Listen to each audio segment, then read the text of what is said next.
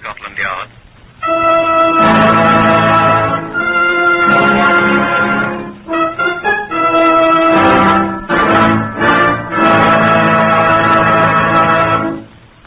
For the first time in its history, Scotland Yard opens its official files to bring you the true story of some of its most baffling cases. These are the true stories. The plain, unvarnished facts, just as they occurred, reenacted for you by an all-British cast. Only the names have, for obvious reasons, been changed. The broadcasts are presented with the full cooperation of Scotland Yard. Research is from Percy Hoskins of the London Daily Express. Whitehall 1212 is written and directed by Willis Cooper. Now the voice of Chief Superintendent John Davidson, the caretaker of Scotland Yard's famous Black Museum. Good afternoon. I have here from our file number 198920 a rusted lock complete with handle. Once it was brightly nickel-plated and both handsome and utilitarian. Now its beauty has been completely destroyed by the effects of a very hot fire, and its usefulness is ended but is locked. Some of its parts have been fused by the heat which it endured. It's part of the right-hand door of a motor car, the door next to the driver's seat. It was locked before the fire. I should like you to meet Chief Inspector Albert G. Clark, who is known, as all clerks are, as Nobby. The 5th of November, 1605, was the day set by a certain Guy Fawkes to touch off a number of barrels of gunpowder he had secreted in the vaults under the Houses of Parliament, thereby blowing the members of the august body, complete with King James I, through the roof. Unfortunately for Mr. Fawkes, and happily for the monarch, a Lord Monteagle learned about the enterprise and flung Master Fawkes into a dungeon, from which he emerged only to be hanged. Thus, the principal form of celebration of Guy Fawkes' Day on the 5th of November is the kindling of cheerful bonfires, in which effigies of Guy Fawkes and other gentry are burned to the accompaniment of hilarious noises. Quite late in the evening of the 5th of November, 1930, quite another type of bonfire made history near Hardingstone, which village is quite near Northampton. This is the way they related the story. My name is Spiller, John Thomas Spiller. My friend here is Victor Charles Espinwall. It wasn't truly the 5th of November. It was about 2 o'clock in the morning of the 6th. But it was still close enough to be practically Guy Fawkes' Day. Be still, John Thomas. We were walking home from a Guy Fawkes dance in Northampton. Hardingstone is only a step from Northampton. You walk along the main London road from Northampton till you come to the turn-off to the left on Hardingstone Lane. Only about 2 miles. 2 miles. First, as we started to turn off to Hardingstone down the lane, a motor car passed us. Going towards London? Very fast, blinding us quite. Aye. And when it got past us, we saw a man. The moon was quite bright. So we could see his face quite well. He hadn't any hat. He climbed out of the ditch onto the metalled road. And he looked as if he were mixed up. Wasn't sure what he was doing, like. And we gaped at him. Didn't know what to say either. And it was just at that precise second I saw the blaze round the bend. Down Hardingstone Lane, where there shouldn't be any blaze. And I said to John Thomas here... What's the blaze, you said? And the man from the ditch... The man without a hat? He said, it looks as if someone's having a bonfire. A late bonfire, he said. Yes, that's right. And we turned to look in the direction of the blaze. Down the lane toward Hardingstone. And when we turned back to look at the man... He was running away. Hurrying away. That's right, hurrying away. He didn't say a word. He stopped toward London, and then he stopped and looked around. The moon was so bright. And then he turned toward Northampton, and he started to hurry that way. We'd have done something, but he was hurrying down the road. Anyway, we didn't care who he was. And there was the bonfire. We just thought it was a bonfire, Victor. Yes. And so we went on down the lane to see who made the fire. And the fire seemed to be getting bigger, so we hurried. And suddenly, there it was. Right there in front of us. Blazing like blazes. The flames were 15 feet high. But we could see what it was. It was a motor car. And there was somebody in it. In the driver's seat. And he was on fire too. He was dead.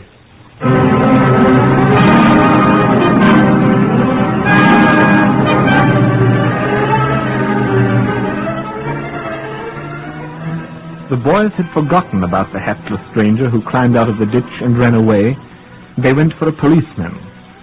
Quite a number of men arrived. The fire was clearly visible in the village, of course, and presently it was put out and only sizzled. The unfortunate occupant of the driver's seat was carried away in several sacks and put away to cool in the cellar of the local hospital.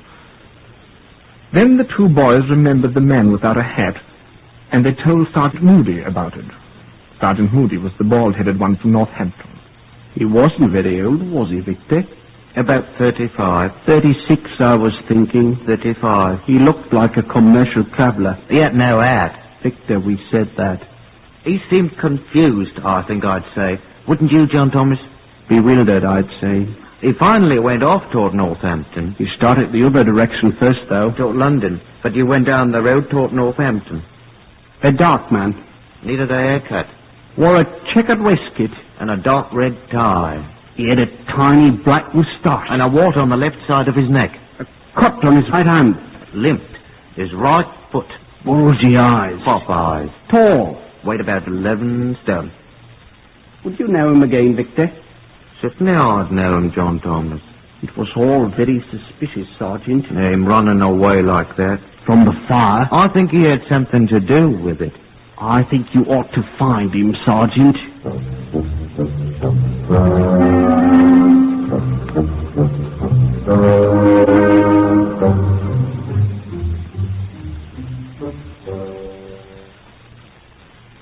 Sergeant Moody and the rest of the Northampton police made quite a point of trying to find the hapless stranger that day, but he wasn't to be found. By mid-morning, both the burned car and the burned victim had cooled off enough for a closer examination. There wasn't enough left of the man, they had decided it was a man, to tell anything about him. The car proved to have been a Morris Minor saloon, and the registration plate, though badly burned, was still legible. Sergeant Moody. I put in a trunk call to County Hall, Westminster, in London, to check the name to which that number was issued. We'll have it for you in half a second, Sergeant. That was MU-1468, wasn't it? MU-1468, yes. That's a London registration, according to the book. Right. We'll have it for you in... here it is now. The name is Paget. Donald Patrick Paget. Address, Oxford Road, Finchley. The car is a Morris Minor saloon. Was, you mean? Donald Patrick Paget, Buxted Road, Finchley. Thank you very much. I then consulted the London Metropolitan Telephone Directory in the Northampton station to discover whether a telephone number was listed for the name Paget in Buxted Road, Finchley. It was. I spoke to a woman who identified herself as Mrs. Pamela Paget, wife of the owner of the car. I broke the news to her as gently as possible, and she announced her intention of proceeding to Northampton. She arrived the same day, the 6th of September. I came as quickly as I could, Sergeant. Where is he? The remains are in the hospital mortuary, ma'am. I suppose I couldn't see him. I'm afraid I must advise strongly against it, Mrs. Paget. I'm afraid he'll be a trifle difficult to identify. I'm not easily shocked, Sergeant. Oh, well, yes, ma'am, but perhaps it would be better to wait until you're rested. I could have a nice cup of tea sent in for you. No, thank you, Sergeant. Good hot tea? Thank you. Perhaps you could tell me how this thing happened. Well, we don't know a great deal about it ourselves as yet. It happened only this morning, and we've only completed our preliminary examinations. We thought perhaps you might shed some light on the matter. I'm sure I can't. You and the late Mr. Paget were on good terms, of course. We were. Of course. What was Mr. Paget's occupation? He was a commercial traveller. Commercial traveller. I must notify the people he represents. And the insurance companies? Yes. Yes. I suppose Mr. Paget was alone when this happened? Well, there was nobody else in the car when, at the time of the fire, Mum, but there was a curious circumstance I meant to ask you about at once. Yes? The two young men who discovered the fire report that there was another person. A man or a woman? Oh, a man? What would a woman be doing there? Oh. A man. He was proceeding along a ditch beside the road. There were, of course, not certain that this man had any connection with the case, of course. But, what did this man look like? Did he give his name? Oh, no, there was practically no conversation with him, and he hurried away.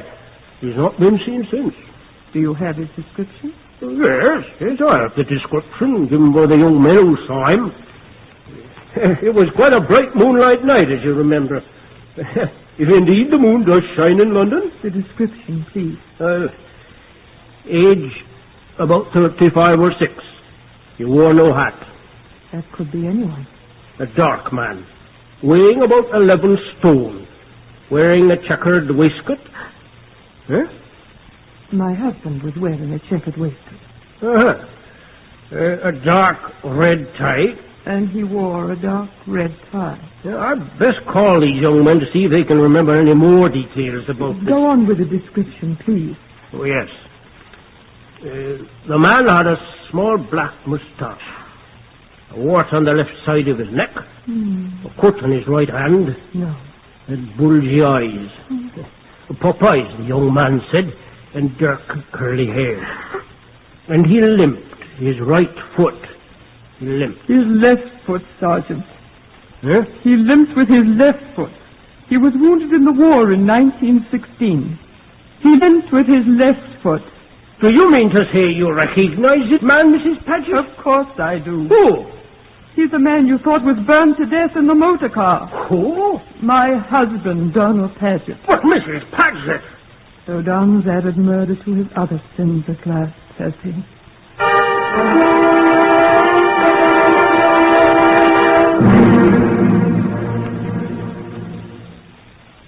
The reporters, the self-styled crime men, pounced on the story by mid-afternoon and flung their headline broadcasts from Land's End to John O'Groats House. Before nightfall on the 6th of November, a third of the people of England, Scotland and Wales were peering into the faces of perfect strangers, hoping for a glimpse of Donald Patrick Paget, the proclaimed fugitive. At Scotland Yard we went a little more slowly. We weren't as certain as the newspapers. They got me an impression of the dead man's teeth, and when it arrived I dispatched it to one Clement Walter, who was Paget's dentist of record. Mr. Walter telephoned me at the Yard at 10 minutes after 8, the night of the 6th. Is that Inspector Clark? Yes, Clark speaking. Walter here. Walter? The dentist, ma'am. Paget's dentist. I should think you'd know my voice by now. Oh, sorry, Mr. Walter. Did you have anything to report? That impression of your precious dead man's teeth. Yes? They're nothing at all like Donald Paget's. Really? I've checked exhaustively through all my rather extensive records. It has taken a great deal of time. I'm sorry, sir. It is quite impossible that the dead man's teeth could be those of Paget's. I would be glad to demonstrate to you at your convenience. But if you could have the actual teeth, I could show you more graphically. All right, sir. Thank you very kindly. My fee will be, in view of the fact that this work has been done after hours, 1 guinea, sir. I am sure that the Home Office will consider it money well spent, sir. Good night. Sergeant Talbot. Coming, sir. I was just about to come in, sir. Do so, by all means. Yes, sir. I've checked 4 persons so far, sir. Well? I asked each one to give me his own description of Paget, sir. And they're all his close acquaintances. And? Well, they all agree in detail with that given by the 2 young men at Hardingstone. The hatless man climbing out of the ditch. Each one of them said independently that Paget was one of those odd chaps who's never been known to wear a hat winter or summer. Looks as if he's our boy, then. Wait a sec, will you? Yes, sir. Novice, Inspector Clark, here. Mrs. Pamela Paget here to see you, sir. Oh? Well, ask her to come in. Shall I ask the other lady to come in too, sir? Eh? Who's she? Miss Ellen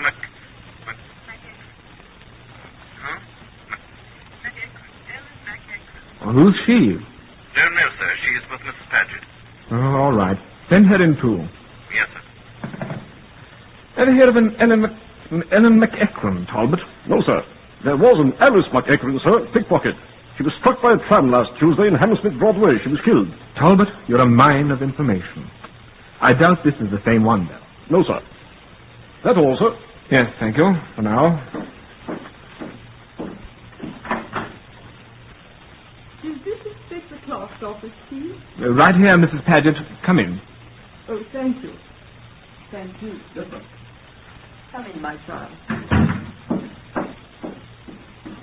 Inspector Clark, this is Miss Ellen McEachran.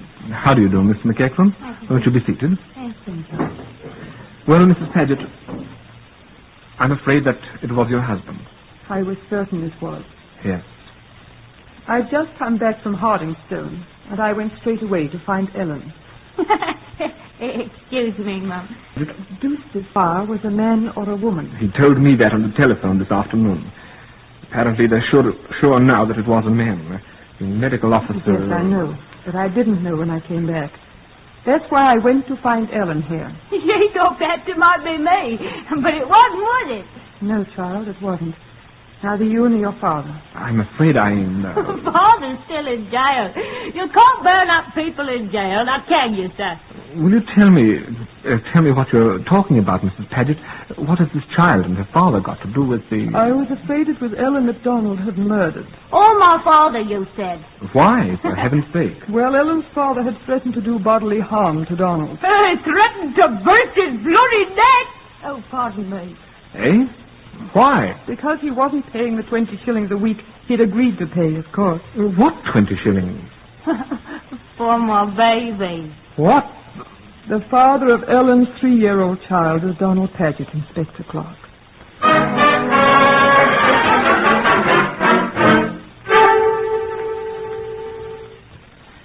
John Davidson from the Black Museum shared a pint of mild and bitter with me that night after I finally shut up shop.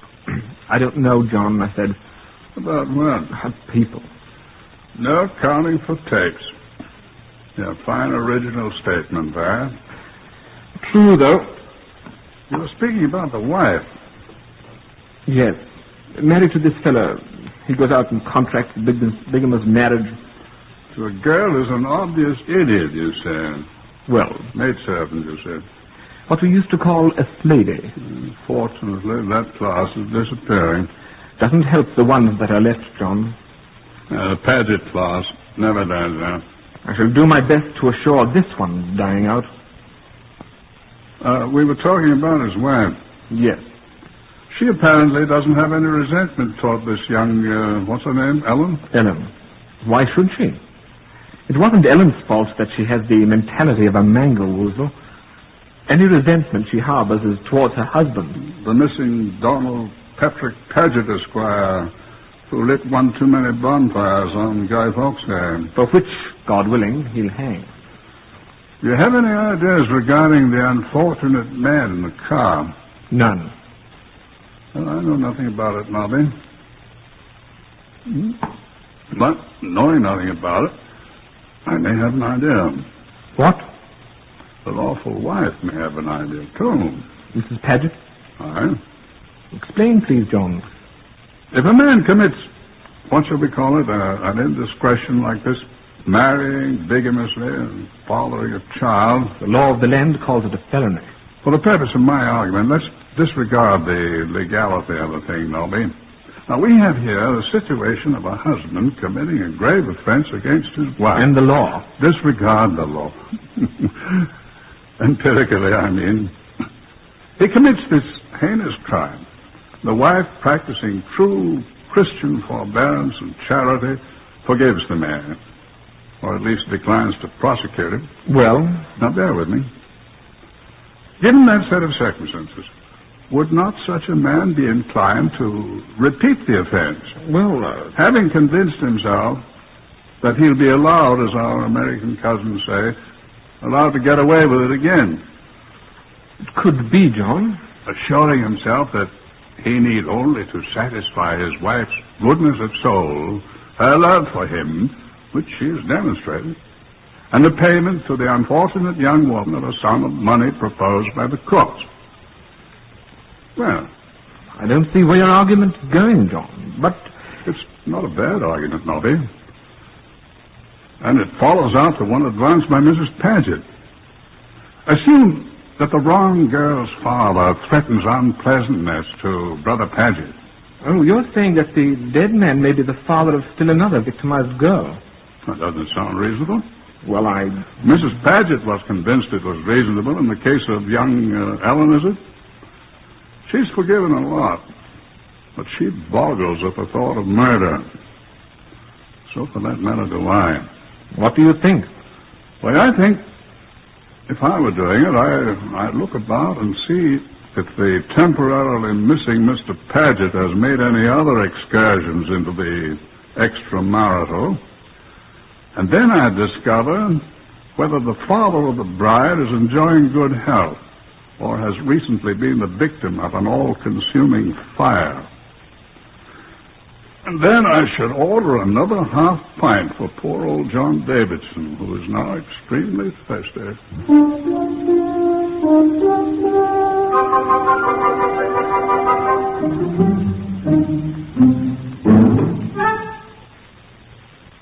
John Davidson's ingenious idea was almost right. Mrs. Paget knew of no other liaisons with women of any age, intellectual state, or social standing which had been contracted by her husband. We have been horribly unhappy, Inspector, during all of our married life. But I have tried to make allowances. Donald was severely wounded in the war. He was buried alive at Chesterton. They despaired of his life for a long, long time. I didn't know about that. He was such a wonderful person, Inspector. Before we were married and he went to France. At Chesterton, only 3 months after he went overseas, I didn't... Well, I made a vow to myself that if Don recovered and got well, I don't... I swore to myself that no matter what happened, no matter what he did, I would... I'm sorry, Mrs. Paget, but... He's been unfaithful to me so many times. But this time with Ellen was the only one I knew all about. I was afraid Ellen's father was... Don's mind was affected, you know, by that dreadful wound. He makes mistakes. He does things. He can't hold on to a job. We haven't any money. I've tried so hard, Inspector. Not murder. Not murder.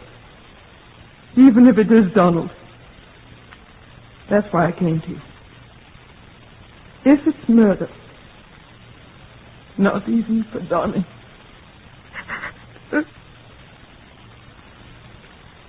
I went away from there back to my office. It was the morning of the 7th of November, less than 32 hours since the young men had found the blazing car. There was a telegraph form in its envelope on my desk. I looked at it. From Cardiff, in Wales. Tore open the envelope. Signature. Arthur Llewellyn. I don't know any Arthur Llewellyn. What's the message say? Donald Patrick Paget will arrive at Hammersmith bus terminal at 9:30 p.m. today, the 7th. Important you meet him. You will recognize him from his description, Arthur Llewellyn. John Davidson, it appeared, was wrong. I telephoned him to say so. I didn't telephone Mrs. Paget.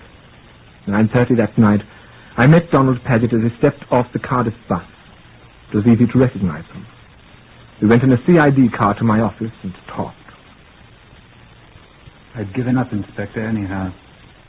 It can't be done. I wonder if I could see my wife. She's waiting in the anteroom. You can see her if you want to, if she wants to, after we get this over. All right.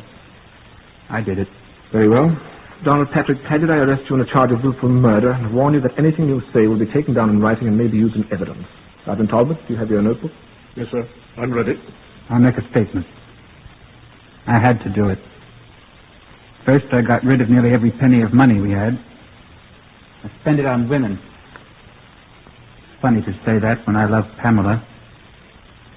I love poor Pamela, and I treated her so badly. Just women. I don't drink, I don't smoke. But women find me attractive, I'm afraid, and I'm their undoing. And mine. And Pamela's. Yes, and that kid of Ellen's. I couldn't pay the building society on the house. They'd have thrown us out in another month. I couldn't pay Ellen. Old McEachran had had me in jail. It was just the end of things for me. And for Pamela. So I picked him up when he asked for a lift. And I poured petrol all over him after I strangled him, and I stuffed him into the driver's seat. Then I got out and poured a trail of petrol down the road to the car and lighted it. And then I remembered I'd locked him in. I tried to run back to the car, but it was too late. I ran back and down the ditch, and that was when those boys saw me. The game's up. I'd intended to run away and be listed as dead in a motor car accident, and Pamela'd get the insurance. But they'd seen me. I did run away. It isn't very clear to me, I'm afraid. I went to Cardiff. Went to see a girl I used to know, Gladys Llewellyn. But she was gone. And her brother Arthur saw me. He hated me for some reason. Did he telegraph you? I knew I was done for. Can I see Pamela now? Please? All right, Sergeant. Oh, wait. There's one more thing. I don't know who he was, the man I murdered. He was a complete stranger. He just happened along at the right time. I don't know his name. I'm sorry about him. But I'm sorry about so many things. Now may I see Pamela? All right, Sergeant.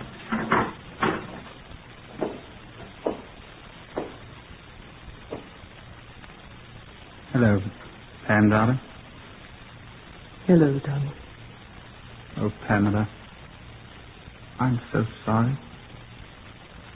I brought you some of the cigarettes you like. Darling.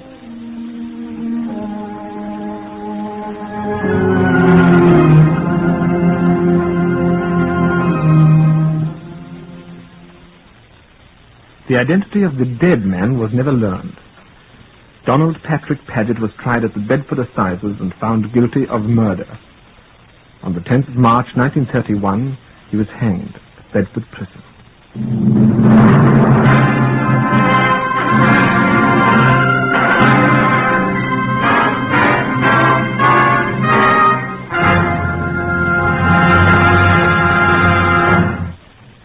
Appeared today on Whitehall 1212 in the order of their appearance, Harvey Hayes, Gerard Burke, Gordon Stern, Lester Fletcher, Basil Langton, Francois Grimard, Eula Garrick, Patricia Courtley, and Victor Chapin.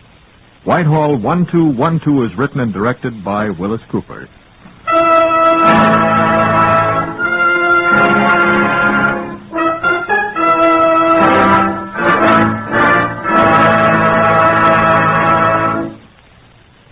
Because blood has been available in Korea until now, many, many lives have been saved. However, the present rate of donations is far below that needed to build up our reserve supplies.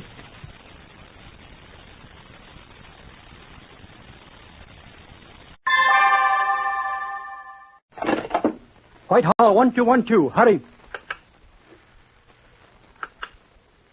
This is Scotland Yard.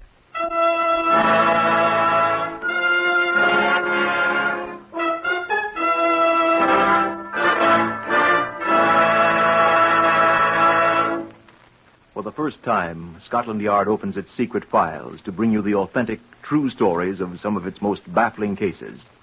These records are drawn from the Scotland Yard files, and only the names of the participants have been changed. The research has been prepared by Mr. Percy Hoskins, chief crime reporter for the London Daily Express. The stories for radio are written and directed by Mr. Willis Cooper. Here are the principal participants in Scotland Yard case number 397 MR381. Stanley Russell, shop clerk. Mr. Russell is not to be found. Mrs. Hope Russell, his wife. Mrs. Russell was reported missing on the day before Good Friday. Adolf Hitler's Luftwaffe.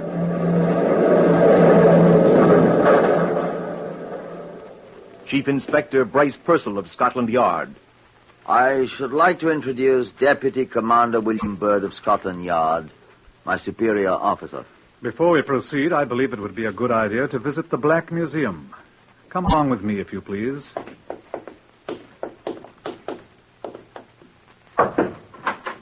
After you, sir. Good afternoon, John. Good afternoon, sir. This is Chief Superintendent John Davidson, curator of Scotland Yard's Black Museum. Well, how do you do? You came about case number 397 MR381, I believe you said, sir. Right. Will you tell us about it, John? Well, this is the exhibit. No, don't touch it, please. It's quite fragile. And as you can see, it has already been broken. We have a great many other exhibits of crimes in these rooms. Murder weapons, blood-stained garments, bullets that have snuffed out many lives, death masks and many notorious criminals. Almost every instrument of violence that can be conceived. I should explain that these gruesome objects about us are not merely souvenirs. Many of them have aided our men in solving other crimes and bringing the perpetrators to justice. Now, this one. Tell us what this thing is, John. This is Mrs. Hope Russell.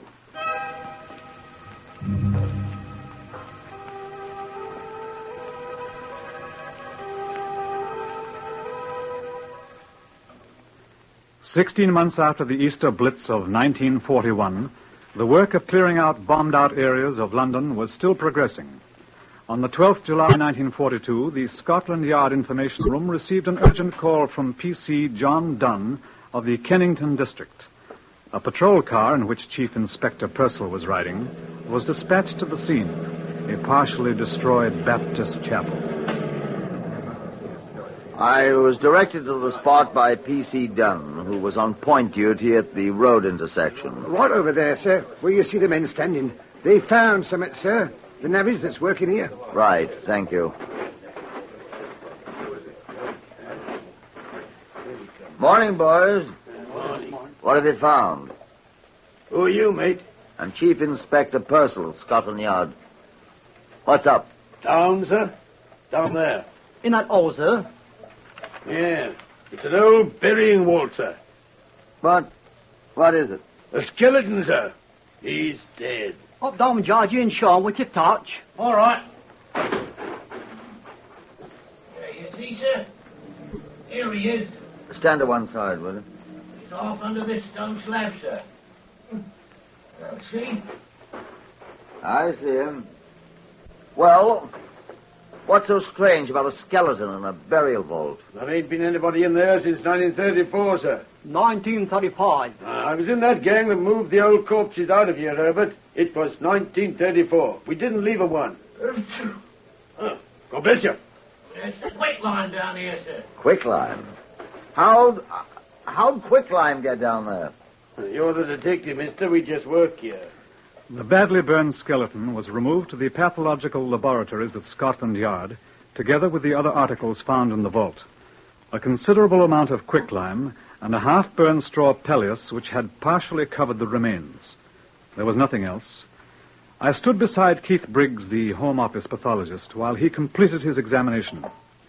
"What do you think, Keith?" I asked. Well, she's dead. She? Well, it's a woman, all right. No question about that.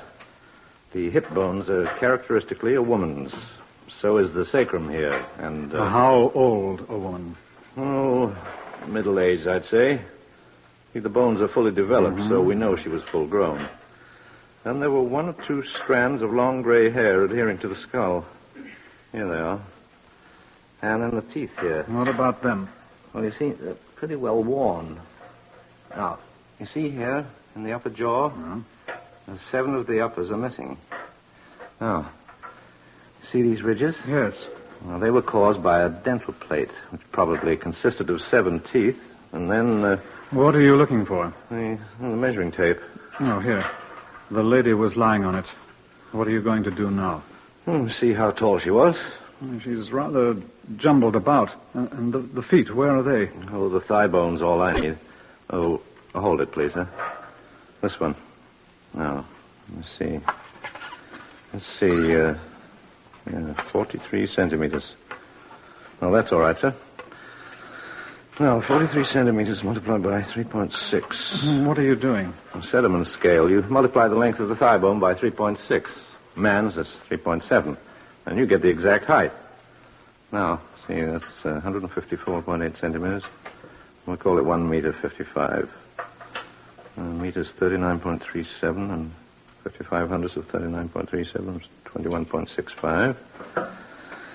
Now, 39.37 plus 21.65, that's 7, 5, 12, 6, 9, 10, 9, 10, 11, 3, 5, 6, 61.02 inches.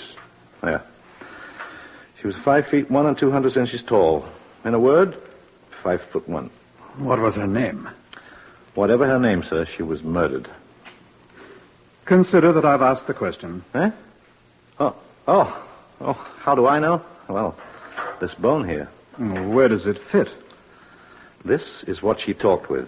It's the voice box, the trachea, the throat. Look, see these little wing things up here? Mm-hmm. Now, you see this one? See, it's broken. Well, this is one of the most significant fractures in all forensic medicine, sir. Why? There's only one way to do it. Oh, come on, man. Don't come Sherlock Holmes on me. How do you do it? Well, I was about to say by manual pressure on the throat, sir. Strangulation, you mean? Intentional strangulation, sir. There's no other way. And then there's the quicklime. Surely you know that quicklime will not destroy a body, sir. Yes, I know it, Keith. But murderers seldom do.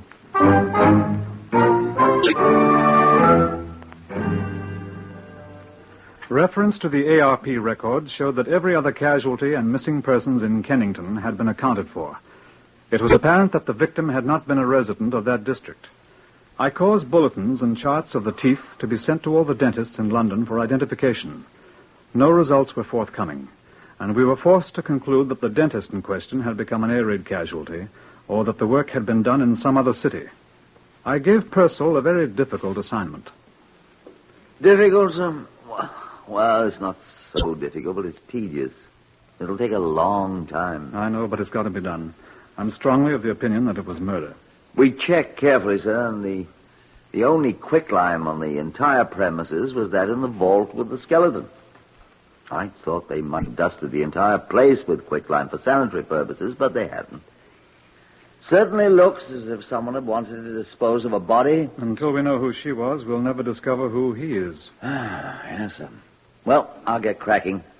I'll need men to go over the missing persons registers, sir, to find the names and addresses. Every woman 5 feet tall, of middle age with gray hair, who is still missing now. And then I'll need more men to make inquiries of all the next of kin to see which of them wore false teeth. And to find out which one wore an upper plate that matches the one in Briggs's chart here. It'll take a good many men and a good bit of time, sir. You can get the men, Purcell, and we've got the time. Good luck.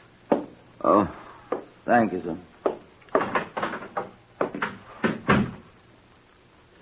Nothing whatever happened for 2 weeks, except for the unrewarded activities of Purcell's men. I had a minor inspiration about the 7th day. Put me through to Sergeant Bowles, please. Commander Baird here, Sergeant. I should like you to send me all the file copies of the Metro operations for the period 2 weeks before to 2 weeks after the Easter Blitz of last year, please. Yes, at once, if you please. The Metropolitan Informations is a daily newspaper containing digests of all the crime news. It is usually invaluable. I pored over every issue, looking assiduously for an item that might prove of some help. I had reached the end of the first week after the date the Kennington Chapel was destroyed with no results whatever when Purcell reported. Found, sir. Oh, good. Here is the missing plate. That's much better than I'd hoped for, Purcell. Apparently the plate hurt her mouth. She often left it at home. As a matter of fact, I found it at her sister's. Oh? I stopped upstairs to see Keith Briggs in the laboratory, and they fit exactly, allowing for the fact that there's no flesh on the jawbones. Ah, here's Keith. Is that right, Keith? That's right, sir. And the marks on the skeleton's teeth coincide exactly with these little clamps here. I've brought the skull down. Yeah. You see, sir? Oh, she looks very fine. Congratulations, Purcell. Thank you, sir. The only thing is, she was reported missing 3 days before the raid that destroyed the chapel. She was? It's in all the records, sir. Where were you, madame? She might have been hidden in the vault. Immediately she was murdered, sir. And then the fire, when the place was bombed... It must have been quite a hot fire. Let's see. The Kennington Fire Brigade, please. Yes. Oh, what's her name, Purcell? Mrs. Hope Russell. Russell. Hope Russell, did you say... Oh, hello. Is that the Kennington Fire Brigade? The senior company officer, if you please. I'll wait. Hope Russell. I've run across that name somewhere. Yes? Thank you. Hello, this is Commander Bird at Scotland Yard. Do you remember during the Easter Blitz last year when the Baptist chapel was destroyed there in Kennington? What I wanted to know was that a very severe fire... What? There was no fire? What? No fire whatever when the chapel was destroyed? Oh, 2 days later. How very curious. It was reported by whom? The Kennington police. Or wasn't there a... Oh, look here, old chap. I'm sending at once for their divisional superintendent. Could you possibly come along with him to my office at the yard? Yes. I'm afraid it is rather important. I'll have him pick you up in his car. Thank you so much. At once, yes. No fire. Keith, will you mind? Get him and the fire chap over here at once. Use my name. Ask them both to bring their records for that night. Please. All right, sir. No fire, eh? What's that woman's name, Purcell? Mrs. Hope Russell. I knew I remembered it. Look at this. Metro Informations, eh? Look under articles lost and found. I was just reading it. Lost and found. Here, the third item. Read that. Found by Postmistress Guilford, Surrey, in the post office yesterday, a woman's purse. Black leather, plain, strap. Contents, lipstick, comb, mirror, 2 London tram tickets, 11pence in coin, ration book, identity card, issued to Mrs. Hope Russell. Well, what was she doing in Guildford? Look at the date of the paper, Purcell. April... What was she doing in Guildford 3 days after the air raid in Kennington?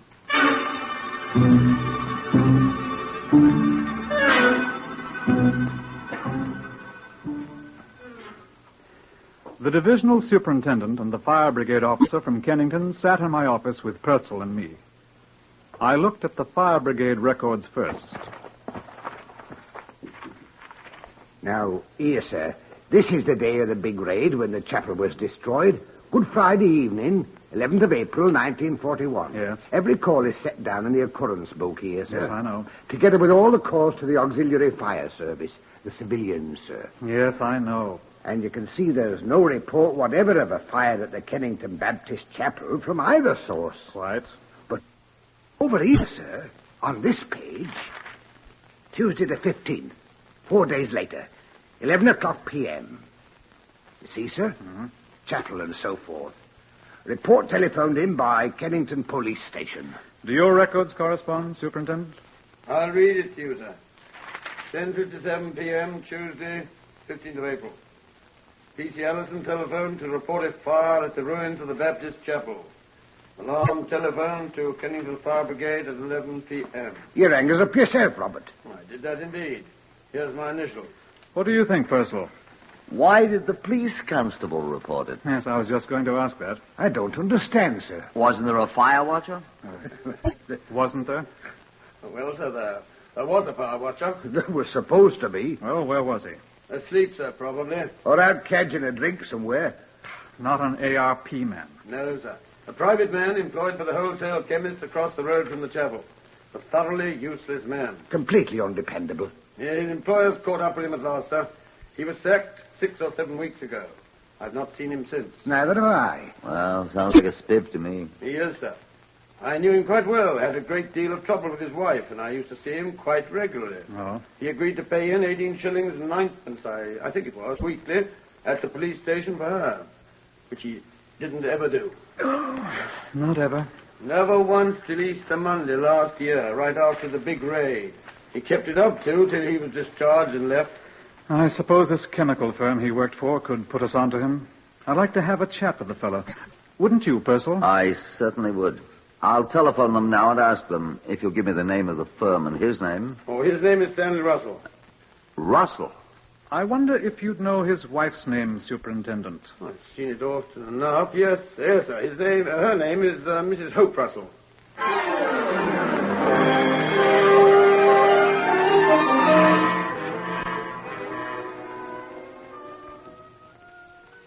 In The Pirates of Penzance, Gilbert and Sullivan complain bitterly that a policeman's lot is not a happy one. I subscribe most heartily to that sentiment. I would like you to hear Chief Inspector Purcell's report to me, just as he gave it, in my office.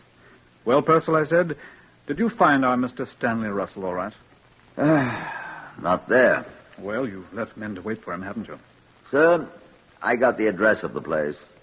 Sergeant Hatton and I drove there in a yard car driven by Constable Small. Get on with it, man.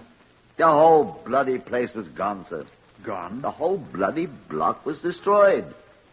Destroyed by an enemy bomb in an air raid 6 months ago. One day after Russell moved in. Not one person in the whole building's been heard of since. Sir, I respectfully request permission to go somewhere and get howling drunk. You know, Purcell, I think I'll go with you.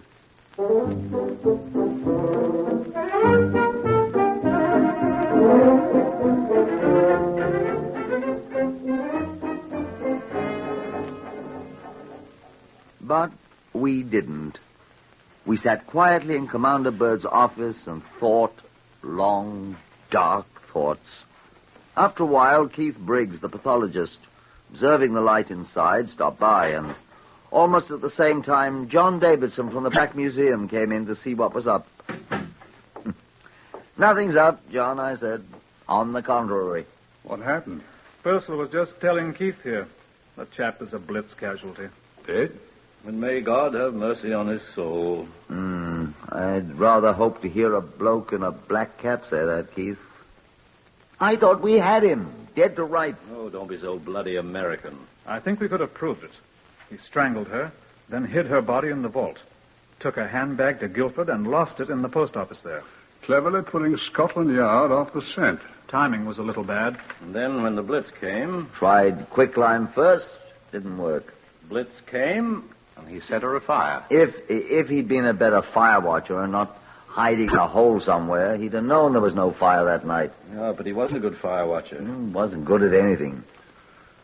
I wonder... What, John? What do you mean, John? Well, if I'd strangled my wife and burned her up, which God forbid, because I haven't one, I'd be very happy to have people think I was dead.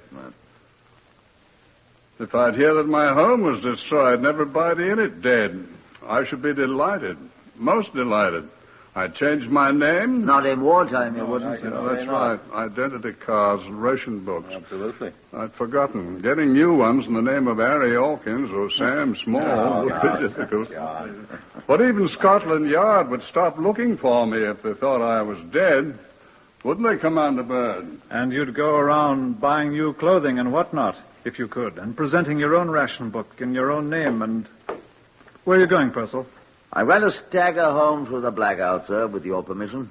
I've a large number of men's clothing stores to interview beginning tomorrow, and I'd like to get a good night's sleep. Good night, all.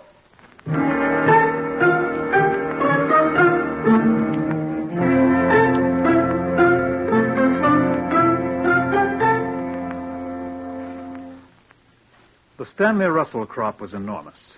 Chief Inspector Purcell discovered that 234 of them had purchased clothing since the date our Stanley Russell had been reported dead by enemy action. But not one of them was the Stanley Russell we wanted. We made thorough inquiries of all his known acquaintances, all to no avail. The War Office had no record of our man. We were reluctantly forced to the conclusion that he was dead, or that he had heard of our search for him and gone to ground most effectively, as I said to a rather haggard Purcell. Purcell shook his head. I'd like to keep on looking, sir, if I may. I have a hunch that he'll turn up unexpectedly. It will certainly be unexpected so far as I'm concerned. I'd like to keep on trying, sir. Well, for a few weeks more, but I'm afraid... Commander Byrd speaking. Yes, he's here. It's for you, Purcell. Well, I'll take it outside, sir. No, don't. Take it here. Thank you, sir. Chief Inspector Purcell here. Who is he? Oh? Well, I don't know him personally, but I know of him.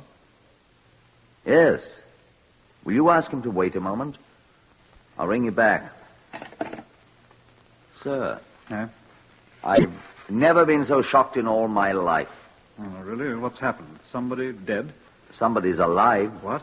If I'd heard this on the radio, I wouldn't have believed it. Why, what's happened? Mr. Stanley Russell is calling on us. Well, Brother Purcell, let him enter and be received in due form. Will you show Mr. Stanley Russell in, please? Thank you. You sound like a spider, Purcell. Thank you, sir. I feel I am. And a chair for our guest. You think I sound like a spider? Come in. Mr. Stanley Russell, sir. Good morning, gentlemen. I was looking for Inspector Purcell. Come in, sir. I'm Chief Inspector Purcell. How do you do, sir? And this is Commander Byrd. Good morning. Good morning, sir. May I sit down? Thank you. Does one smoke in here? Yes, by all means. Will you try an Abdullah? I'm afraid I always smoke Woodbines.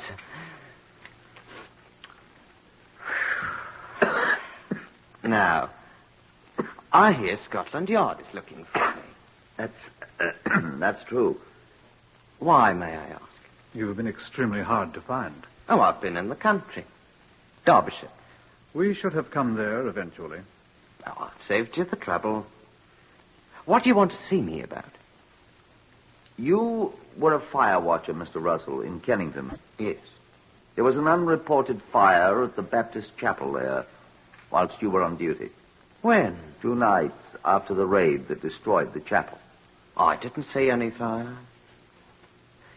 Is that all you wanted? No, Mr. Russell. Well, I don't recall any fire, sir. You didn't see or hear the fire brigade? No, sir. Near 11 o'clock? Oh.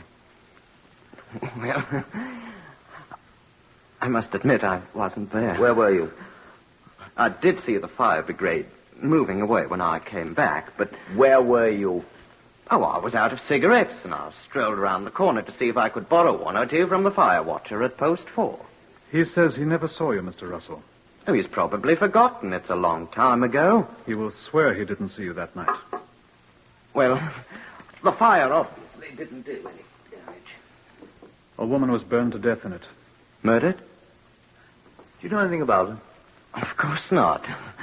I'm very sorry to hear that anything like that... The woman was your wife.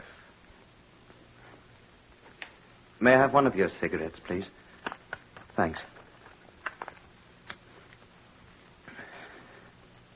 So that's what became of her. Do you know anything about it? I'm afraid I must disappoint you, gentlemen. I wasn't on very good terms with her. We know that. I'm afraid I've no tears for her. She was... Oh, well, she's dead now. I shan't say anything. Naturally, I'm shocked. Naturally. But I'm afraid I'm not sorry. Do you know anyone who would have had a motive for murdering her? You had a motive, didn't you, Mr. Russell? I can see how you might think so, but I didn't murder her, I assure you. When did you last see her? I don't really remember. Several months before she was murdered, I think. How do you know she was murdered? Why, you said so. Did I? Oh, I would have had good cause to, Inspector, but I'd have been a fool to do it now, wouldn't I? Yes. Well, Mr. Russell, thank you for coming to see us. If there is anything else you remember, please come back and see us again. I think that's all for now. How can we find you if we need you? We may want your corroboration of certain facts. Well, I'll write down my address, sir. It's a sad affair, and you have our sympathy. Thank you, sir. I admit I'm terribly shocked. Of course. Well, here's the address and telephone number, sir. Thank you. Feel free to call on us at any time. Goodbye. Well, goodbye, gentlemen. I was merely trying to do my duty. Oh, you've done it admirably, sir. Goodbye. Well, thank you. Well. He's a liar. I know it. May I ask why you... Why I let him go? He thinks he's got us completely fooled. He'll be back with more helpful information. Come in, Mr. Russell. I just remembered something that might be of importance. Come in. I remembered that an old straw pelleas, a mattress I used to catch 40 winks on, it was stolen about that time. Oh. Could that have been used to stop the fire? Did you find it? Yes, we found it. Oh, that's good. Well, I must go now. Oh, by the way, was the body destroyed? By the quicklime? Yes. What's the matter? You are a very clever man, Mr. Russell. Much too clever for your own good. Why? Why, may I ask? No one had mentioned quicklime, except you. Well, I thought... I mean... I didn't... I wasn't even there. I tell you, I didn't touch her. I said you were much too clever for your own good. You think I didn't strangle her? Go ahead, Chief Inspector. Stanley Russell, I arrest you on the charge of willful murder. I didn't do it. And I warn you that whatever you say will be taken down in writing and may be given in evidence.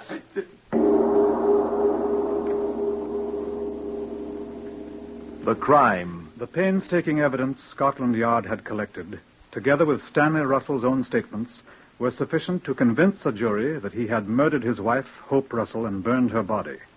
All his allegations of misconduct on her part were proved completely false. It was demonstrated at the trial that he had planned the murder for a long time, and having found a convenient time and place, had committed it. The verdict. My Lord, we, the jury, find the defendant guilty of willful murder. The sentence. Prisoner at the bar, stand up. It is the sentence of this court that you be hanged by the neck until dead. And may God have mercy on your soul.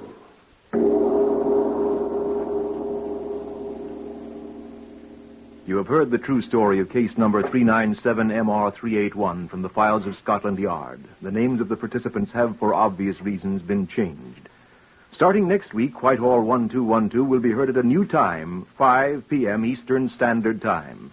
Research by Percy Hoskins of the London Daily Express. Stories for radio written and directed by Willis Cooper. Next, listen for Tales of the Texas Rangers on NBC.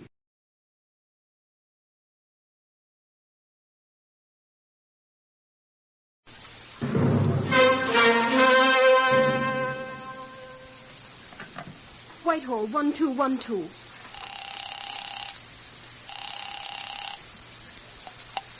This is Scotland Yard.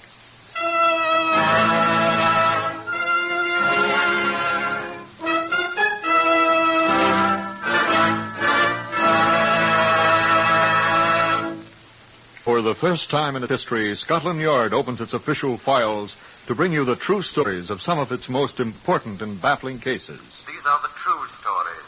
The plain, unvarnished facts, just as they happened, reenacted for you by an all-British cast. Only the names have, for obvious reasons, been changed. These broadcasts are presented with the full cooperation of Scotland Yard. Research on Whitehall 1212 is by Percy Hoskins, chief crime reporter for the London Daily Express. The stories for radio are written and directed by Willis Cooper. The voice you will now hear is that of Chief Superintendent John Davidson, who is in charge of Scotland Yard's famous Black Museum. I'm sure I don't know whether a woman's stockings come in pairs. That is, shaped separately for right and left foot as shoes are. And I fear I shall never know or remember if I do. However, I do know that this one was for the right leg. And I remember further that its color was described as dream dust. Why, I'm sure I don't know. Looks a sort of a light khaki to me. Now, this pattern is not woven into the nylon or whatever it is that women's stockings are made of. Let's lay the stocking out flat here so you can see what it is. There, you recognize it? That's right. It's an impression made in greasy mud of a tire, a motor car tire. Now, the people who first saw it were quite justified in believing that the young woman who was wearing the stocking had been struck and killed by a motor car. She was struck, but the motor car didn't kill her. I'll ask Chief Inspector Patrick Bull here to tell you all about it. Now, Mr. Bull, if you please. About midnight on the 15th of August, 1948, leading fireman Horace Bertram Adler of Kingston Fire Brigade was driving alone on Somerset Road, Wimbledon, on his way home from a meeting of his Lodge of Freemasons. It had been raining all evening, and on a particularly badly illuminated section of Somerset Road, Adler was startled to discover what appeared to be a body lying in the muddy roads ahead of him.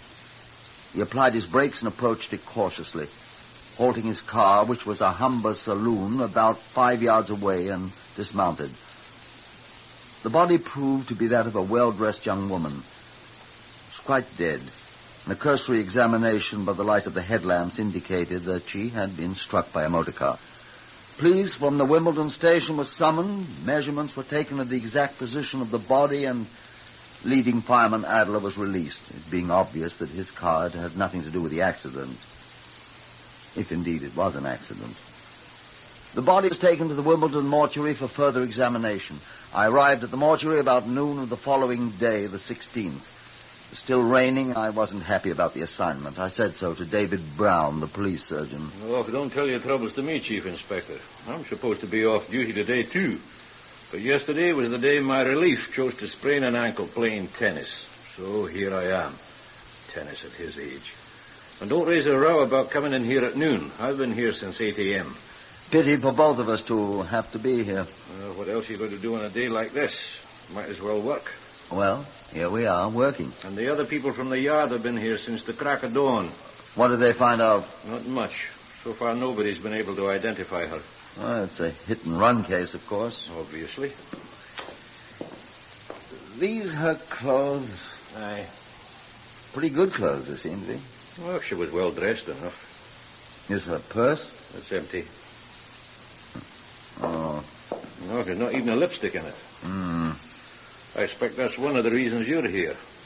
Eh? Well, robbery isn't usually one of the concomitants of a hit-and-run case. You think she was robbed? It's not my business to make deductions, old boy. Isn't there anything in her pockets or anything? I haven't looked. Your man says there's nothing. What pockets a woman has. And nothing to identify her either, of course. You can see for yourself. Laundry marks. Well, your man says no. Well, there must be labels. He's calling Selfridge's now. There's a label in her panties there. Where? Or here? I doubt he'll trace it. No other labels? He said her shoes. Selfridge's too. Where are her shoes? There. Oh. Well, if she had an account at Selfridge's... And if you're lucky... We'll see what we shall see. Said Sherlock Holmes. Yes, quite. Well, it's my opinion you'll need him. These her stockings? I don't know, Chief Inspector. But the one she had on... Muddy. It was raining last night. Looks like tire marks on this one. Well, that's what your man said. They're not from that car the fireman fellow was driving.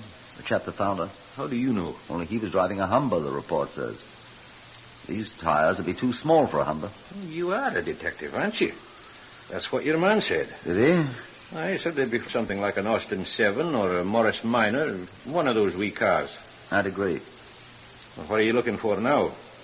See if there are marks on a dress. In a hit-and-run case, there are usually paint marks from a car, or if a lamp hit her, there might be splinters of glass that could be identified by the laboratory people. Well, there aren't. Eh? I said there aren't. You don't mind if I go over the dress carefully, do you? Quite all right with me. But you'll not find anything. How do you know? The first place, your man admitted he couldn't find anything. I think the laboratory can. I doubt they can. Why not? Because she wasn't killed by being struck by a car. Well, now, she was found in the road. There are tire marks on her stocking. I suspect those marks are accidental. I doubt that. She was murdered elsewhere and brought here to Wimbledon dead. Shall I give you my Sherlock Holmes hat? Come over here and have a look. Well? Now look at her, Chief Inspector. Those marks on her face were made when her head struck the roadway. No, Chief Inspector. Or by the car when it struck her. No. Look at the right arm here. Those look like bruises made by fingers. I rather think they are. Oh. Now, lift her other arm. Easy. You see? Blood, well, that's... No, there, where it's dried, on her body. What's this? There, Chief Inspector. In the second intercostal space, if you'll observe carefully, you'll note that an edged instrument has been introduced, which has severed one or both of the superior intercostal arteries. Which means, I take it, that she was stabbed to death.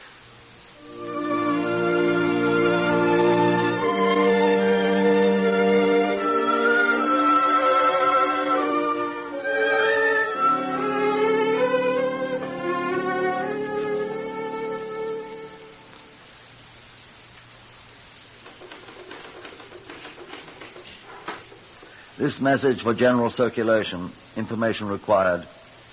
Any person having knowledge of the name and movements, July the 14th or 15th, the following female person is urgently requested to notify Chief Inspector Patrick Bull, CID, New Scotland Yard, W1, at once.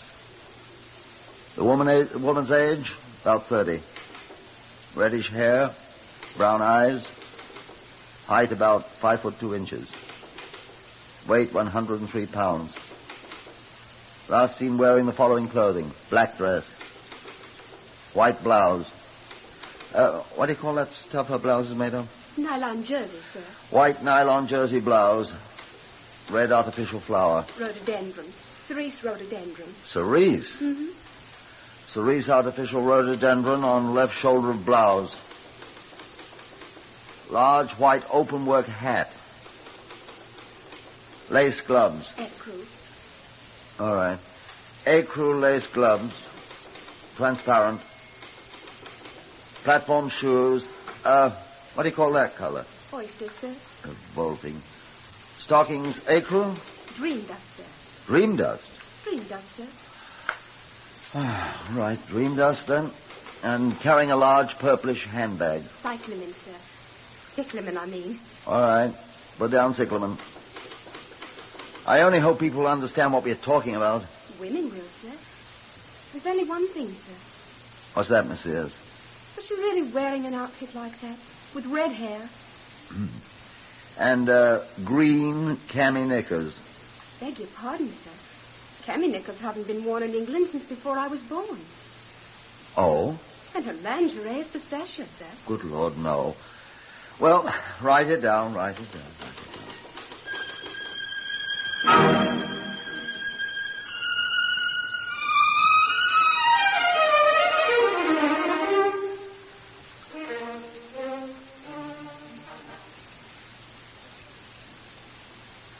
must have been mistaken. The first day, the 17th of July, that my description of the dead woman's remarkable clothing was received by all stations in the Metropolitan District, for all policemen to chuckle at me, the first day it was published in the London daily newspapers, I had a visitor. Good afternoon, sir. I should like to speak to Chief Inspector Patrick Bull, if you please, sir. I'm Chief Inspector Bull, madam. Oh, how do you do, sir? I come about the advert. Advert? The one in the Express, sir. The one about the ladies' clothing. Oh, yes, indeed, indeed. I seen her, sir. I saw her. Oh, you did? And you recognized those clothes? That I did, sir. Quite fashionable, aren't they? What's she done, sir? Is she on the jam lout? I always thought I'm that sure she was... I don't know whether she's a shoplifter or not, madam. And where did you learn that term? Now, look here, mister. Don't think to put your great fat hairy hands on my shoulder. I come here to give you some information you was asking for. And might I explain that you ain't got nothing on me? Nothing at all, kind sir. Well, I'm sure I beg your pardon, madam. Granted. I was asking a civil question. What's she wanted for? So far as we know, madam, she's not wanted for anything, I assure you. Would you just as least not call me madam? My name is Miss Hildebrand, Hortense Hildebrand, if you must know. I sell newspapers on the corner of Inner Park Road and Parkside, Wimbledon, sir. That's how I happened to see this advert of yours, and thinking there might be a bit of spare cash in it. There's no reward offered, and, Miss Hildebrand... Well, in that case, I may as well be back to my work. I am prepared to offer... £1, I'll take it. Thank you. Well, now perhaps you'll tell me who this young woman with the extraordinary clothes is. I don't know who she is, I'm sure. What? Now, sir. I don't know what her name is. But I see her quite often near my corner, and I've seen her the day before yesterday. The 15th, just like it says in the advert. Having knowledge of the name. I don't have any idea of the name.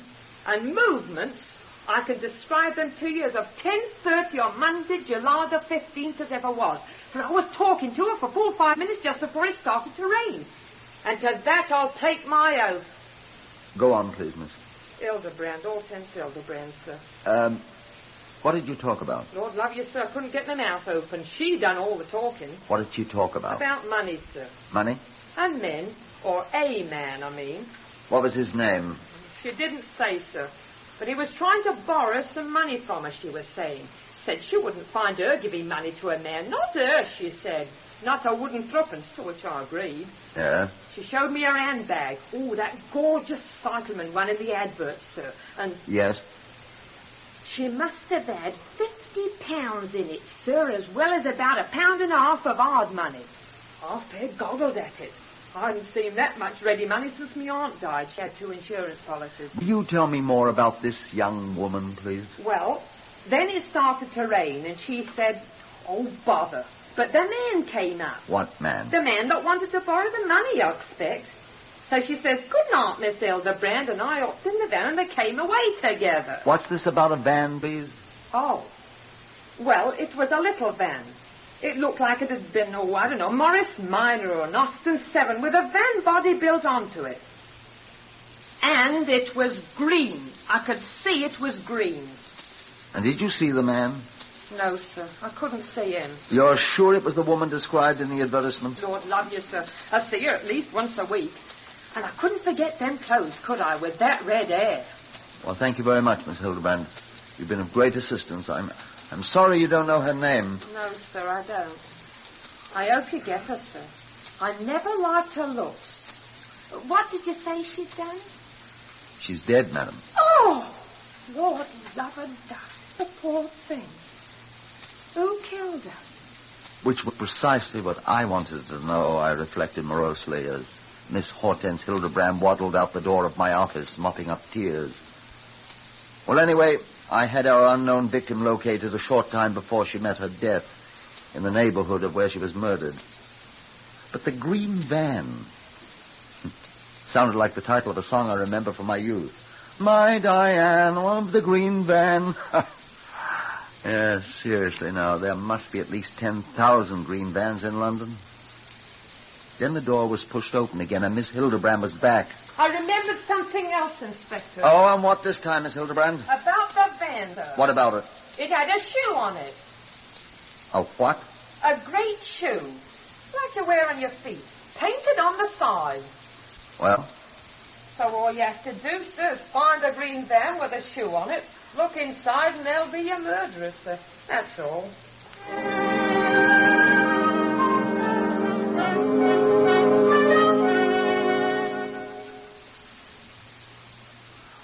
What would you think that a shoe painted on the side of a delivery van would indicate to you? That's right. Someone who deals in footwear or repairs it or... In the telephone directories of Greater London, there are 276 pages devoted to the practitioners of the profession of St. Crispin. The number of shoe shops, bootmakers, cobblers, cordwainers, and dealers in leather findings is astronomical. And amongst all of them, there are probably 3 who operate a small green delivery van with a shoe painted on its side. I contemplated suicide. But I found myself seated in a bombed-out cellar that had formerly housed a famous pub, along with John Davidson, the Black Museum man, and David Brown, the police surgeon from Wimbledon.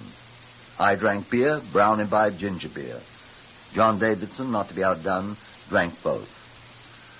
Shandygaff, my friends, is pure nectar and ambrosia. Well, you can have it, sir. I'll take my beer bitter. And my ginger beer unadulterated by it. You boys have no imagination. My imagination staggers at the thought of interrogating every person in London remotely connected with boots and shoes. And saying, what colour are your vans, sir, to each of them? Well, somebody will say green. By the time we get to him, he'll probably have it painted amethyst.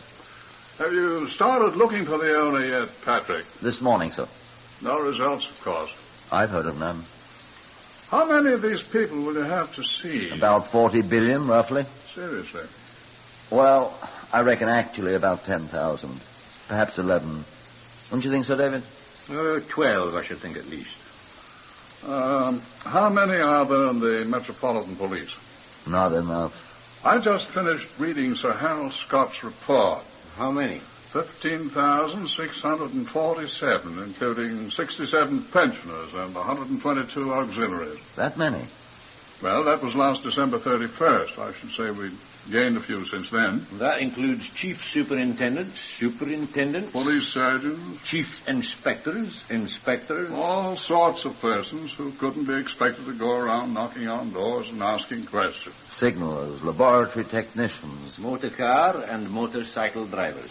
Well, see, only half of the full 15,000 are effective to you. 8,000. At that rate, if my guess is correct, about the number of people to be called on. Each one would have only about a call and a half to make.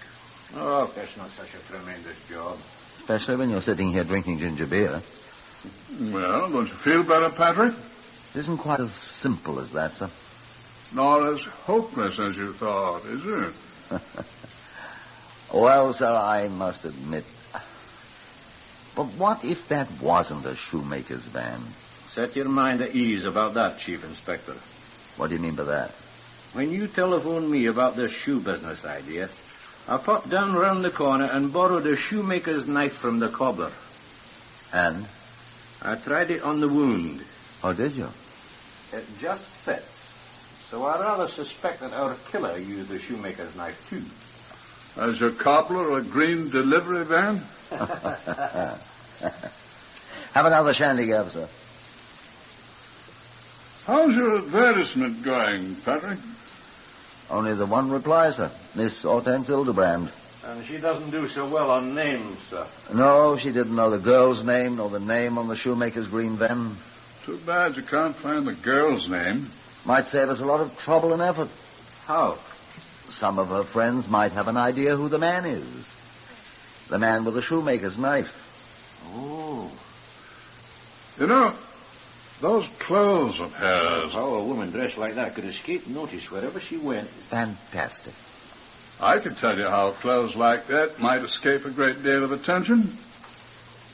How, sir? How, sir? Well, if they were worn where other women wear clothes of the same general appearance... Where would that be, sir? No. Let me make myself clear.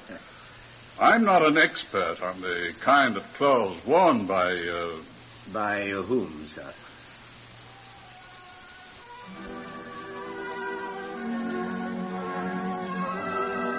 Music hall performers.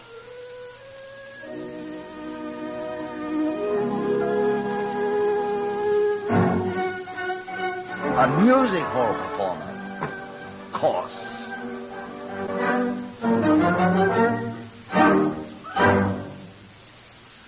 Neither of John Davidson's ideas was as easy to work out as they first appeared. If I could be permitted, I think I should have to say that there's many a slip betwixt an idea and the relic of a crime hung on the wall of the Black Museum. But John was right, as I must admit he usually is. Took many days of hard work to ask about the green van of all the names listed in the telephone directory. I would have been inclined to give up and start afresh, but Miss Hortense Hildebrand knew what she had seen and was quite vocal about it. I know what I saw, Governor. I saw the red-headed girl with the artificial rhododendron climbing into the little green van. And drive away, she said. And drive away. But I don't know her name, sir. On the 26th day of our quest, after 3,165 firms had told investigating policemen that they either had no green delivery van or had one of the wrong size and general description, I received a telephone call from a constable who had been making inquiries in Putney. Is that Chief Inspector Bull, sir? Yes, it's all here. It's Constable Beeler here. Who? Beeler, sir. Constable Beeler from the communications room. Yes. I was assigned to go out and ask questions, sir. A great many of us have that job. And Yes? I found him out, sir. What's that? Yes, sir. He's a Mr. Colfax, sir. Colfax. He's a music hall proprietor here in Putney, sir. Putney. Yes, sir. The woman's name is Sheila Colfax, sir. She's his daughter, and... You mean the dead woman? Yes, sir. Now, I asked him, sir, if he knew who killed her, sir. How would he know who killed her? Well, I don't know, sir, but I thought I'd ask him. What did he say? He said he didn't know, sir. Well, bring him in here. Yes, sir.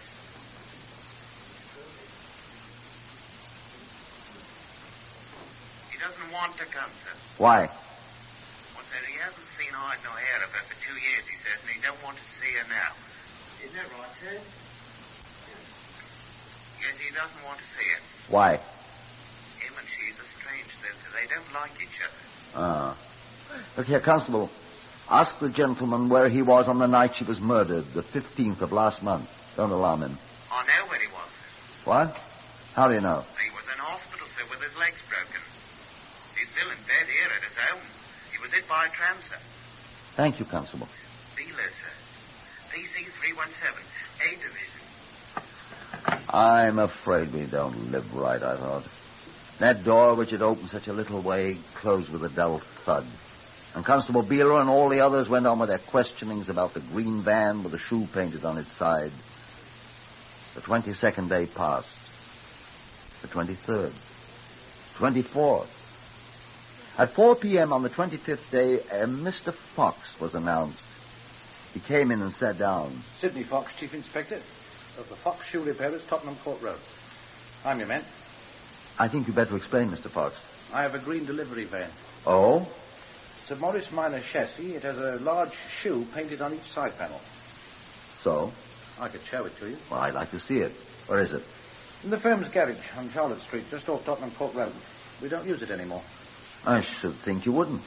Oh, it isn't that. It isn't what you think. Oh? No, sir. We haven't used it since Lionel left us. And who's Lionel? Lionel was our delivery man. And where is Lionel? Well, he told Harry he thought he'd go to Spain. Who's Harry? My partner, my brother. I wish you'd be more frank with me, Mr. Fox. Why is this Lionel going to Spain? Did he leave your employ of his own accord, or did you discharge him? Well, I'll tell you, Inspector. Lionel stole, let us say, embezzled, a sum of money from us, a considerable sum. I see.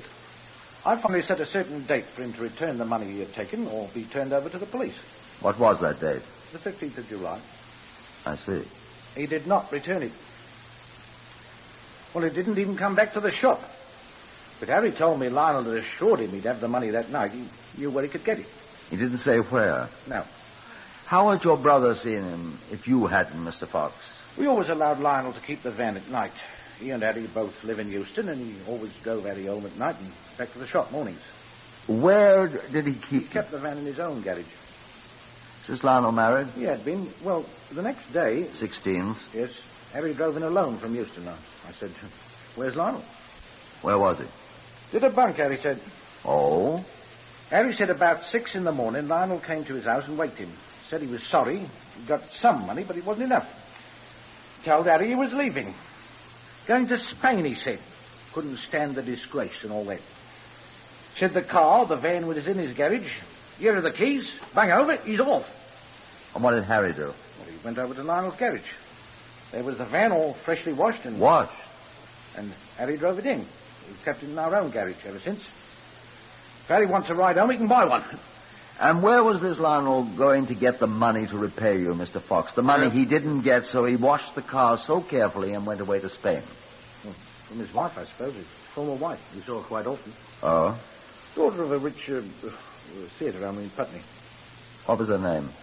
Colfax, I think. Come along, Mr. Fox. Let's go and have a look at your green van.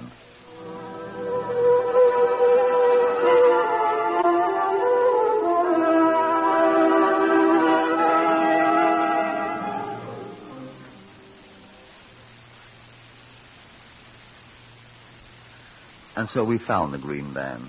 It had been carefully washed. Not carefully enough, though. There were bloodstains in the cab, and David Brown proved they were the same blood type as that of the murdered woman. And hidden under the seat cushion was the late Sheila Colfax's smooth leather wallet with 70 pounds in it. Not enough to give to Sidney and Harry Fox. There was a bloody fingerprint on the leather. It wasn't hers. And out in Lionel's garage, where the car had been, the good Constable Beeler found a knife. A shoemaker's knife. Just like the one David Brown had tried on Sheila Colfax's body.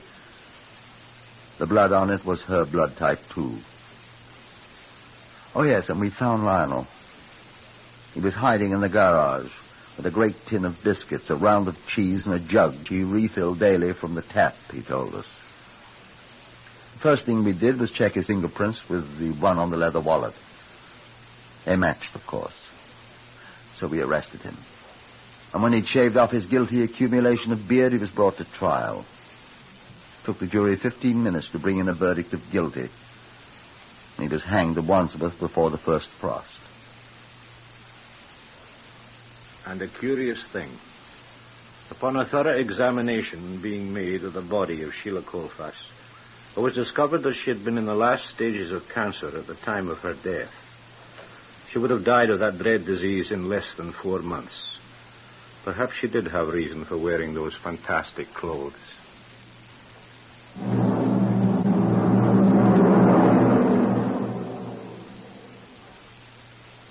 Heard on Whitehall 1212 today, Horace Braham as Inspector Bull. Others in the order of their appearance were Harvey Hayes, Pat O'Malley, Beulah Garrick, Lester Fletcher, and Guy Spall. This is Lionel Rico speaking. Whitehall 1212 is written and directed by Willis Cooper.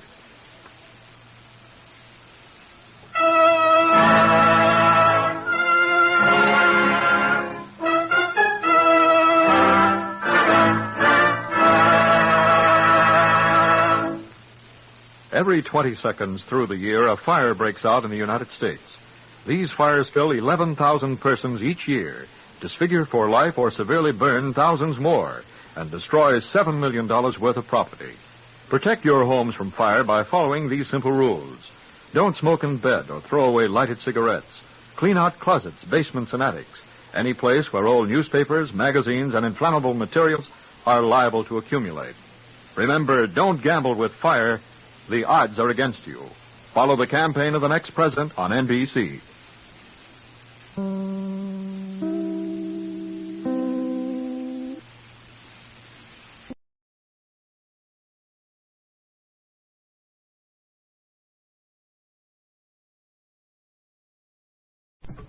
Whitehall 1212.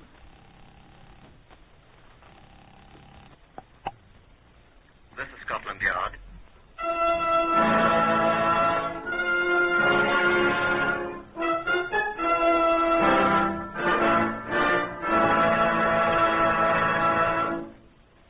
For the first time in history, Scotland Yard opens its official files to bring you the authentic, true stories of some of its most baffling cases. These are the true stories, the plain, unvarnished facts, just as they occurred, reenacted for you by an all-British cast. Only the names of the participants have, for obvious reasons, been changed. The stories are presented with the full cooperation of Scotland Yard. Research on Whitehall 1212 comes from Percy Hoskins, chief crime reporter of the London Daily Express. The stories for radio are written and directed by Willis Cooper. Here is Chief Superintendent John Davidson, custodian of the famous Black Museum of Scotland Yard. Good afternoon. This exhibit from the files of the Black Museum is labeled 50MR242, which is the file number of the case you are here about. You'll note that it is not a very good wedding ring. That is, it is of intrinsically poor quality. The base metal of which it was made shows through the shabby, worn covering of gold wash with which it was once adorned. Base metal, yes, as base as the purpose for which the ring was purchased for 6 shillings. As false as the promises of the bridegroom who bought it and took it back again after it had served its purpose. I hope you'll pardon my sentimentality. A policeman is generally not entitled to that luxury. I ask you to judge for yourself.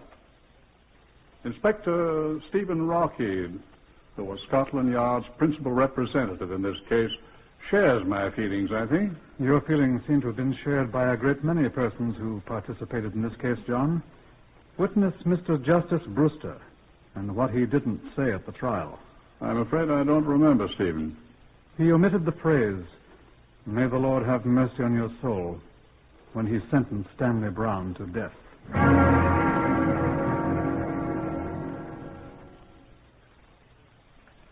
50-242 began for me with what, if it happened in a drama for the wireless, would be described as an incredible coincidence. A letter had been passed to my desk.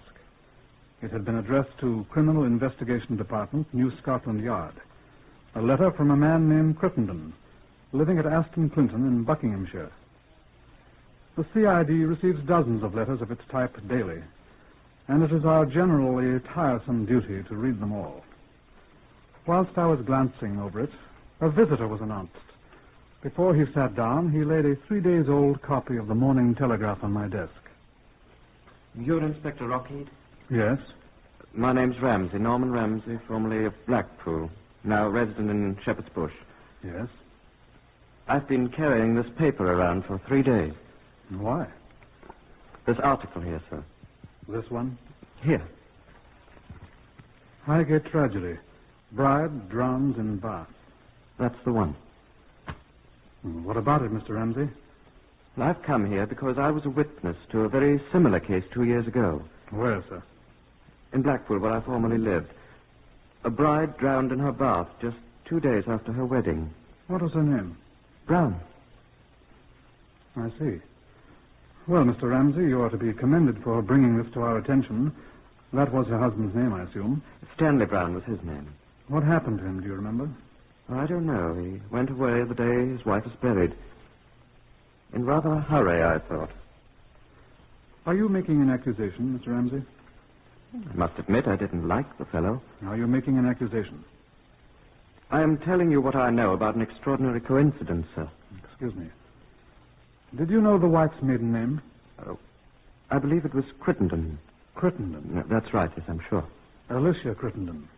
Oh, you've heard of the case. Do you remember how the late Mrs. Stanley Brown, the former Alicia Crittenden, was buried, sir? I most certainly do. It was the most shocking thing I'd ever heard of. She was buried in a common grave. With 3 other deceased persons in the cheapest part of the graveyard. How do you know that?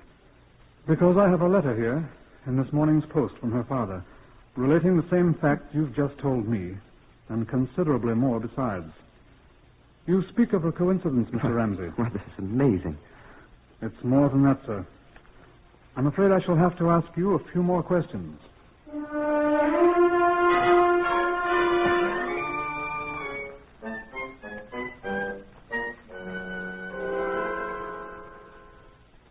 We talked for 2 hours.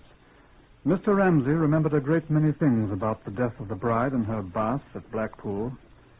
He remembered a representative of an insurance firm who'd asked him his opinion of Alicia Crittenden Brown as a potential risk for life insurance. He recalled having been asked to witness 2 newly drawn wills, one of the husband and one of the wife, in which each left the other everything. He recalled the circumstances of the fatal bath But they had 2 small rooms on the first floor in this house. It was a sort of private lodging house, you see. Extremely charming people owned it, Mr. and Mrs. Ralston. I've heard that they've gone to America. But I remember the circumstances quite well indeed. The bathroom was just above the kitchen where the rest of us were sitting this particular Saturday night. Do you remember exactly when it was? Early in March, if I remember correctly. She was upstairs. I remember his saying to her, "Now mind, don't get the bath too hot. Remember your seizures." Her what? Seizures. She had epilepsy, I believe. Well, then it was very quiet on the floor above us, and Clark Brown said he was a bit worried about her and went up. Came back almost at once and said, "Oh, she's all right," or something like that. Sat down and played the piano for a while. Then he went upstairs again, and I heard him calling out that she had drowned. The doctor came, and that was the whole thing. And you have certain suspicions? Not enough to go to the police. Before, I mean. You obviously have now. Did you notice the name of the husband of the bride who was drowned in the bath at Highgate? Why, Look at the paper here. Stanley. J. Stanley. Stanley Brown's full name was James Stanley Brown. Well, Mr. I'm sure you understand, Inspector, that I realize I may be doing the man a dreadful injustice. He may, so far as I know, be the victim of... Coincidence? Eh? Well, yes, put it that way, if you like. I shall never forgive myself if I've stirred up suspicion of an innocent man, but... You'd recognize him if you saw him? Of course. Never forget him. Tall, heavy man with a long face like a horse, perfectly bald head, and the most extraordinary eyes I've ever seen. Absolutely dead eyes, like some primordial monster from the slime of an ancient sea. Are you a poet, Mr. Ramsey? I'm sorry. He is rather fishy looking. Yes, of course I'd recognize J. Stanley Brown. Excuse me. Will you put me through to the police at Highgate, please? Right. Ring me when you get them. I should like to ask you to come up to Highgate with me. Could you come this afternoon? Oh, this afternoon? Well, let me see. Sorry. That's all right. Inspector Rockheath speaking, Scotland Yard. Oh, yes.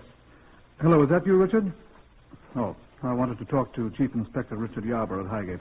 Right. Oh, there you are, Richard. Stephen Rockheath here. Oh, fine, thank you. How are you? The young woman who died in her bath, when was it? The day before yesterday? Right. Mrs. Stanley. I'd like to have a look at her husband, Richard. Where would I find him? I mean, does he live at... What? What's the matter, really? sir? Can't hear you, old boy. Oh, when? What? Interesting. The same day she was buried, eh? What, sir? Very sorry. That's very interesting. How long have they been married? Says recently married in the paper here. 3 days. It's Brown, I know it. Sorry, sir. Well, yes, I would rather like to talk with him. I think we'd better pass the word to have him picked up. Is he gone? If you please, Mr. Ramsey. I'm sorry, I'm very sorry. What's he look like? Half a tick. Where's my pencil? Here. Now, go ahead. Tall, about 14 stone. Big chap, isn't he? What kind of extraordinary eyes? But that's him. Like an insane what? What? Thin and hatty? You do turn a phrase, Richard. Excuse me. What are you saying? Bald-headed. Ask him if he's bald-headed. Yes, bald-headed chap, is he? Oh, curly black hair. But that's not him. It can't be. Will you please be quiet, Mr. Ramsey? Well, he was perfectly... Sorry, Richard. Yes, thanks. Give our people here at the yard the fullest description you have, and thank you very much indeed. No, I'm not sure, but the circumstances of his wife's funeral do interest me. I'm very curious. Thank you. Is he gone, sir? He's gone, yes. And where do you suppose his bride is?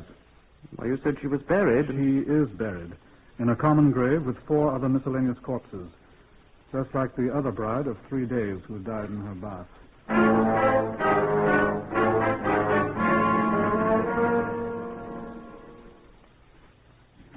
Mr. J. Stanley of Highgate, who bore certain resemblances to Mr. James Stanley Brown of Blackpool, was not to be found. The attending physician at Highgate, who'd signed the death certificate for the drowned bride, told us that she had visited him the afternoon of the fatal bath. He had given her some powders for what she described as a migraine headache, which was sometimes, she said, so severe that she had fainted from the pain. The powders had not been unsealed when the body was found, although the husband had told him that his bride had complained of a nagging headache immediately before her bath. You certified her death, of course, as from natural causes, I asked the doctor. I did, sir. I was convinced at the time, and still am, that a sudden twinge of pain caused her to faint. She slipped down in the bath before aid could reach her. She was naturally alone in the bathroom, sir. Do you recall anything that her husband said at the time, sir? Well, the man was all but prostrated. He kept repeating that if he'd only insisted she take some of the medicine I had given her, she'd still be alive. Would she have been? In effect, I so certified, Inspector. A post-mortem might have... I saw no need there, nor do I now of a post-mortem. If I may venture an opinion, I think you're being needlessly officious, sir. I'm sorry, Doctor. Reply by Mr. Francis Harrington, insurance broker of Highgate, to an inquiry by Inspector Rockhead of Scotland Yard. No, I did not pay the amount of the insurance to Mr. J. Stanley. Mrs. Stanley was insured in the amount of £1,000 sterling. Yes, he called me early on the following Monday morning with a copy of the death certificate, but, there are certain formalities, with the Home Office, and I was unable to give him a check. Yes, he was very annoyed. No, I did not think it unusual. I found that people are quite unpredictable in matters relating to life insurance. Yes. Yes, he said he would be away for some time. He said he would notify me of his address and I could send the check there. He notified me today and I've already sent him the company's check for £1,000 sterling. Yes.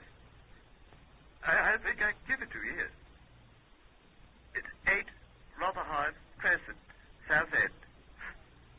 You're quite welcome, sir. An inquiry at 8 Rotherhithe Crescent, South End, disclosed the fact that this was an accommodation address. Stanley had picked up his check, canceled his arrangements for receiving mail, and gone away from there, leaving no forwarding address. I was having a plate of cold roast beef with John Davidson, the Black Museum man. He was a superintendent then. In the course of our meal, I told him the sequence of events. John finished his roast beef in silence. What do you think, John? I asked. A little too well done for me, I'm afraid. What? I like my roast beef rare. Wasn't that what you were talking about? You know quite well I wasn't, John. Say, pass those pickles if you're not going to eat them, will you?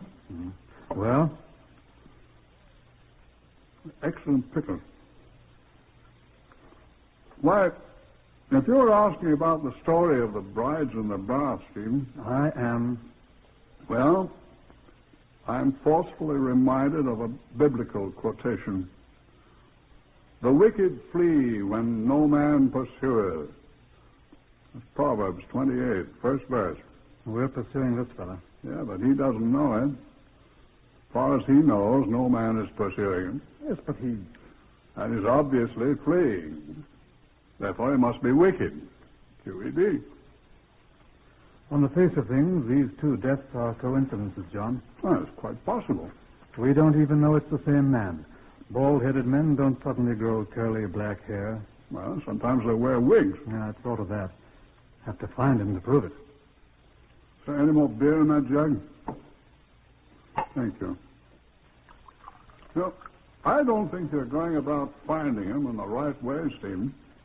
Do you have any suggestion, then? No more of that beer, I suppose. That's a pity.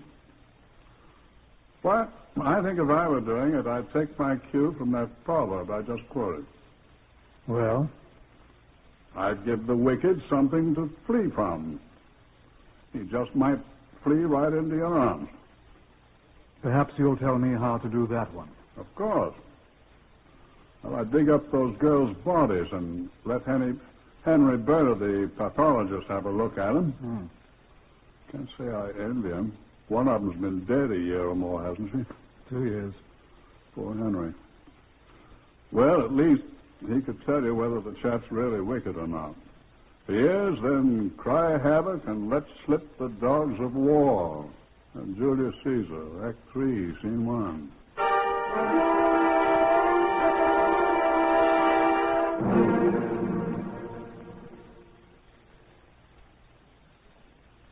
After a series of annoying explanations on my part, I succeeded in obtaining the necessary permission to exhume the bodies of Alicia Crittenden Brown at Blackpool and of the late Mrs. J. Stanley at Highgate.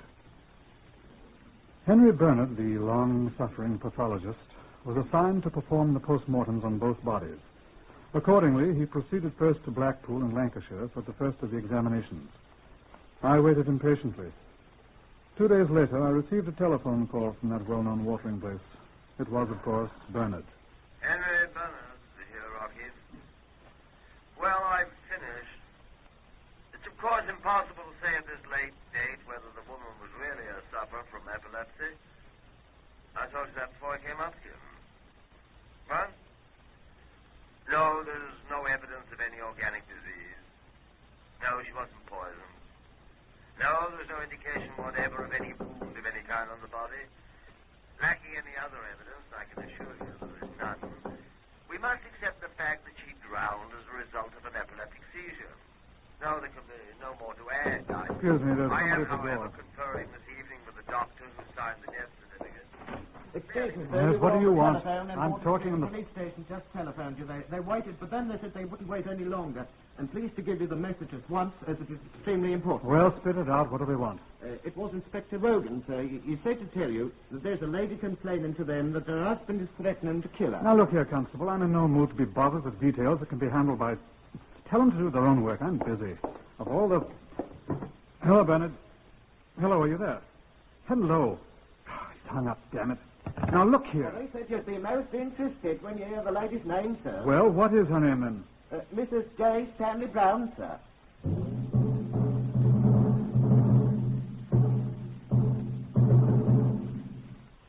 I hurried at once to Wardour Street, where Mrs. Marigold Brown, the alleged wife of the vanishing J. Stanley Brown, had come to report the threat in her life.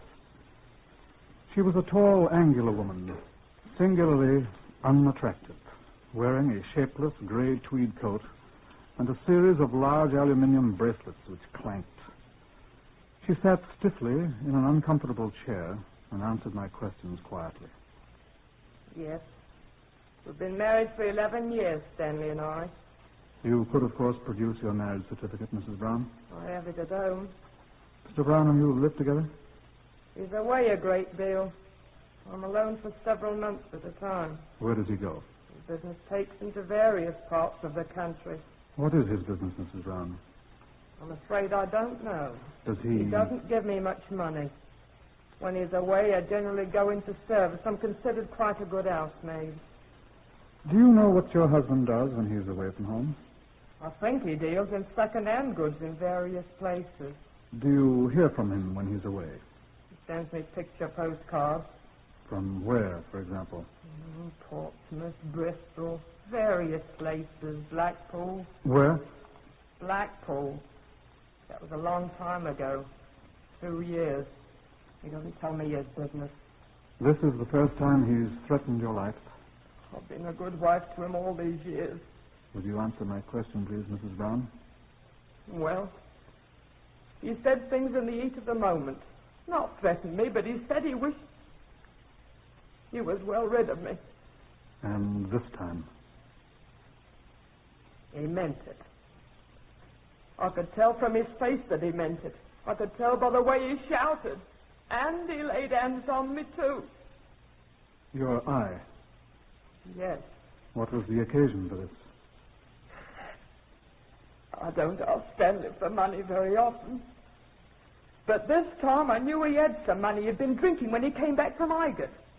Highgate, you say? Yes. When I asked him if I could let me have £2 for a new dress and coat,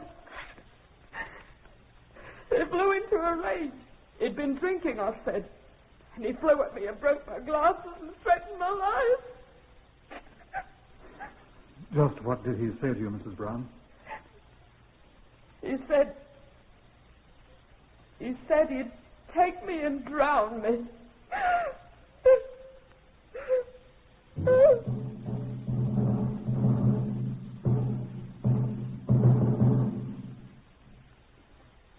police stations throughout England were advised that Scotland Yard wanted J. Stanley Brown, not merely for questioning, as we would have had to say before his poor shabby wife made her complaint. Now he was wanted for a violation of the Summary Justice Act of 1879, threatening a breach of the King's peace, which is felony. The questioning would come later. Henry Bernard, the pathologist, had left Blackpool and gone to Highgate for the post-mortem on the second bride. I came to the mortuary at his request. This is my assistant, Miss Littlejohn, Inspector Rutty. How do you do, Miss Littlejohn? Nice to know you, sir. Thank you very much. I found out something, Inspector. Come over here, please. Dead bodies don't bother you, I hope. Oh, no. I've brought the last Mrs. Stanley called himself at Highgate, didn't they? Stanley, yes. Mm-hmm. Well, there's nothing at all I could discover on the one at Blackpool. But this one is much more recent, you see. Little more than a week. Yes. She must have been quite good-looking. Puzzles me why girls like this will marry such rascals. I understand he's hideous. So we hear. Well, what did you find to show me? Well, I'll get to it in a second. First, though, the bride at Blackpool. She didn't have any epilepsy. I thought you said you couldn't be sure. I can be sure of one thing. Look, I've had a bathtub brought in here. Where? Oh, there. Well, what's now, that? Be patient, be patient. This is exactly the same type of bathtub in which the woman at Blackpool was drowned. And by another of those coincidences you're so fond of, also the same as the one at Highgate. I've seen them both. Now I'm going to show you something. Miss Littlejohn. Yes, sir. Oh, I hope that water isn't cold. You've had it filled? Of course. Now, Miss Littlejohn, if you'll take off your clothes. It's all right, Inspector. I've got a bathing suit under my smock. Oh, no, you didn't think... Take off your shoes, Miss Littlejohn. All right. Now get in the tub. I feel most awfully silly. You'd feel sillier without your bathing suit. Get in, please. Yes, sir. Oh, I thought you said this was warm. Sit down. Now, the first reaction in an epileptic seizure is a sudden stiffening of the muscles, especially of the legs. Miss Littlejohn will now stretch out her legs sharply. Observe. If you please, Miss Littlejohn. You got this? Uh-huh. There you are. Well, nothing happened. Of course. An epileptic would merely prop herself against the foot of the tub, her back resting against the slanted end, and her head out of the water, like Miss Littlejohn. She's wedged in there. But if her legs were relaxed... Sorry, Miss Littlejohn. There you are. Like that. Now, I'll show you something else. Step around here to the end of the tub. Now, be careful. Take off your coat. Doesn't matter if your shirt sleeves get wet. No, what are you going to do? You're going to do it. Reach down in the water. Now, do be careful. Take hold of Miss Littlejohn's ankles. Well, Go on. Excuse me, Miss Littlejohn. Oh, no. Do be careful now. Lift her feet out of the tub. Hold her feet up. Hold them up. Hold them up. But her head is underwater, man. Of course, old chap. She's drowning. That's the way the young lady over there on the table was murdered. Oh, I say, drop her feet. She is drowning.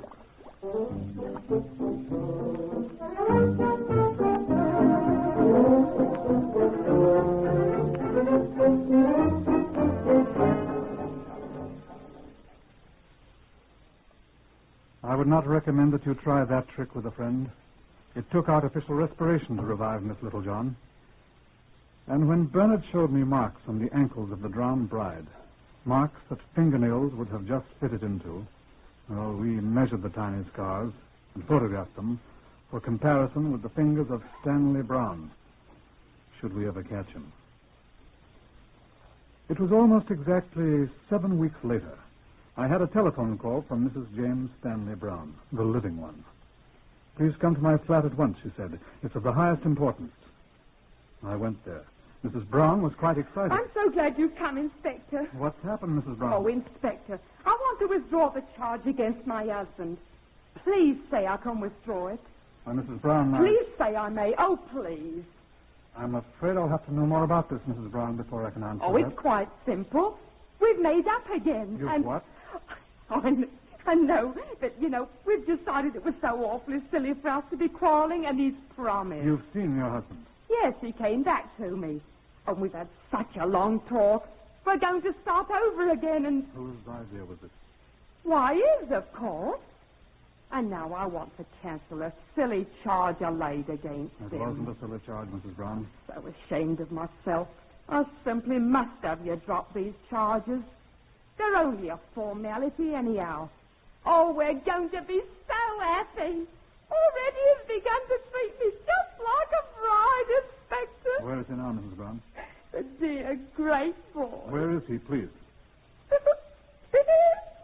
You won't believe it, but he's upstairs right this minute, preparing me an heavenly bath, just like a bride. She wept bitterly when I arrested him in the bathroom alongside the inviting full tub, thinking of cheap bath salts for this pathetic last bath. Despite the things he'd done to Marigold Brown, her dreams died hard. But they died when she heard the story of the other brides who had had their baths. Henry Bernard proved the points he'd made to me and Miss Littlejohn. In the face of it all, Stanley Brown confessed. On that day, Marigold Brown stopped weeping and believing in this black-hearted man. He was found guilty, of course, and sentenced to death. He was guilty of the death of 3 women. On the day he was hanged at Wandsworth, Marigold Brown committed suicide. I think there's some good advice in what Superintendent John Davidson told me. Give the wicked something to flee from. Sometimes they'll flee right into your arms.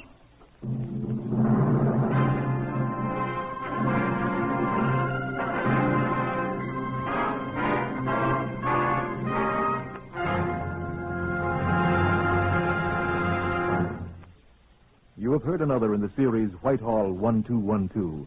Research is from Percy Hoskins of the London Daily Express. Among those heard in today's story of Scotland Yard case number 50MR242 were Harvey Hayes, Winston Ross, Horace Braham, Lester Fletcher, Patricia Courtley, and Beulah Garrick. The stories for radio are written and directed by Willis Cooper.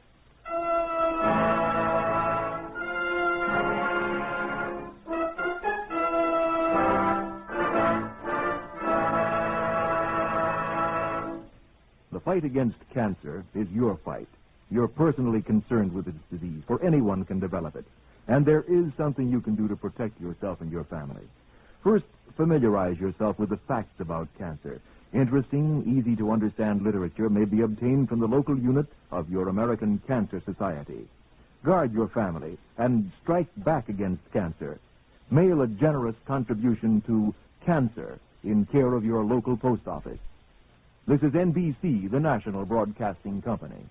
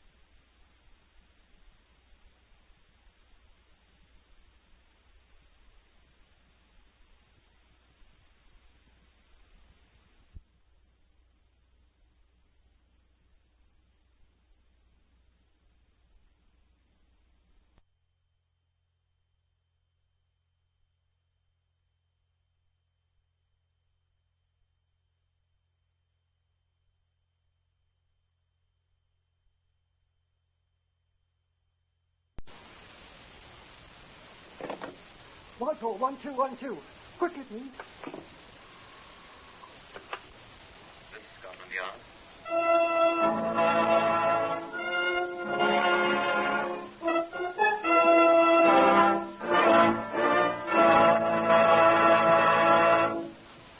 For the first time, Scotland Yard opens its secret files to bring you the authentic, true stories of some of its most baffling cases. These accurate records are drawn from the Scotland Yard file by special permission of Commissioner Sir Harold Scott. They're true in every respect, except for the names of the participants, which, for obvious reasons, have been changed. The research has been done by Mr. Percy Hoskins, chief crime reporter for the London Daily Express, and the stories for radio are written and directed by Mr. Willis Cooper. Here are the principal participants in case number 201 MR340. Sidney Patterson, builder. Mr. Patterson is absent, sir. Detective Inspector Edmund Whittaker of Scotland Yard. It was quite obvious why Mr. Patterson was absent. There are other participants in our case number 201 MR340, but not of the same importance as Mr. Patterson. We shall run across them as we go on. We shall run across a great many interesting things as we reenact case 201 MR340. And I should like to warn you, if you have the slightest trace of murder in your heart, that a murdered person's teeth are almost impossible to destroy, and they're never lost, and will certainly be found sometime, somewhere, by someone. Now, will you come with me? This is Scotland Yard's Black Museum. Yes? It's Inspector Whittaker, sir, with a friend. Oh, do come in, Whittaker. Thank you, sir. Come along. This is Chief Superintendent John Davidson, the curator of the Black Museum. Well, how do you do? I'm afraid this place is a little like a chamber of horrors, although our exhibits taken by themselves are not so startling. But they are souvenirs of the lawbreaker's art, particularly of the unlovely art of murder. Now, this human bone here brought one man to the hangman's expert hands. And these dried bloodstains on this cloth are from a once-loving husband's throat. And this revolver... Oh, but you wanted to see the exhibits in our case 201 MR340, didn't you, Whittaker? Yes, if you please, sir. Well, these are the only ones we had. Man's tooth, and this badly charred top of an ordinary office stool. That's all we have here of case 201 MR340. The rest is elsewhere.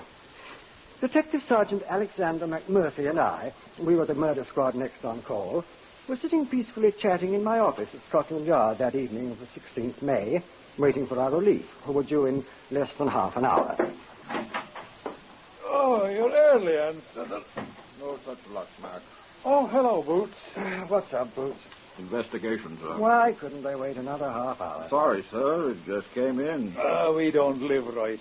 Camden Town, sir. There's a fire. What? They want someone from the yard. What are we, a bleeding auxiliary fire brigade, do they think? They seem to have come across someone sitting in the middle of it, sir. What? Sitting in it? Grilled to a turn. What? Here's the address, sir. Your car's waiting. We hastened at once, of course, to the Camden Town location, about 20 miles away. The fire was a smaller one. It had partially destroyed an old shed which had been used as an office by a local builder, Mr. Sidney Patterson.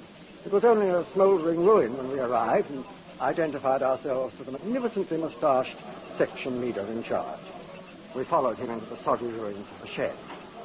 Right here, gentlemen. We wetted him down with the fire hoses as soon as we saw him, but it was much too late. Hot fire? Oh, ruddy inferno. He had paints and oil stored in here. Not my idea of a way to commit suicide. Suicide? Note on the table there. What was a table? Pinned to the top with a drawing pin. See? Yes.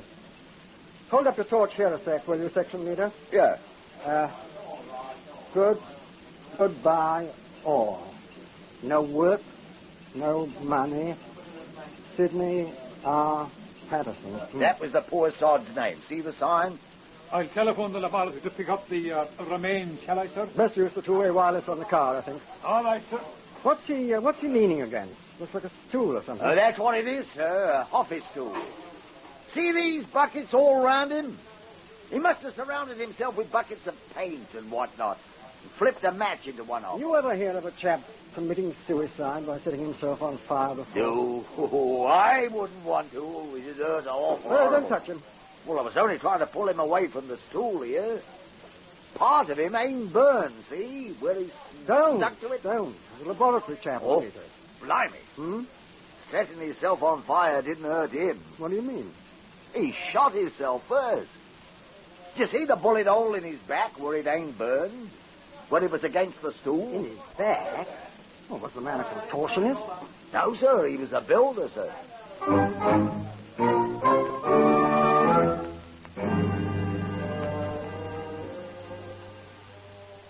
At the Yard's pathological laboratories, the relatively small, unburned portion of the body was carefully examined, and it was established that the bullet wound was the probable cause of death.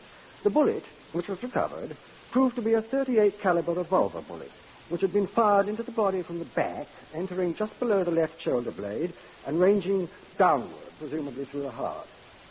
Experiments by all of us demonstrated to our satisfaction that such a wound could not possibly be self-inflicted. The improbable suicide was definitely murder. I sent 2 detective constables to search the ruins of the shed. It had been roped off at our request by the Camden Town Fire Brigade. You'll be looking primarily for a revolver, I told them, but fetch back anything you find that appears useful to us. Whilst they were shifting the ashes, Sergeant McMurphy sifted the affairs of Mr. Sidney Patterson. He reported to me what he had found. From the little I've been able to gather, Patterson wasn't much of a success as a builder, sir. He seems to have been a genius for getting into difficulty. What sort of difficulty? Money. How strikingly unusual. Huh? Oh, he had one time been a ship's carpenter on one of the P&O liners, but was discharged when he was unable to account for tools to the value of £8 11 shillings. It was strongly suspected that he sold them, but the charges couldn't be proved. He served in the Royal Marine Light Infantry as a Lance Corporal. His record is, shall I say, dubious. How dubious? He was accused of a number of times by his shipmates of cheating, specifically at the game of Crown and Anchor. He was extremely unpopular in the Royal Marines, it seems, and was finally discharged. I shall have a more detailed report from his former commanding officer tomorrow. Hadn't he any friends at all? I've been able to discover only one with whom he could be said to be reasonably friendly, a man named Duncan Fraser, a rent collector in the city with whom he frequently played billiards. I hope he didn't make the mistake of trying to cheat a Scotsman. I'm not so sure, sir. Eh? Duncan Fraser has been missing since the night of the fire.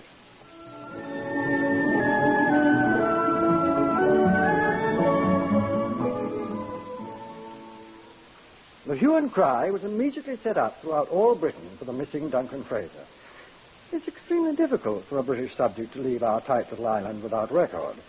But the search was no avail whatever.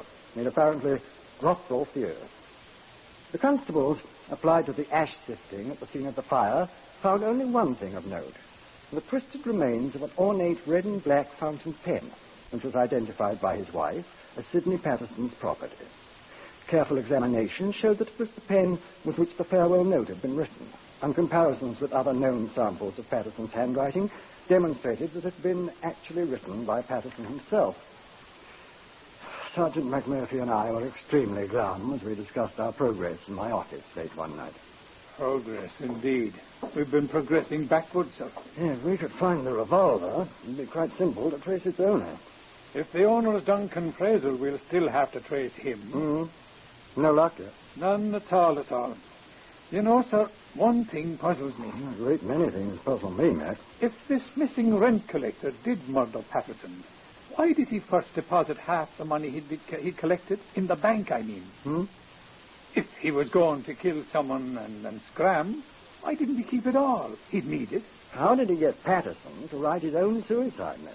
Had a gun on him, maybe. Well, the handwriting wallers insist there's no indication of stress, strain, or emotional upset or whatever. In the handwriting. It's normal, they say. I wonder... What? I'm thinking.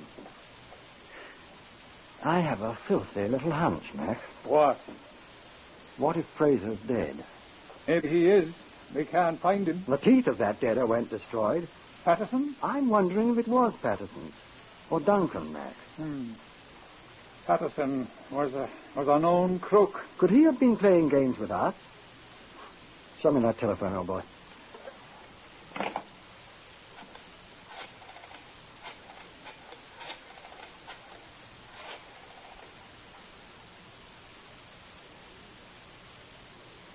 Good evening, Mrs. Patterson.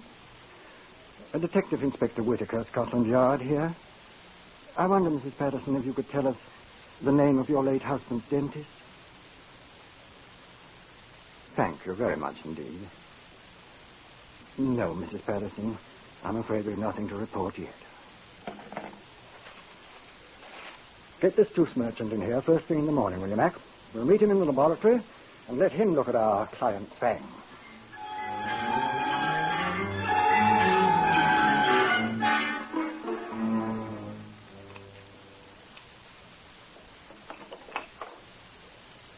Well? Well, what, Doctor? I never saw these teeth in my life. What? Oh. I can assure you they are not Sidney Patterson. You can swear to that, Doctor? Well, I hope you're not impugning my professional judgment, sir. Oh, not at all, Doctor. It's a matter of correct legal procedure. I have ample records in my office which you may consult. Charts, impressions. Sidney Patterson had lost 3 teeth a long time ago. I extracted the left upper canine and the adjacent incisor myself more than a year ago. You'll observe that both are intact in this jaw, sir. Then you're prepared to swear that these teeth are not Sidney Patterson's, sir? I most assuredly am. And that this is not Sidney Patterson's body? Since the jaw containing the teeth is attached to the remainder of the body, I'm prepared so to swear, sir. It's often impossible to grow a new head on a body. My fee will be 1 guinea. I will indent for it at once, Doctor. Good day, sir. Now, what did I do with my hand? Oh, yeah, good day. Good day, Doctor. I am sincerely glad that teeth are not inflammable, Mac. If more people knew that, there'd be fewer left to be called for corpses around here, sir. Right. Now, have you found Duncan Fraser's dentist yet?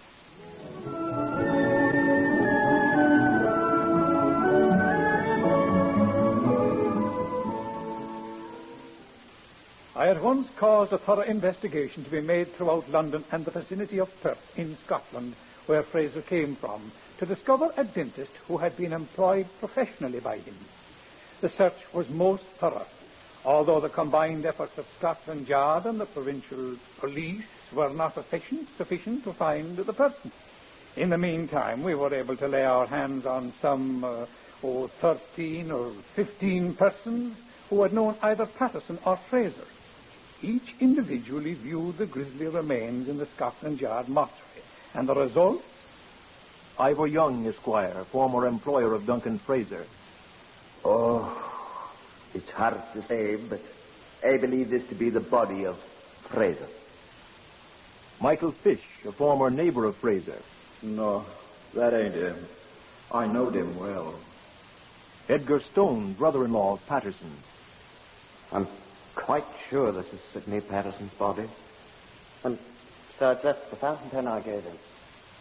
Artificer Sergeant Rodney Smith, Royal Marine Light Infantry, a former service acquaintance of Patterson's. No, that ain't him at all. Oh, I wish it was. Bleeding stinker he was. No, but this ain't him. Police Constable Mark Emerson, a former billiards companion of Fraser. Duncan, all right. He looks awful, but then he always did. Hamish Fraser, uncle of Duncan. Oh, no. No, that isn't my nephew, Duncan. Samuel Furness, labourer, sometime employee of Sidney Patterson. I know it's him. Well, didn't I work for him? Confusion. Confusion confounded. 6 said it was Furness, 7 insisted it was Fraser. Patterson's widow herself was not sure, and she and her brother, Edgar Stone, Patterson's brother-in-law, had high words. McMurphy and I nipped round to the Goat and Compasses to refresh and sustain ourselves.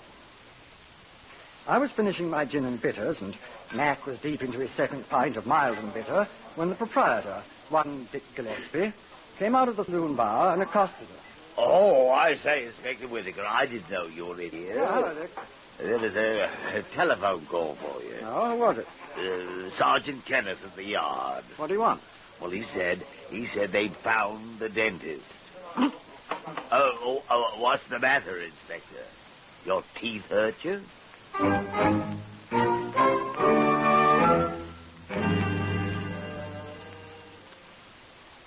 It was a dentist from Perth.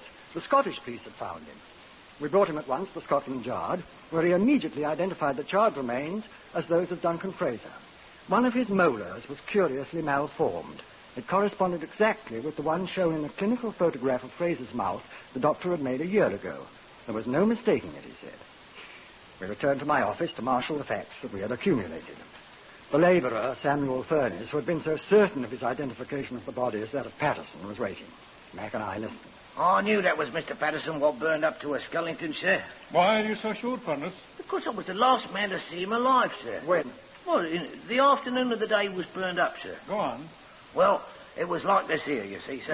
Go on. Well, I come into his office, sir. You know, the shed, what was all burned up. I was after the 7 and 6 he'd owed me for 2 months.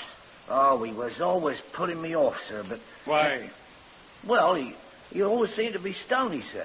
Never seemed to have a shilling. Ah, he was always putting me off. Go on. Did you get your money? Oh, that I did, sir. Before you could say knife, he had out his purse and he pulled out a great wad of notes. Then he counted me out me 7 and 6. And then he handed me half a crown. And he says, here, buy yourself half a pint, Sammy. Cool, I was fair took aback at old Sydney give anybody anything for nothing. He seemed to have plenty of money, did he? Well, his wallet was fair stuffed. You know, it's the first time I ever known him to have more than threepence in my life. Oh? Well, I was so took back, I tried to get up and I fell right on my apple and plum, yes. I kicked my foot against a couple of bags of cement he had under his desk and I fell right down. Did you see the bags of cement? Well, they was under the desk, sir. Did you see them? Well, well, no, sir, I didn't, but I know I kicked them.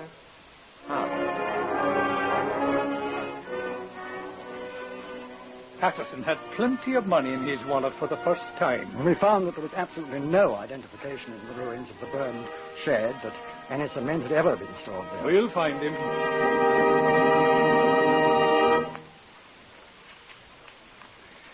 I said that nothing is ever lost.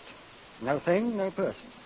I will admit, however, that it is sometimes extremely difficult to find a missing thing or a missing person, especially when the objects of the search have few distinguishing characteristics. Sidney Patterson was such a man.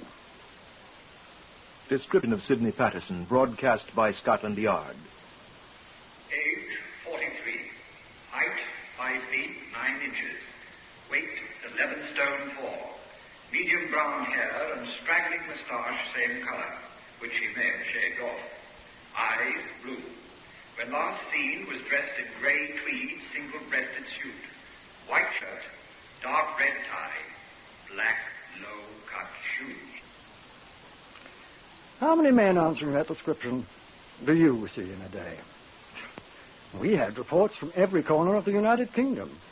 2 slightly adult gentlemen, neither of whom resembled Patterson in the slightest, marched, one at Torquay and one at Llanfair in Wales, into police stations, announcing themselves as the wanted man. Each was promptly committed. Lodging house keepers by the 100 were interviewed. The manhunt dragged on for 8 days before we had our first glimmer of success. Let McMurphy tell it. He was there.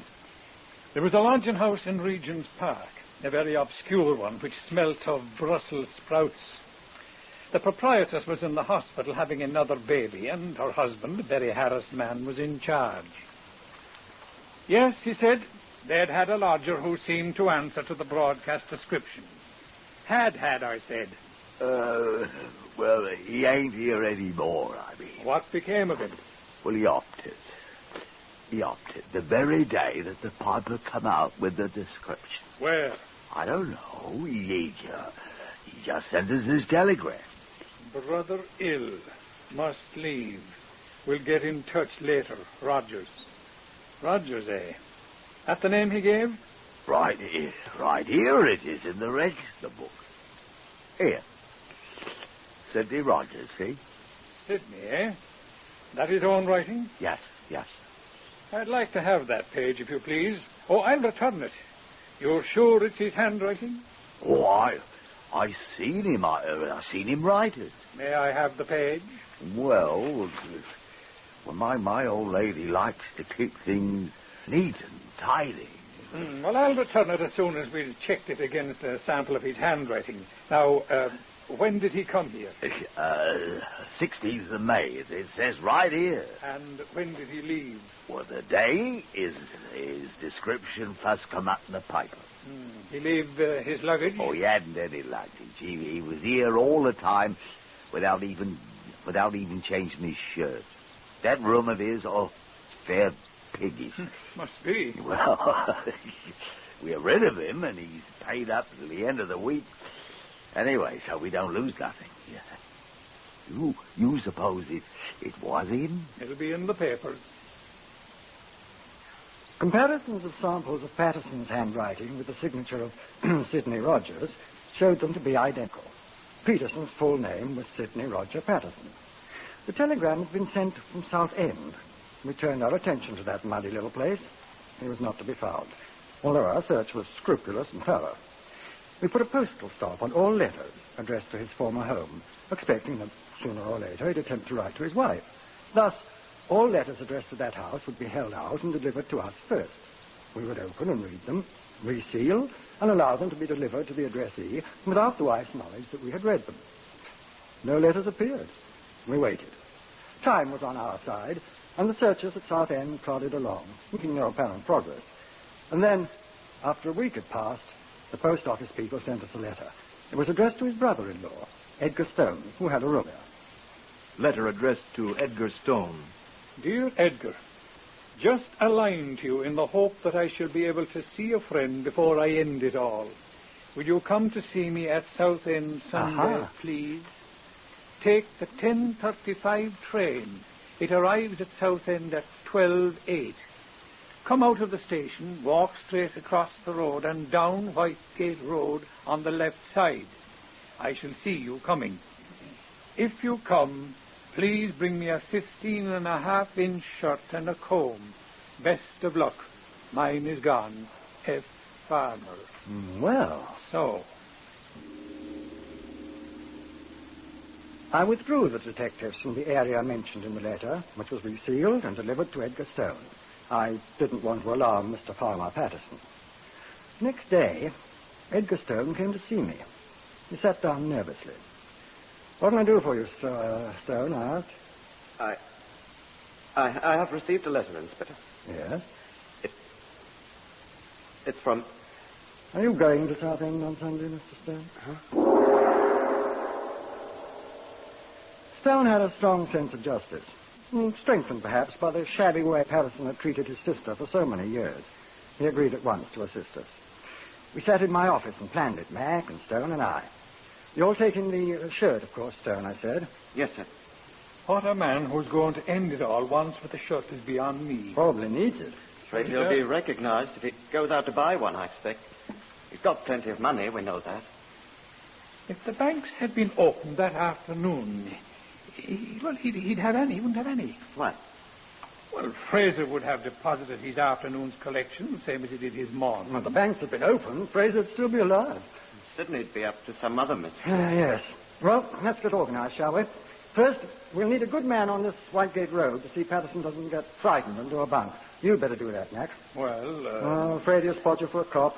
Sky? I've seen too many cinemas, I'm afraid.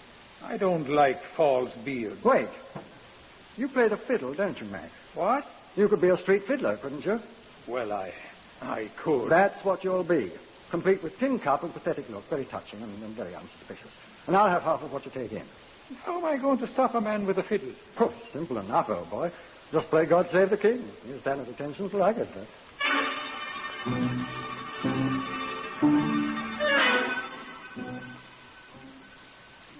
We planned it as carefully as we could. This was to be the definitive last act. Stone and I took the same train to Southend, but when he got off with me, I stayed inside the station. Far down the street, I could see Sergeant McMurphy in an ancient green suit of clothes, sawing industriously away on his fiddle. There were a few pedestrians on the street. Church services were just over. There's Whitegate Road, I said to Stone. Come back at once. The up train's due in a few minutes. Good luck. I wish I didn't have to do this, Inspector, but... Just remember what he's done, Stone. the only reason I'm doing it, sir. Good luck. Sidney was my friend once. He turned and crossed the road, and walked slowly down Whitehead Road. I watched him from the station window. As he approached McMurphy, he paused a second. I chuckled as McMurphy held out his tin cup and Stone dropped a coin into it. Far away, I could hear his fiddle. I went to the door of the station and stepped outside as he turned the far corner. There is such a thing as trusting a man, but... I waited. The distant street fiddler shambled round the corner which Stone had turned. I fidgeted. A couple passed on the way home from the church. I waited. A small boy ran past with a hockey stick. I waited. And at last I saw McMurphy in his green suit come slowly round the corner toward me. In a moment, Stone reappeared. He glanced at Mac as he passed, and I thought I saw him nod. I started toward him, sauntering quite casually. We passed without recognition. Mac had halted again and was playing. I stopped alongside him. How much have you made, Mac? I asked. 4 shillings. Good. What happened? Oh, it's all right. Anybody who sees us will think I'm asking you how you fell to this low estate. First house round the corner. There was a cardboard sign in the window. Sidney was printed on it. Door opened. He went in. That's all I saw. Good. I'll nip round to the back. You walk on around in front and play. We'll see what happens. I can't play God Save the King. It was easy to nip over the fence and slip around to the rear of the second house, which was marked J. Huntington. I tried the rear door. It was unlocked. I opened it cautiously and stepped inside. It was empty, apparently. I stepped down the narrow hall. Is that you, Mr. Huntington? I walked toward the voice. Mr. Huntington, is that you? I walked to the door on the left. Mr. Huntington. He stood there in the frosty little room, a pathetic figure with his neatly combed hair, holding a clean white shirt in his hand, an embarrassed little smile on his face. Oh, I thought you were Mr. Huntington. I'm Inspector Whittaker of Scotland Yard, Mr. Patterson. Oh, yes. I knew you'd find me eventually. I just wanted to put on a clean shirt before I detain you on suspicion of being involved in the murder of Duncan Fraser. Poor Duncan. And I warn you that anything you may say will be taken down in writing and used against you. There we are. I've only one thing to say, sir. I did murder Duncan.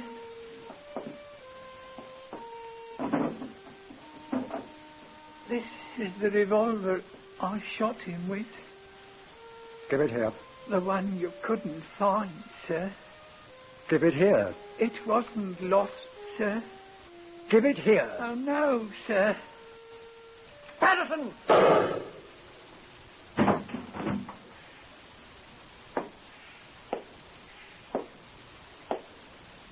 No, Sidney. Nothing is ever lost. Except lies, I'm afraid.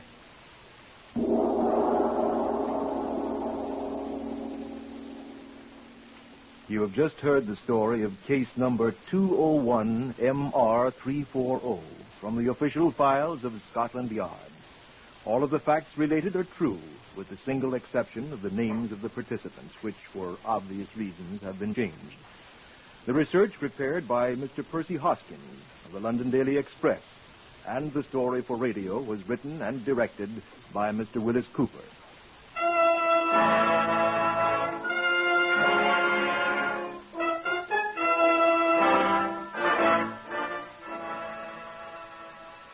Next, listen for Tales of the Texas Rangers on NBC.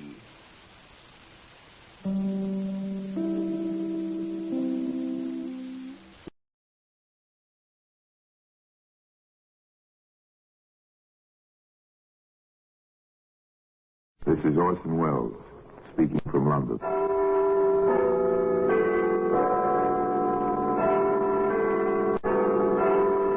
The Black Museum.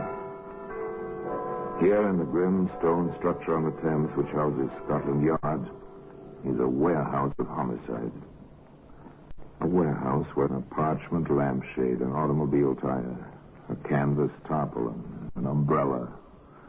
All are touched by murder.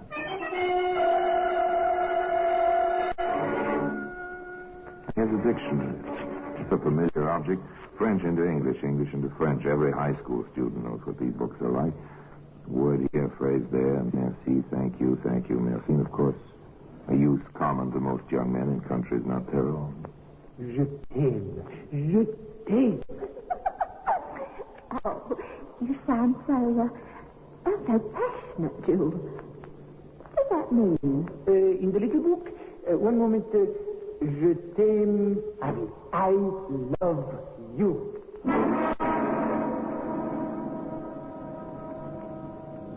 Well, today the dictionary can be seen in the Black Museum.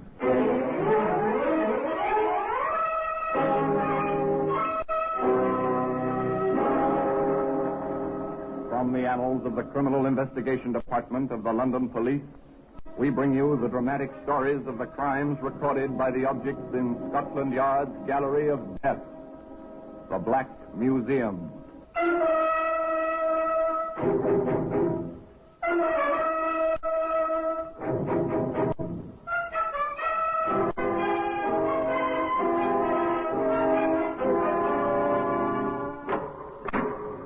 Here we are in the Black Museum.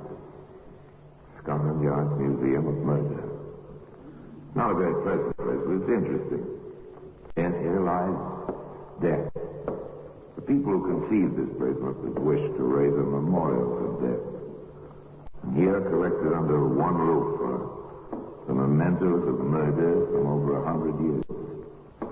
These are darts, a feathered dart, made for pleasure, for laughter and friendly terror. This tiny metal tip is dipped in cyanide. A twist of a wrist, flick of an elbow. The dartboard missed. The spectator was scratched. It was an accident. An accident? No, it was murder. Ah, here we are, the dictionary. You want the English for a French word? Here it is, or the French for a word in English. It's here also. Nice idea. All in one book. Great convenience. Particularly for Jules Gamache, who had a bit of trouble expressing himself to Betty Brown on the beach in southern France. One warm and sunny afternoon. Je t'aime. Oh, you sound so passionate, Jules.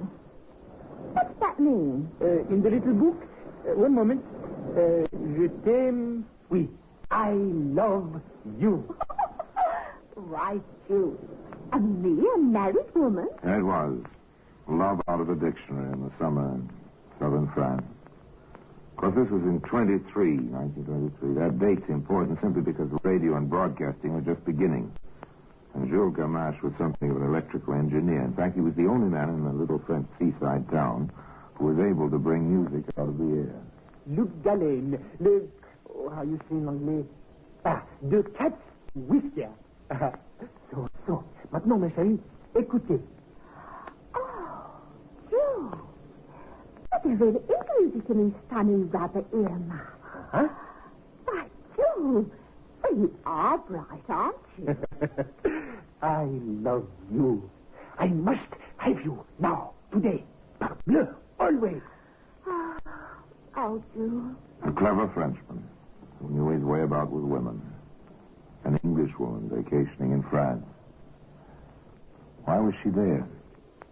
Oh, Jules, if I were a better manager, if we'd be better with Ian, I'd never have had the breakdown. I'd never have come to France, and I'd never have met you and your wireless set. Oh, so that was it. But all such items come to an end someday. And summer comes to an end. At least that's the correct calculation. That's the way Betty calculated. Without thinking of her, Jules. Jules? Oui, ma chérie? I have to go home. Oui. Je viens. I come also. Oh, Jules, that's impossible. However, the usual sighs and protestations, of course. It was just a brief interlude. Betty was a trifle saddened to let it go. After all, when a woman is crowding 40... She went home anyway to Sussex, to the Binnacle Inn. to security of sorts, and to her husband, Al. Business hasn't been too bad while you were away, Bessie. All the rooms were let this week, and the bar trade was fine. I dare say you did all right by the bar. The landlord's got to be social, girl. Otherwise his customers go somewhere else. There's a difference, Alf, between social and drunk. Here, now, none of that. I take a drop now and then, but I don't get drunk. Well, another customer. Business is picking up, and on the hotel side at that. Oh. How can I help you, sir? I have, how you say, one moment, please. I will find the word. Oui, I have come to stay. What do you know? A froggy. Pleased to have you, Monsieur. And may I ask how you found this? Monsieur Brown, the merveilleuse Madame Brown is the recommendation for your so select hotel. Is it not so that we have met in Provence, Madame?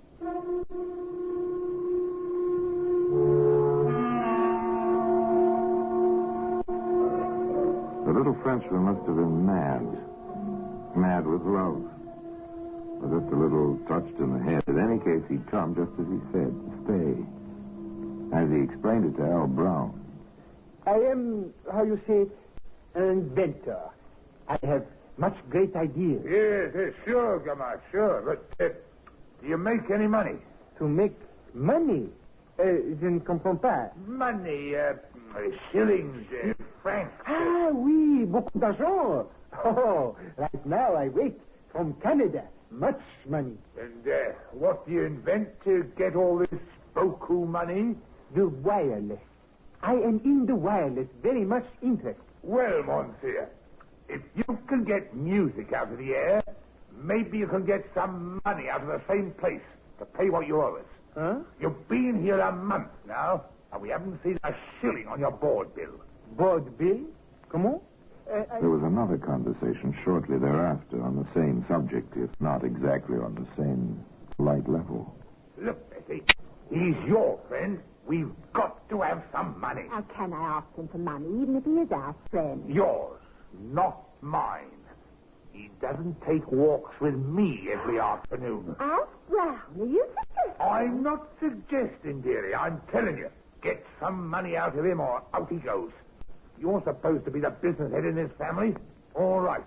Tend to business here. Well, you never talked to me like this before. It was the first time for everything, they say. For the first time, Al was in the driver's seat, and he knew it. So did Betty know it. On one of their afternoon walks, she said as much to Jules. Jules? Oui, ma chérie? I suspect. He will do nothing, jamais. He's after me. Huh? To get money from you. What are you laughing at? I'm telling you, his Alf will be real nasty. And he throw us both out. And you without a penny. Well, it's not funny. He holds the whip hand. Don't you understand? Oui, one moment. Oh, Jules. Not that little book again. Oui, ça fait mon, le petit livre. Ici, I have it. Like an Englishman, so... one may steal his wife, but not owe to him money.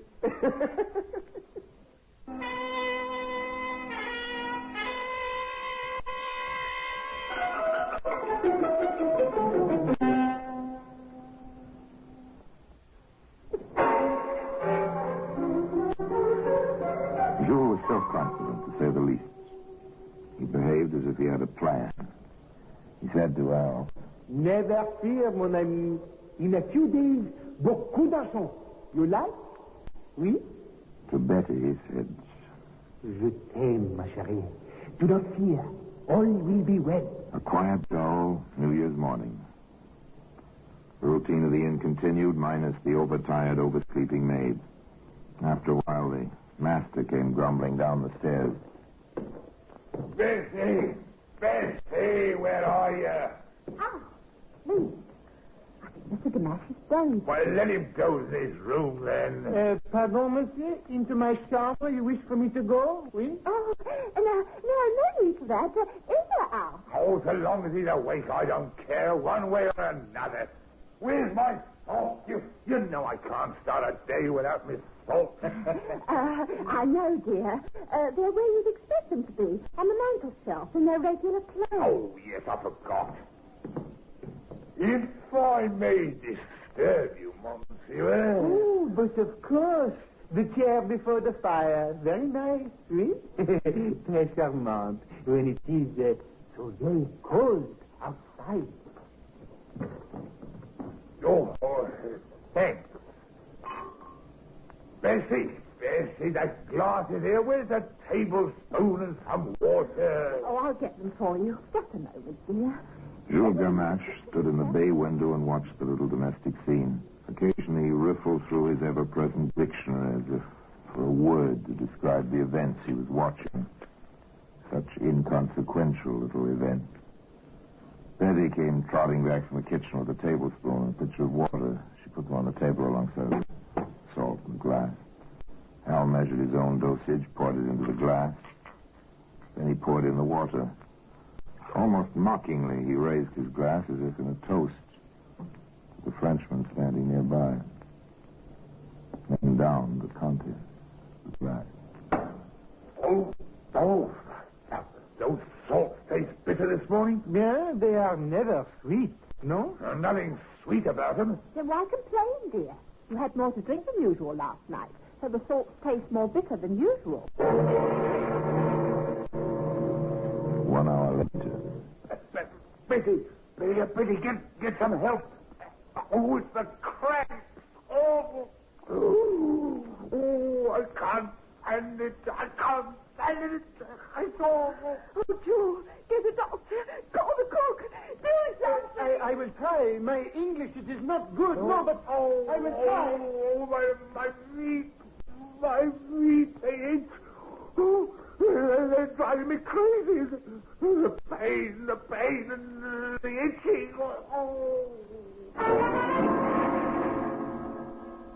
Shortly thereafter, Alfie Brown was quite dead.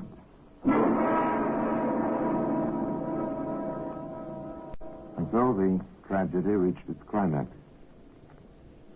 And playing its little part in that tragedy was a certain dictionary, which, as I told you, can be seen today in the Black Museum.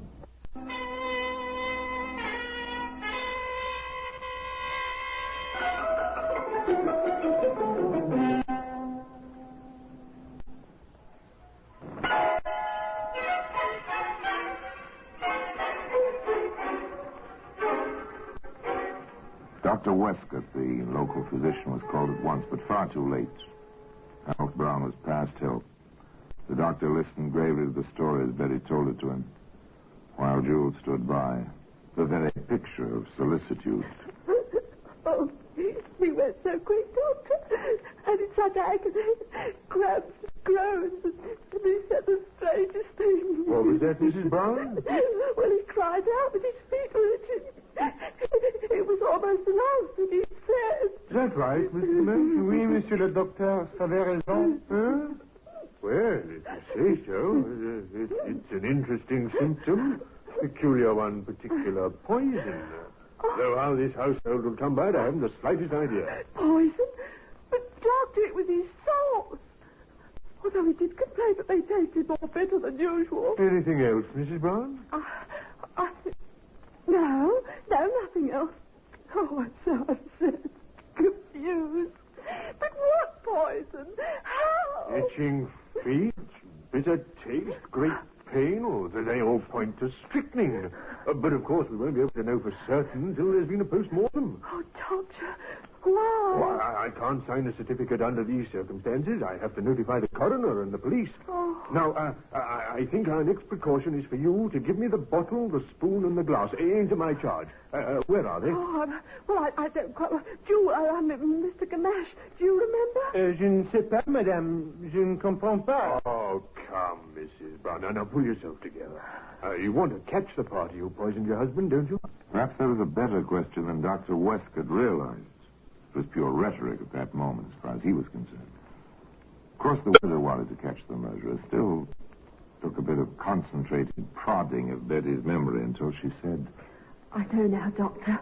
I put them in the drawer of the kitchen table when I left poor Alfie for a moment to fetch some tea and soda. I thought it might help. They found the bottle and the glass and the spoon in the kitchen table drawer. The doctor looked at them closely. Someone's washed these thoroughly. There are still traces of water in the bottle and the glass. Mrs. Brown, I'm going to the police at once. And Dr. Westcott went to the local police. The local police went to Scotland Yard. Betty Brown went to Jules Gamache. You did it, Jules. I don't know how, but you did it. Ma chérie, ma foi, impossible. You did. You killed Alfred, and you stayed right there and watched him die. Betty, you are most... how is it? Oui, you are most hysterical. You know I do not kill your Alfie. You must know this. I know. I feel it in my bones. You killed him. Go away, Jules. Go away. I never want to see you again as long as I live.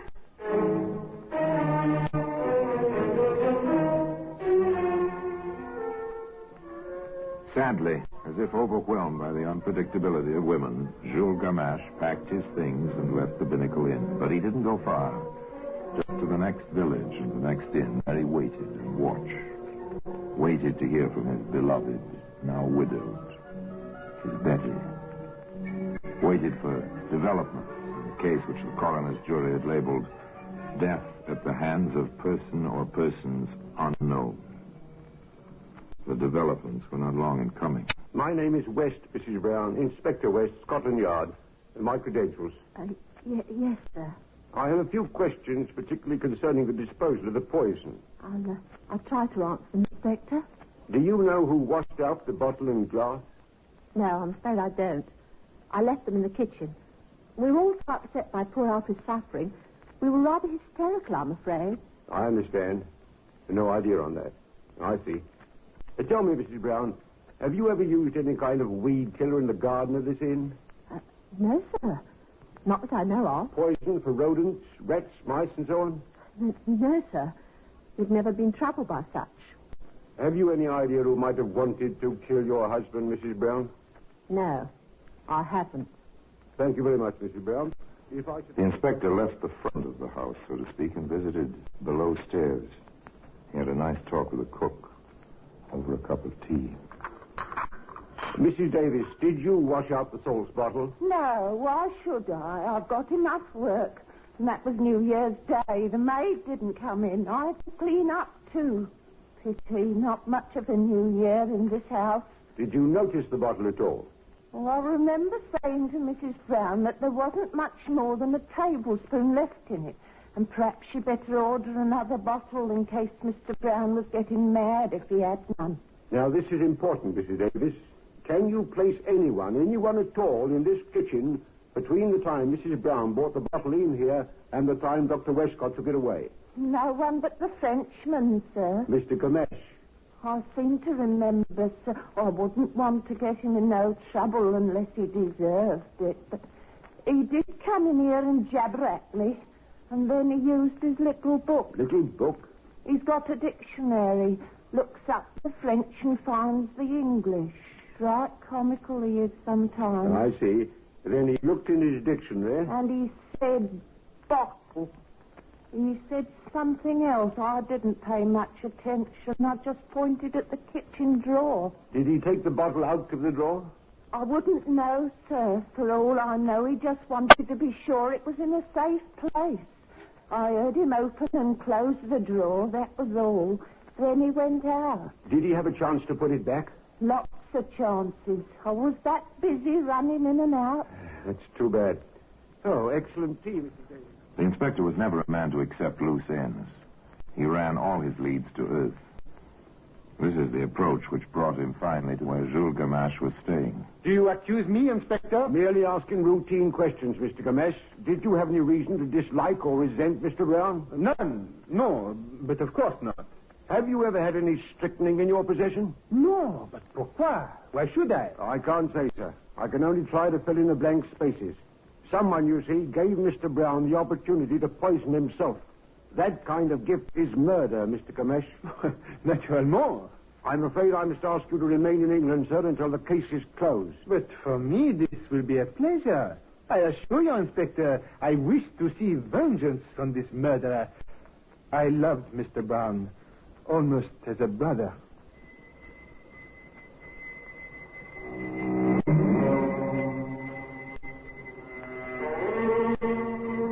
So there it was, a smooth, blank wall for Scotland Yard to face and search for some crack somewhere. The interest in the case simmered down. Nothing was happening.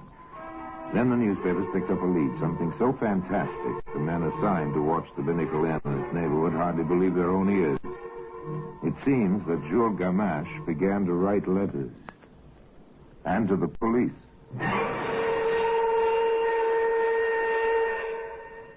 There is one suspect who has not been questioned. A man long subject to Alfred Brown's whims and temper. The pot washer at the inn, known to me only as Georges. I point the finger of suspicion. Observe, gentlemen of Scotland Yard, the comings and goings of Monsieur Arthur Brookfield, solicitor to Madame Brown. This man is in and out of her residence at all hours. Certainly not all of this can be on business. Was jealousy entering the picture now? The letters aroused a good deal of attention once they leaked to the newspapers, as such things have a way of doing. Jules Gamache was quite pleased when the reporters swarmed about him and the photographers took his picture. Many times, in many poses. This was fame, at last, for an impoverished inventor living on his wits.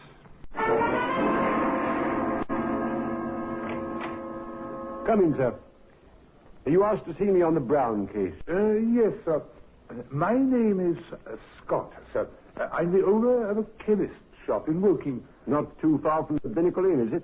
Just far enough to miss some of the news, but this morning I saw this newspaper. Ah, yes, our French friend. Do you know him? He was a customer of mine a few weeks back, just before Christmas. Go on, Mr. Scott. He asked for strychnine. Oh, what excuse did he give? Oh, something about experiments in the wireless. He kept consulting a small English-French dictionary to express himself. The wireless, yes, that's the new excuse. Although why they should think the wireless operations entail the use of poisons is beyond me. Did you sell him any? I did. I made him sign the poison book. The name he used was Hatch. Mr. Scott, do you think you can identify this man among a dozen others?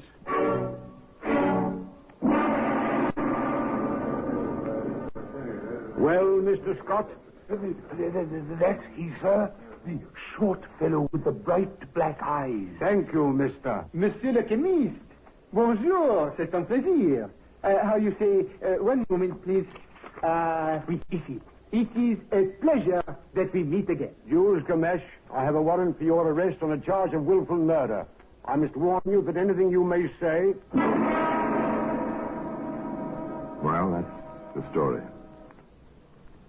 And today, the dictionary which played its part in that story can be found in its place in the Black Museum.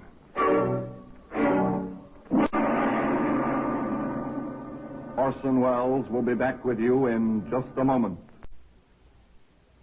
Truly a strange, impassioned little man, that Jules Gamache. He's half crazy, half sane. You wonder about him.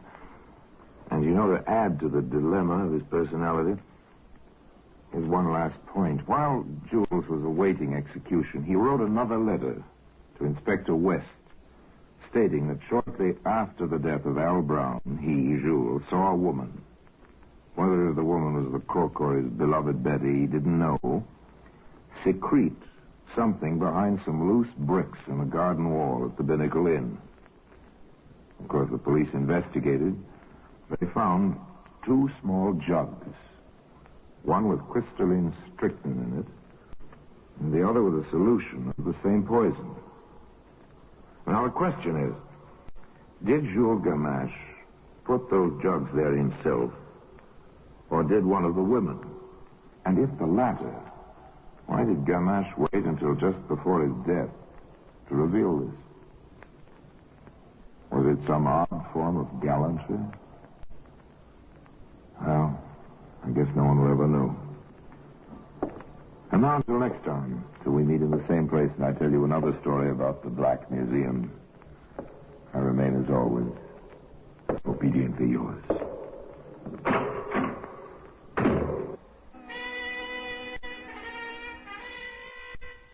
This is WDCB-FM, Glen Ellen.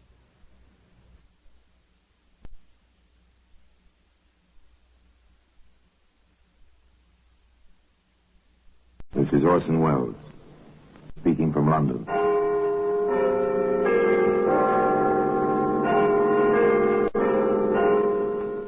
The Black Museum. Here in the grim stone structure on the Thames, which houses Scotland Yard, is a warehouse of homicides, where everyday object, a magazine, a cigarette lighter, a student's lamp, a paperweight, all are touched by murder. Here's a letter. It's a familiar object, handwritten on a good bond paper. No imprint on the top, merely a date. A simple single initial for the signature. Do you notice the same thing about this letter that I do, sir? Rather a well-formed handwriting? More than that. This letter was written by an educated person. A very well-educated person. But for what a purpose? Well, today, that letter can be seen in the Black Museum.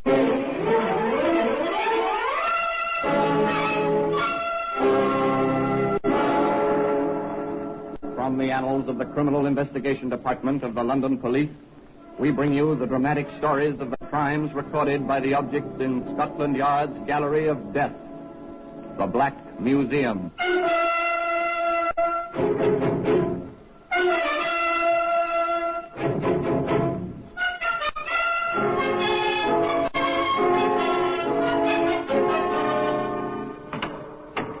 And here we are, the Black Museum.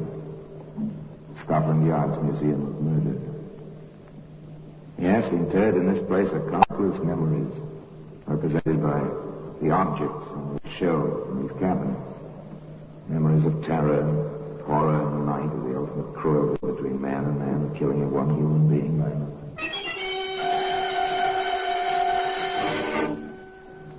Yes, here lies death.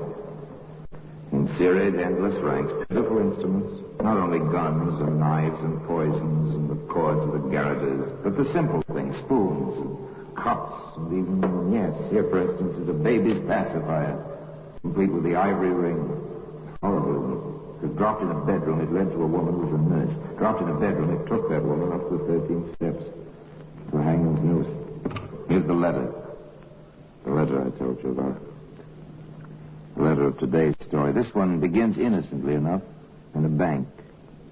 As a man steps to a teller's window. The cash this for me, please. Do nothing, sir. I have an account here. You can check the signature. Yes, sir. That'll take just a moment. So normal, so much in the ordinary course of daily business.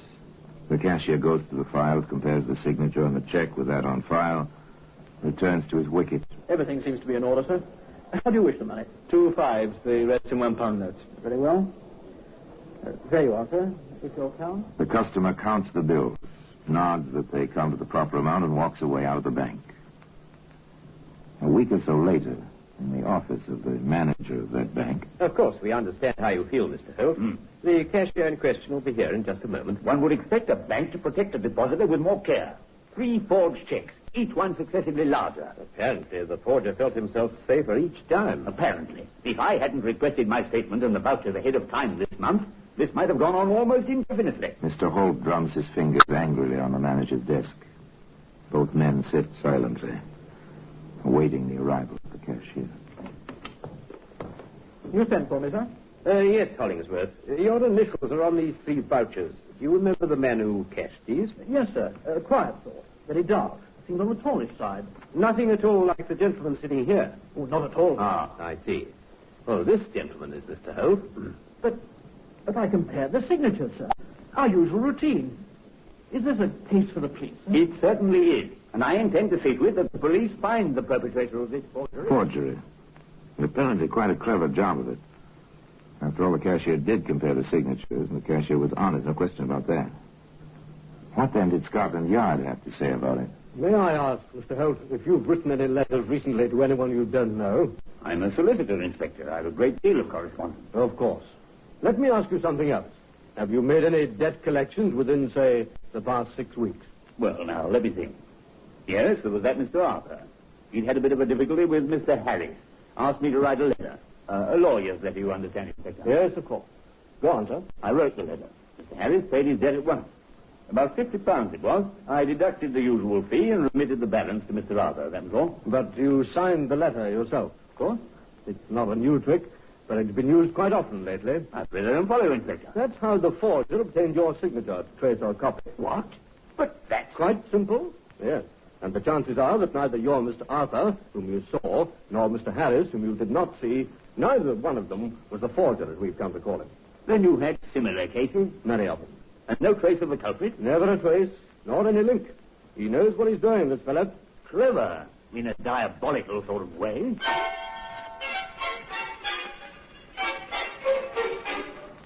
Clever, in a diabolical sort of way. Well, you can fight this sort of cleverness with only two weapons. Patience and vigilance. Sergeant Berkey of the Yard was both patient and vigilant. Stationed in a bank as one of the searchers for the forger. The sergeant heard... Will you cash this, please? The name is Forsyth.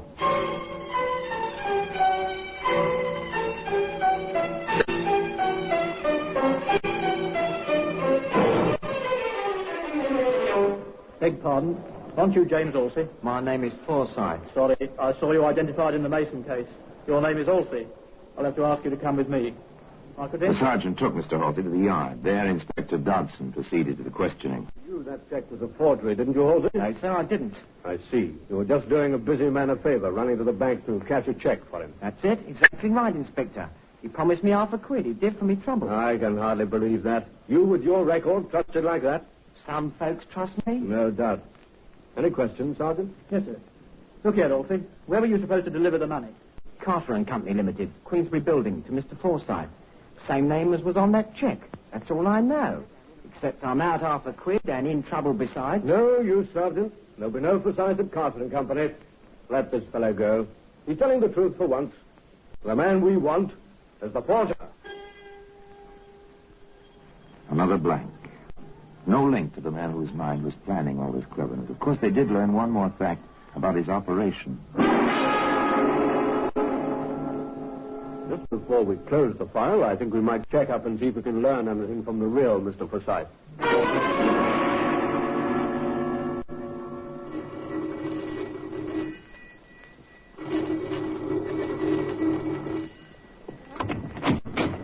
Yes?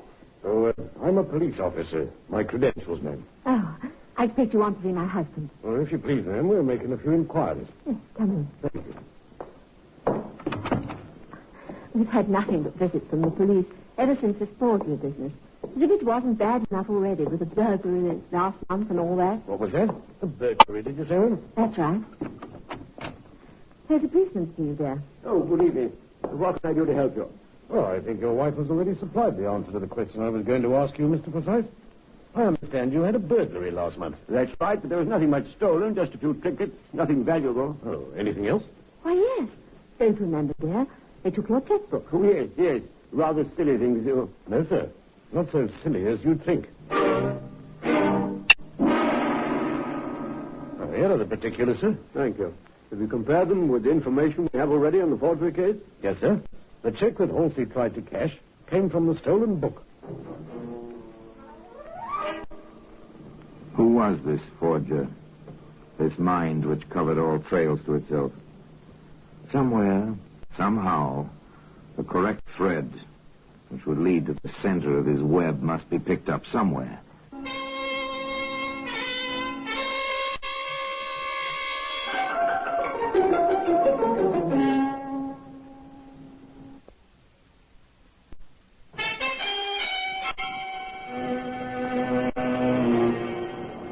I believe some money has been placed on my credit here from my bank in London.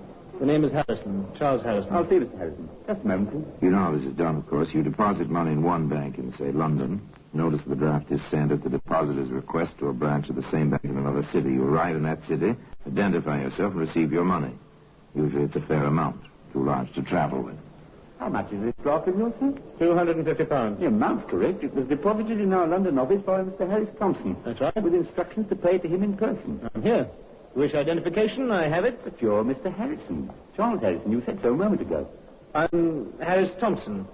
I see. Perhaps the London branch made a mistake. I'll get in touch with them and come back tomorrow. Sorry to have bothered you. I caught your signal, Barclay. Is something wrong? That fellow there, sir. Just going out the door. Gave me 2 different names while he was trying to collect on his draft. Some kind of swindle? I can't say so. The order came down from London in perfectly good order. There are £250 up there. It's a bit strange. And he behaved oddly.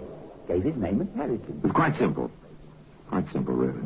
Money had been deposited in London. The man who was to draw it in Yarmouth would thereby acquire the appearance and reputation of wealth and honesty.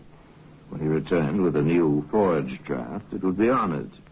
A neat scheme. But the fellow mixed up the name. The Yarmouth bank reported to the Yard. Inspector Dodson came calling. We'll get out a pickup order. It might be well worth our while to talk with this Harrison Thompson, whatever his name is.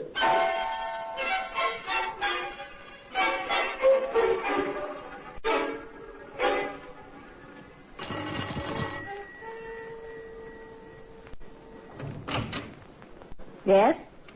Does Mr. Harris Thompson live here? What name? Harris Thompson. No, doesn't live here. Oh, that's a pity. I had something for him. Oh, what was that? Something important. Could you leave it? Well, no, I've got to give it to him in person. Confidential, you see. Oh. Well, wait a minute.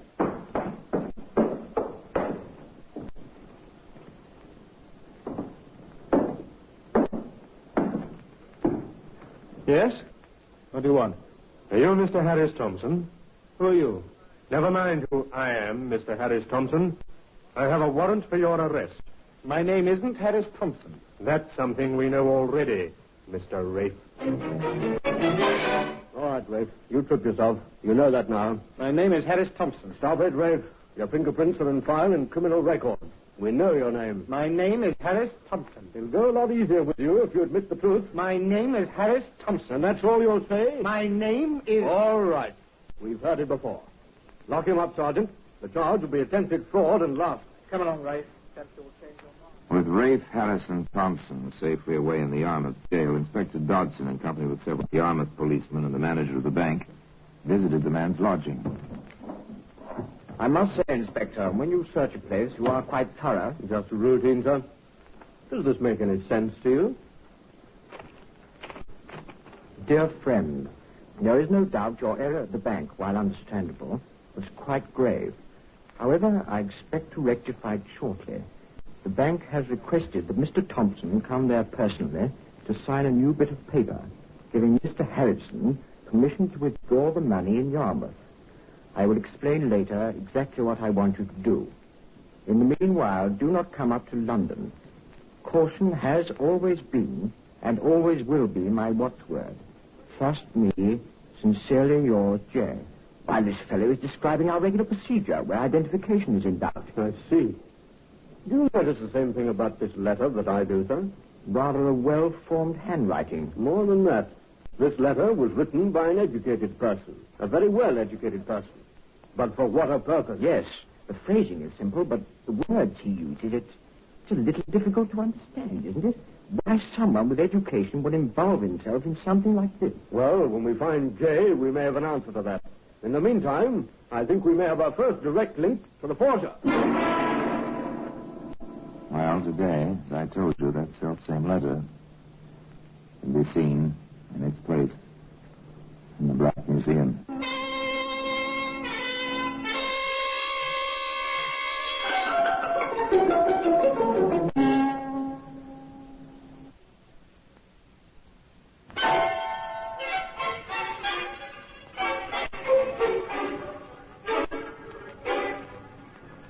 The words in the letter, signed simply J, told nothing new. The manner and style of its writing told many things. This J, possibly the long-sought forger, was a man of education and intelligence. A shadow figure using many other men to further his own designs. Seemed a kind of devil. But within a very few days, they learned he was at least a man. So my cousin Rafe is in trouble again. Yes, Mrs. Webster, and we would like to know the occasion of his visiting you. I haven't seen him in 10 years.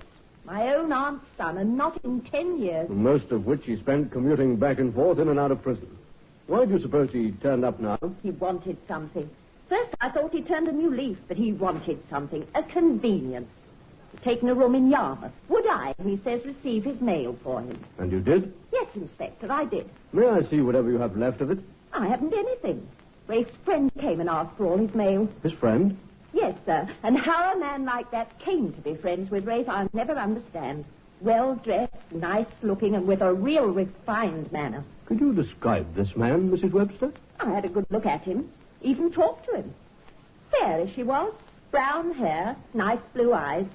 About, well, my husband's size, and he's 5'8". Weighs about 170 pounds. A nice mouth.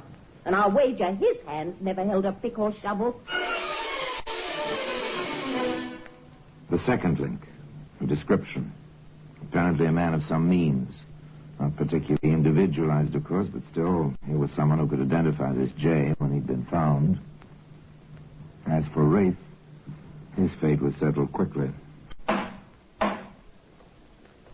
Rafe Martin, you have been convicted of fraud, attempted fraud, and conspiracy to commit fraud. Have you anything to say before sentence is pronounced? What for, your lordship? Your mind's made up. Nothing I will say can change it. Very well.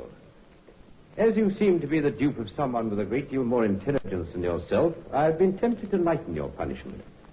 However, your intransigent attitude towards the law enforcement officers in this case, your attitude in court, and your past record removed all such temptations. You are about to be committed to prison for the maximum time the law allows. 20 years hard labor. That is all.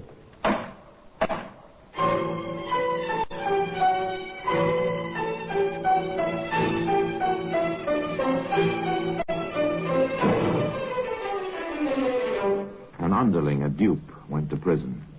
Shortly after his arrival there in Dartmoor, Rafe had a visitor in his cell. Surprised, Rafe? Only if you were to be my cellmate. Hardly that. But I may have the key which will unlock that door before you expect. I make no deals with coppers. 20 years is a long time. You'll be an old man when you get out. What of it? In fact, 20 years may be a life sentence for you. Nothing I can do about it? Isn't there? I think you know exactly what you can do about it. I don't talk. Your friend Jay didn't help you much in court, did he? Why should he? I don't think you owe him anything. Chances are he had the lion's share of all your little dealings, and now he's free to go right on while you're in here. Think about it, Rafe. If you change your mind, the water... Rafe thought about it. Honor among thieves. Up to a point, perhaps. But the cold, bleak winter at Dartmoor was beyond that point. At least for Rafe. All right, Inspector. But what's in it for me? I think your sentence will be considerably reduced. You were convicted on 3 counts, Rafe. The time for each might be made to run concurrently instead of consecutively, without too much difficulty. Is it a deal? Well, I can't promise. You know how such things are, Rafe. All right, I'll chance it. You never get him otherwise. He's too smart. He's a lawyer. What? That's right. Knows all the ins and outs, he does. Laughs all the time when another fellow's being fooled. He's laughing at me right now. You've seen him, then? I've seen him. What's his name? Or don't you know? Oh, I know all right. But he doesn't know I found it out. Followed him home one night. Had his name on his doorbell. I can be bright at times myself.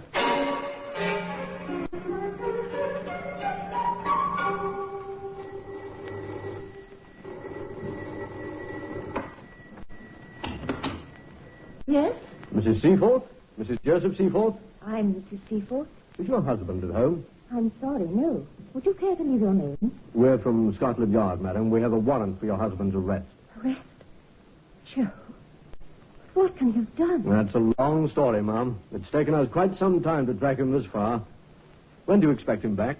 That's it, sir. I don't know. He went out of town on business a week ago. I haven't heard from him since. He's never done anything like this before, never. Gone. Joseph Seaforth, the forger, disappeared. But there are certain rules of thumb the police follow in situations like this. They know what happens when the wanted notices appear in the post offices all over the country. Remember, I want every lead that comes in followed through. We're dealing with a very tricky customer, and every piece of information, however small, may be helpful. Yes, I knew him all right. He used to come into the bar for a drink often enough. He was a real gentleman. Distinguished looking. Oh, have you seen him recently? No, haven't seen him for months. That's his face, all right. Recognize it anywhere. Took a room at our house for a couple of months. Not that we saw much of him. Oh, when did he leave? About 6 months ago. And you haven't seen him since? No. I know so far, William, I'm confident that somewhere, sometime, somebody who's seen that wanted notice is going to meet up with Seaforth again. Hello there, Mr. Seaforth. But my name's not Seaforth. It's Saunders. It's Seaforth, all right. And mine's Halsey. Jack Halsey. One of the fellas you pretty near got into trouble, like you got Rafe Martin into trouble. I'll appreciate it if Don't waste your breath. Your picture's up, see? And a right good likeness it is, too. Oh. All right. I am Joseph Seaforth. And now that you know, how do you like to make some money with me? Money? How? I have a check. It's a good one. Will you cash it for me? What kind of knock do you think I am? Once burnt, twice shy. That's me every time. We've reason to believe, Halsey, that you've seen Seaforth. What if I have, Inspector? We want to know where. Why should I tell you? I would if I were you. We have enough in you to make you rather uncomfortable for a fair amount of time. All right, I saw him in a pub in Whitechapel. He hangs about down there a lot, I hear. Pass the word, Sergeant. We know Seaforth's in Whitechapel somewhere. Circulate his description to all stations. And, Sergeant. Yes, sir? Put the pigeons onto it, Sergeant. They'll know a lot more about him a lot faster than we will.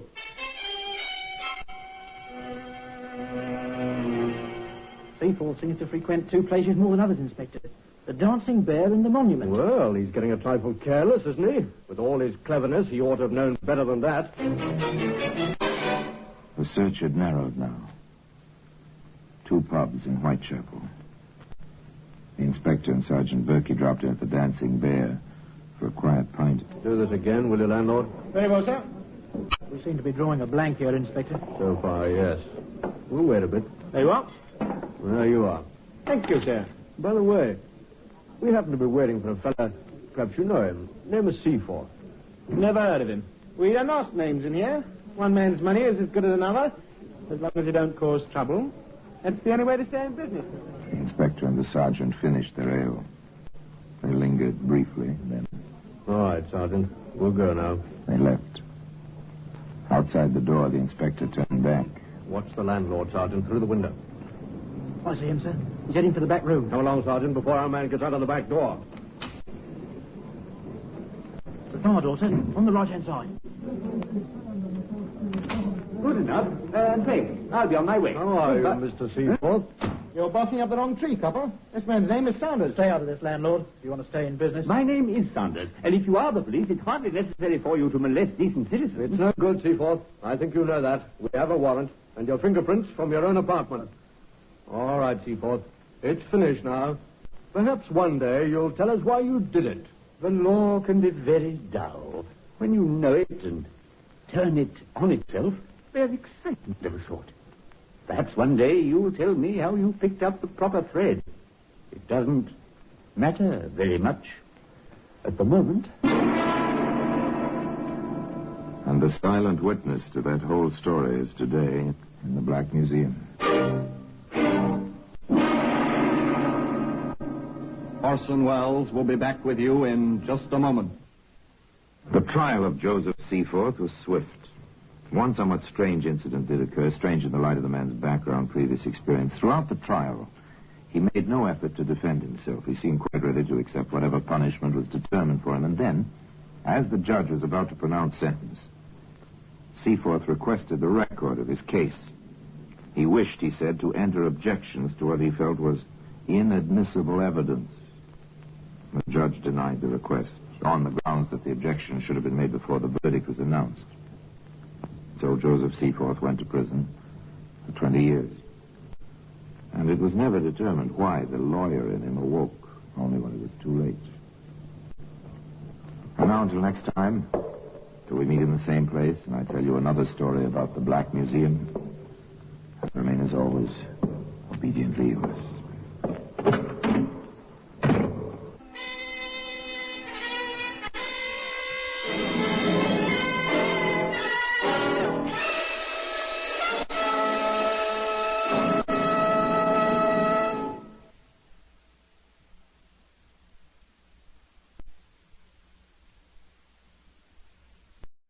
Orson Welles, speaking from London.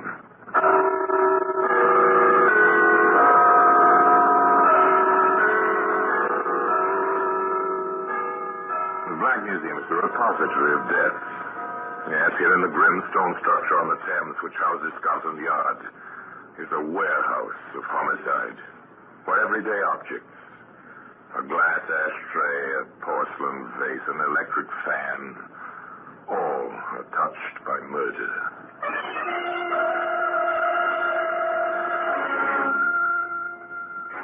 There's a piece of iron chain. It's a familiar object. Might be a bar on a gravel driveway. It might rest in an emergency truck, a use in towing an automobile. It might. In this case, it was the cause of death. Remember this, Brodsby? Hey, of course, Inspector. You knew, didn't you, we just about then closed the file on the Pelt killing? Yes, you told me. It's just as well there's no statute of limitations on murder. And today, that chain can be seen in its place in the Black Museum.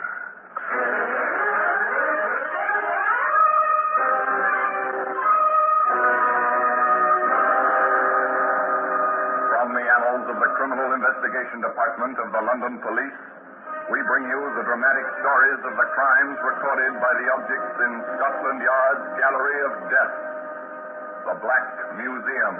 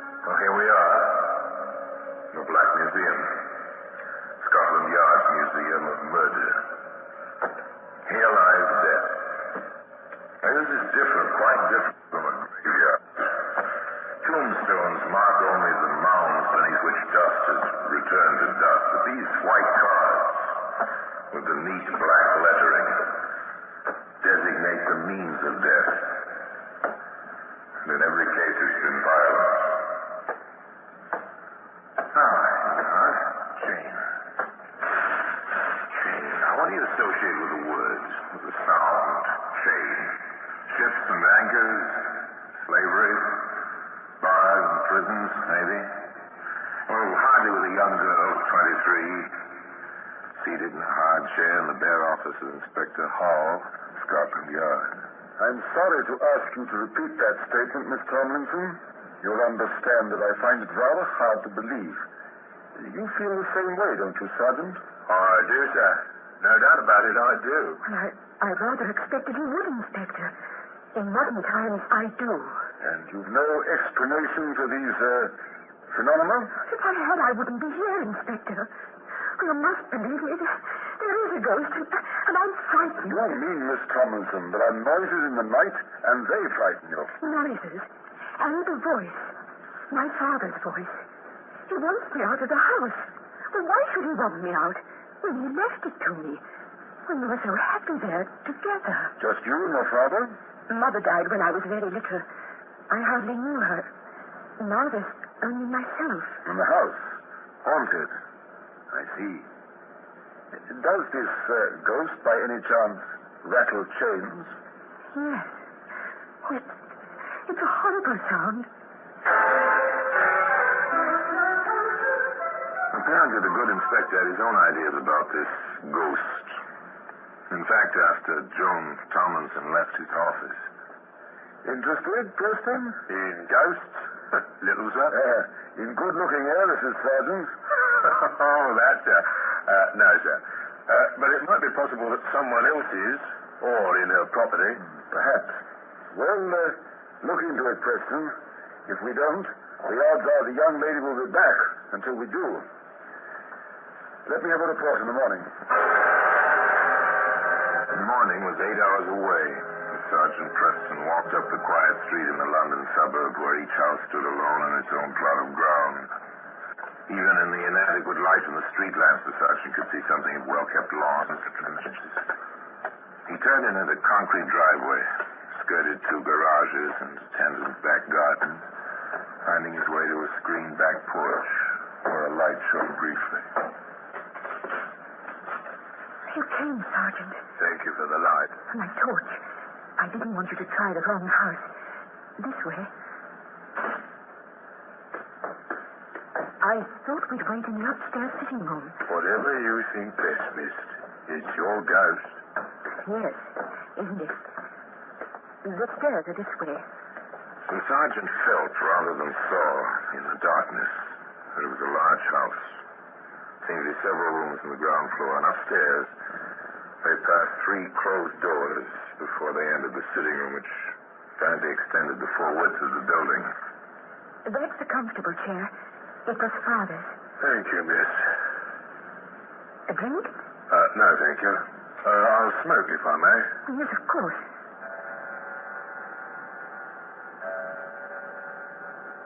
When does he come? Midnight? Any time after I've gone to bed. Usually around now. They waited. Nothing.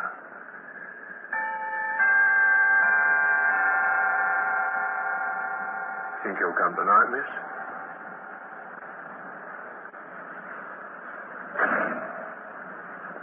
What's that? It's starting. You'll see. It's starting.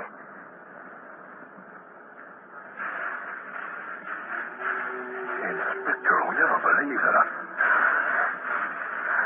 Do you hear it, Sergeant? No. How can I help it, miss? Tony, can you hear me? It's just us. It sounds so like him. Tony, I can't rest. I can't. Not with you. Alone. Alone. In the house. Oh. It's human. It's got to be. Does it, Sergeant, really? Does it have to be human? Ever been to a seance, Sergeant? Have you ever heard of the researches of Conan Doyle and dozens of others? Now do you believe me, Sergeant? There's something, miss. Well, who could sound like my father? Who? Who would call me Joni? Oh, all right. I might as well have some lights now. He will... It won't come back until tomorrow night. I see. Only once a night. Yes. But don't you want to search the house or anything? Well, Sergeant, don't you? If this thing is human, there ought to be some trace, Sergeant. Oughtn't there?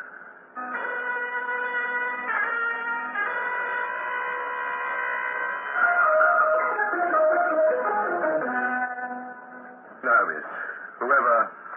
Whatever it is, will be gone now. Maybe tomorrow night. Well, you will report this to the inspector. Please. Yes, of course. Shouldn't you go to a hotel for a while, miss, till this is cleared up? Oh, I thought of that a week ago, Sergeant. But, well, I like my own room, and if it isn't my father, he won't harm me. He'd never do that.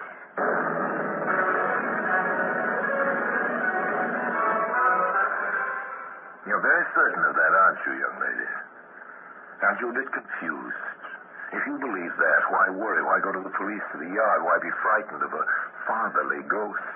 Well, the sergeant asks that. I know, but I wanted someone else to hear him. I was scared. Maybe I was imagining things. I'll be all right, Sergeant. I expect I'm safe in my own house. And so you send the sergeant on his way, the sergeant who ought to have searched the house. You take him down the back stairs and out the back door, Joan. You go upstairs, alone, to your own room, and start to undress. Talk to yourself, give yourself courage. Stop it, Joan Tomlinson. Stop it here. There's nothing to be afraid of. You're not going crazy.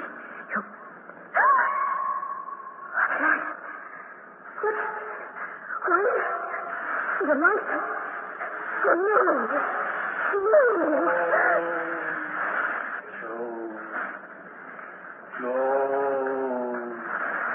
Yes, Dad. Yes? Go away, Joan. Go away before I have to hurt you. I don't want to. It's part of my punishment. I have to hurt you. Leave the house. Go away. Quickly. Don't let me get you. Run. Run. Yes, run. Run, Joan, run. Medicine is now. Run, Joan, out into the black hallway down the front stairs. Run.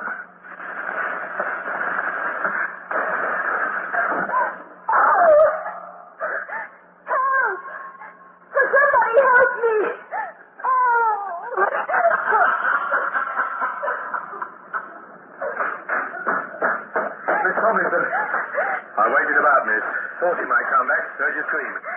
Now, see here, miss. You're going straight to hospital, and I'm going straight to the inspector. I don't like the looks of this, not a bit. Well, who would like the looks of it?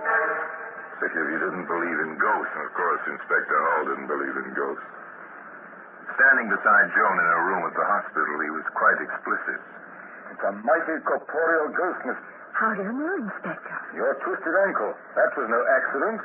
A stair tread was thrown through.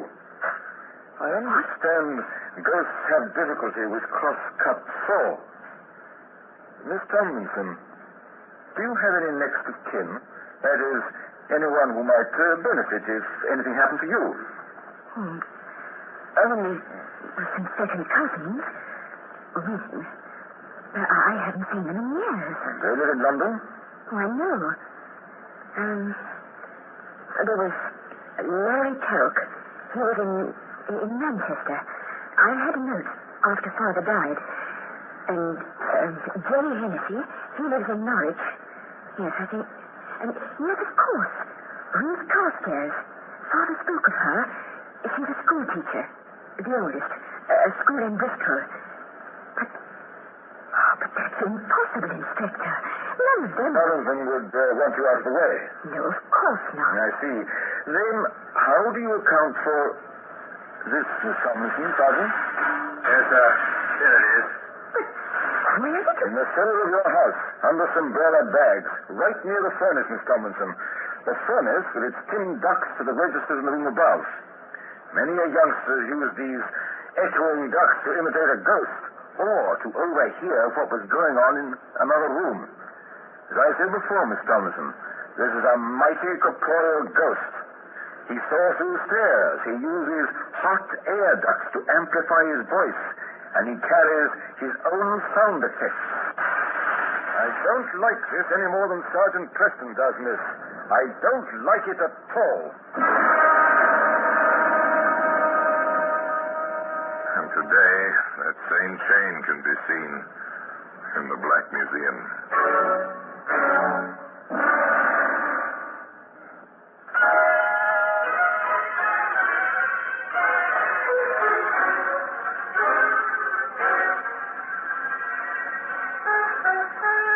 A piece of iron chain.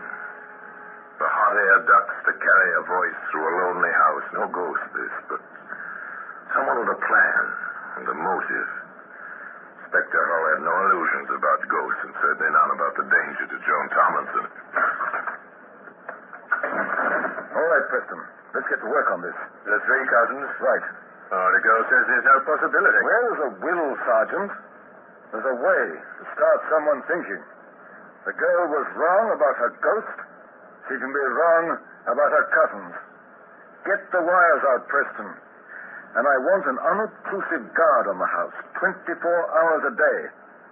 You've got the names of those people she mentioned? Simple. Routine. Teletype messages. Advise earliest convenience. Well, the advice came so conveniently early that Inspector Hall, who sat at his desk with the 3 bits of yellow paper before him, Remark to Sergeant Preston. It's unbelievable, Sergeant. Coincidence, sir? Coincidence? My foot. All three dead within a few days of each other. All three filed, unsolved. Telk, July 6th. Hennessy, July 8th. Carstairs, July 12th. Sergeant, under no circumstances is that girl to be permitted to leave the hospital. That's an order. She's safe there. How long, Inspector? Until I get back. Back, sir? Don't go blank, Preston. Just look at these telegraph replies. I'm making a cook's tour of these three cities: Manchester, Norwich, and Bristol. Obviously, I need facts. There seem to be quite a few facts in Manchester, Norwich, and Bristol.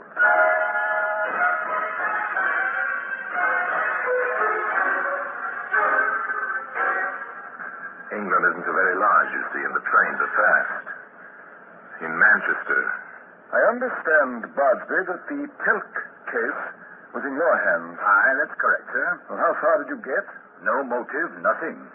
Just this man Telk walking home alone on a July night, toward 11. A dark street. A carving now back. That's all. A night train to Norwich. Another police headquarters, another detective. Anxious to cooperate. Here it is, Inspector. All we have on the Hennessy case. Tell me about it, Wilson. Hit and run driver. I checked the scene myself. Hennessy was hit on the sidewalk.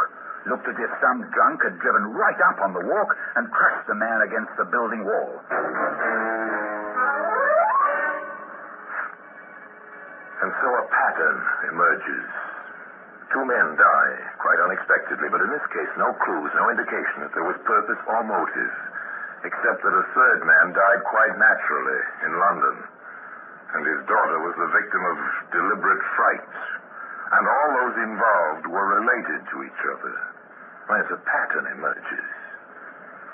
It's continued in Bristol. All right, Appleby. What have you on the Carstairs woman? A school teacher. I believe she was...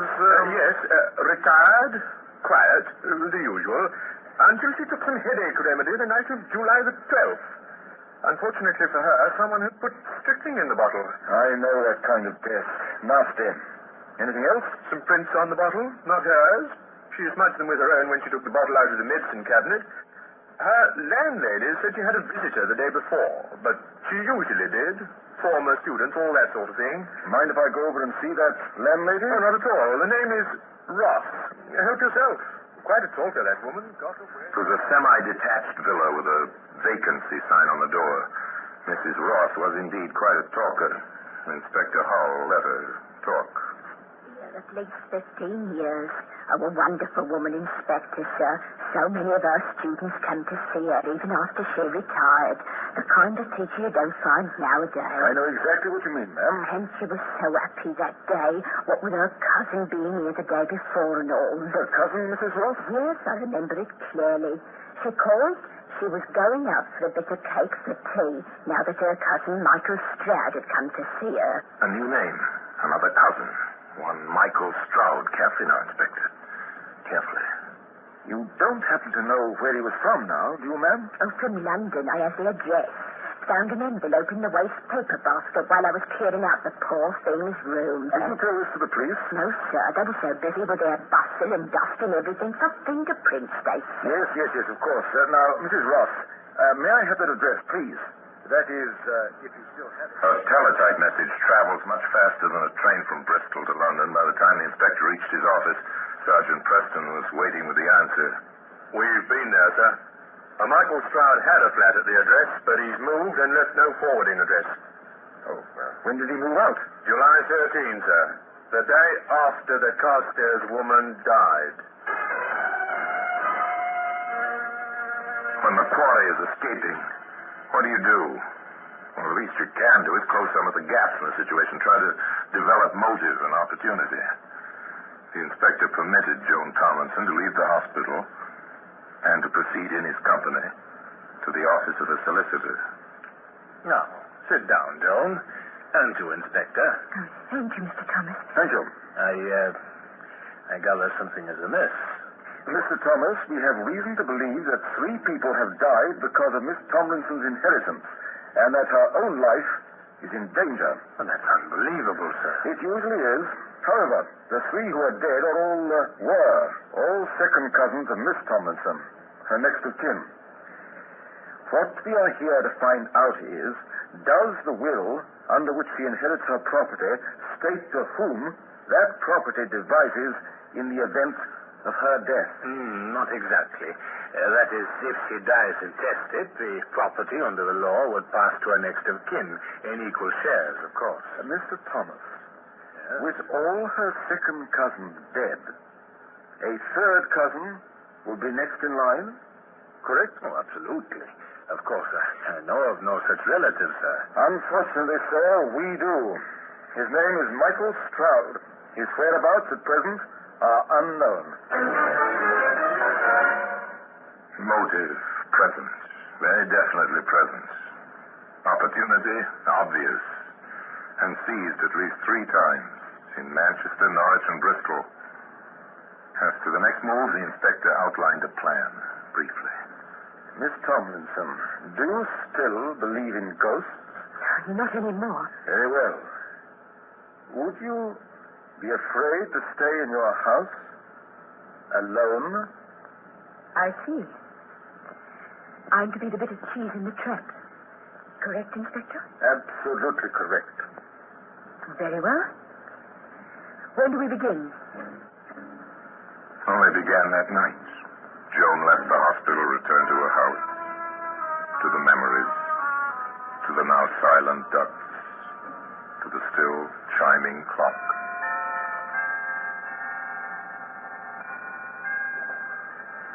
The first night was uneventful. Others followed. Bit by bit, Joan slipped back into her normal everyday routine, a girl in her home with a servant during the day, alone at night.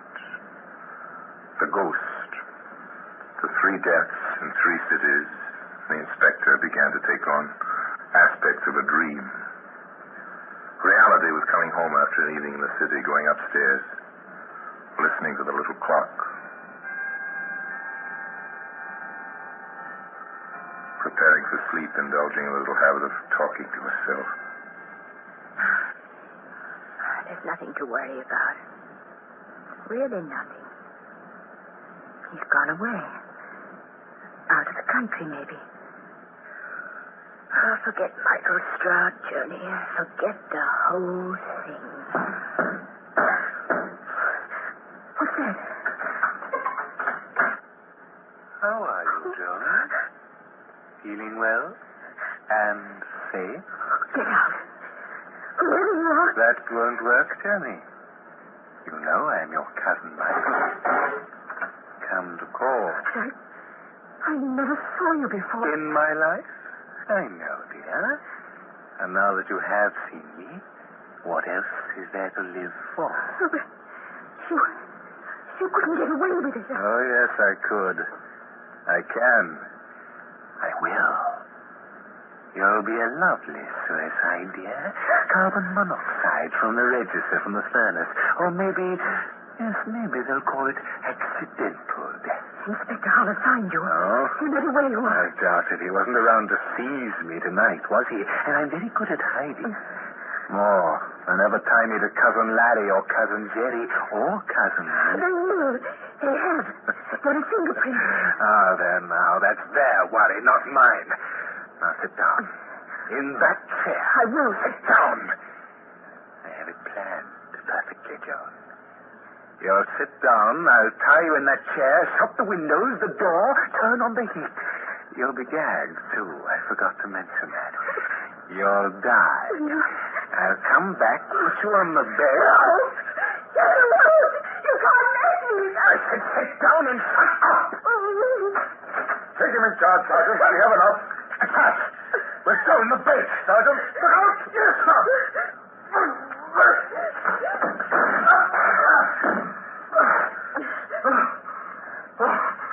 Thank you, sir, for getting his gun away, sir. Nicely handled, Sergeant. You all right, Miss Tomlinson? Yes, I think so. He is a very corporeal ghost. Isn't he, Inspector? Definitely. And I believe his corporeal fingerprints will match those on the handle of a very corporeal knife in Manchester, a steering wheel in Norwich, a bottle in Bristol, and a certain chain in the possession of Scotland Yard. Have you ever heard of a ghost's fingerprint? No. Neither have I. But that chain isn't ghostly. You can see it today in the Black Museum.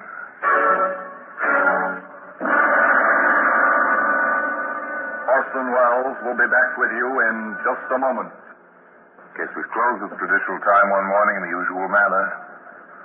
And Michael Stroud at the hands of the Crown became forever an incorporeal ghost. And the chain remains in its usual place in Scotland Yard. And now until we meet next time, I tell you another story of the Black Museum. I remain as always obediently yours.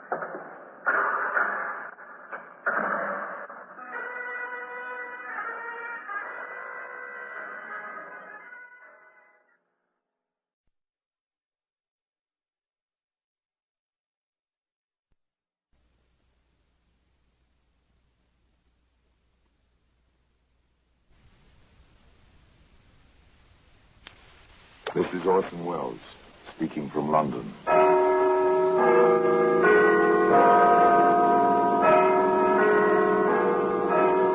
The Black Museum, a repository of death. Here in the grim stone structure on the Thames, which houses Scotland Yard, is a warehouse of homicide, where everyday objects, a milk bottle, a woman's hairnet, a bit of fly paper, all are touched by murder.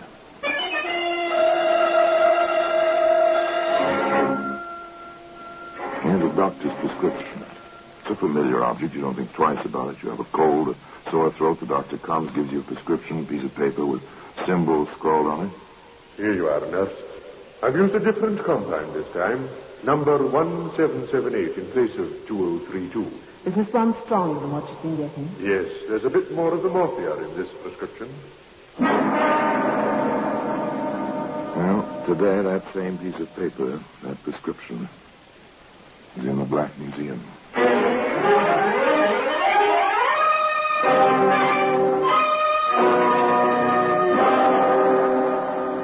From the annals of the Criminal Investigation Department of the London Police, we bring you the dramatic stories of the crimes recorded by the objects in Scotland Yard's Gallery of Death, the Black Museum. In just a moment, you will hear The Black Museum, starring Orson Welles.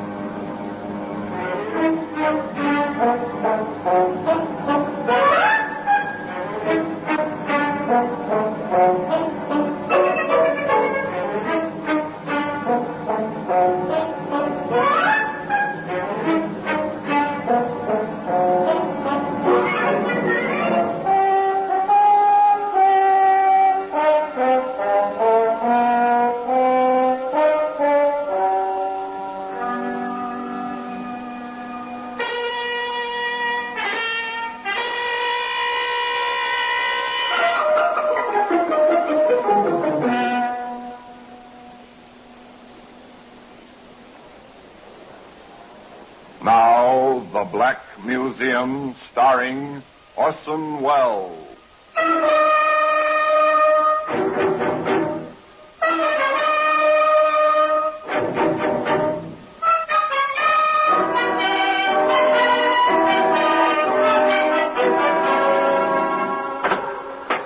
Well, here we are, in the Black Museum, Scotland Yard's Museum of Murder. These objects all around represent the final distillation of that most final act of all, the taking of a human life by another human being. Here lies death. In serried, ordered ranks, the things of which death is made lie here, quiescent now that once so vile, so unavoidable, so inevitably complete. It's a stiletto, thing of cruel beauty, a jewel scabbard.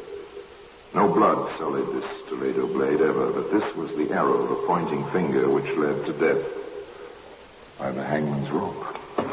Yes, and here's the prescription. Scrawled almost unintelligible. In a traditional corkscrew of a doctor's penmanship, and marked in the chemist's writing, filled. Ironic, but true.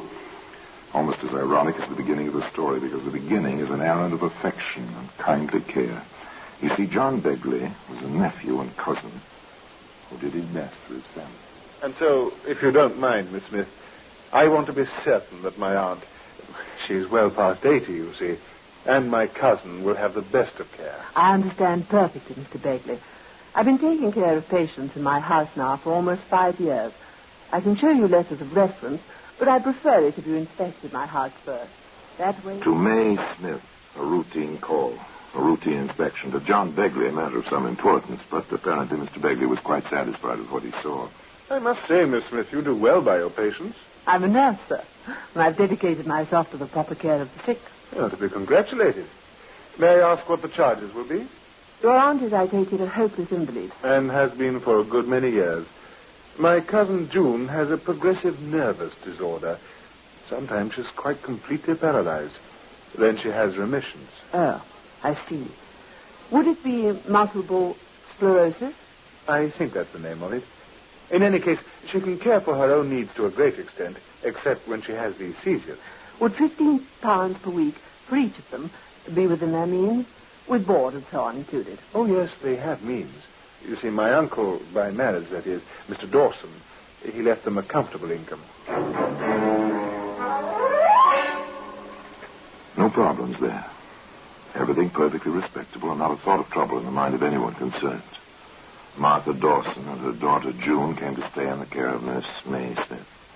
Not a registered nursing home, you understand, but a nice place and a competent nurse in charge with a good doctor on call. All of which was borne out the afternoon some months later when John came to visit his aunt and his cousin. May is sweet. So considerate. Oh, it's May already, is it? Oh, why not, John? She's as good to me as June would be if she were able. I wish I were able, Mother. But you're not, poor dear. And May is a fine substitute. One of the family, eh? Yes, John. John? Yes, my dear? I'm not getting any younger. Yeah, no, none of that kind of talk. I mean it. I'm getting on. 55 is well into middle age. I've been thinking about my will, John. As your next of kin, I think you ought to discuss it with me. I'm serious, John. Oh, listen to her, John. In all probability, I shall go first, and June will have everything her father left. All right, Aunt Martha. Go ahead, June. Well, I've been watching May, you see. She has practically nothing of her own, except this house and a rather precarious income from her patients. I've been thinking of making her a partial heir. But since you're the main one, John, I thought I'd ask you first. I'm doing all right, dear. No worry on that score. Only take my advice. Be sure before you leap. Money is a strange thing, you know. June listened to her cousin John. But what she thought he was advising, well, that was something else again. May, I'd like to talk with you. Of course, my dear. Go right ahead. I'm making my will over again. Now, that's fine talk. You and the will, whatever for? To make you my principal heir. June, really? You mustn't do anything of the kind. I'm sure your nice cousin won't like it a bit. Oh, I've discussed it with him. He doesn't mind in the least. In any case, people with their lives ahead of them mustn't think about dying. Then it's high time I began to think about it. June, dear, let me tell you something.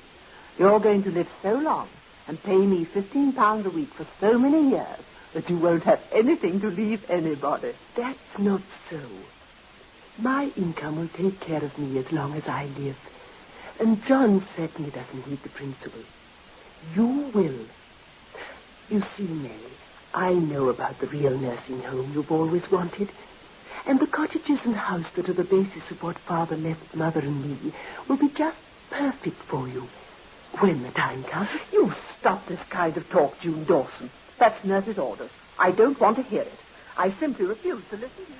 A word can be like a stone in a pool of water, the splash, the first ripple.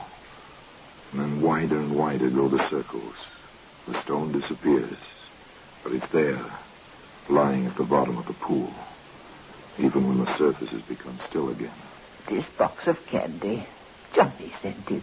Will you have some? Thank you, Mother. Now, what shall I have? Nougat or a cream? You've had 3 already. You know sweets aren't really good for you. June is right, Aunt Martha. Now, you let me have that box. I'm going to save you from temptation and keep the box in my office. And you may have a piece after dinner and one after luncheon each day. The way you boss me. You'd think you were twice my age instead of the other way round. You're a good person, May. You really are. Am I? Just because I do my job? Yes, the care was good. And the 3 women obviously were very fond of each other. But did you notice the phrase, save you from temptation? Would a psychologist call that a Freudian slip of some kind? I wonder now. And who was saving whom? And from what? Certainly Dr. Lewin, the attending physician, thought merely that people were being saved from pain, and with conscientious care. I've been in to see Mrs. Dawson, nurse. I'm glad. How do you find her, Doctor? She's failing rapidly. Oh, it's too bad. She's a splendid old lady, despite her bad physical condition. Does Miss Dawson realize her mother's condition? I'm sure she does. She's a brave woman. And a self-sacrificing daughter, if ever I saw one. No question about that. Well, it must come to all of us one day. Death, I mean. Now then, have you the final reports on the terminal care for Mrs. Wrightson? Yes, sir. Right here in the file. And for Mrs. Richter. Thank you, nurse. You know, you really ought to qualify as a proper nursing home.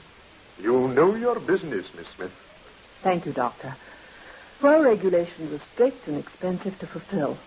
Now, on these 2 cases, Doctor, you prescribed morphia towards the end, you remember? And you let me have a supply. I keep the dangerous drugs in here. And I have some of the tablets left. I'd like to return them, if I may. Very well. Dangerous drug, morphia. Just as well not to have it around, even under lock and key.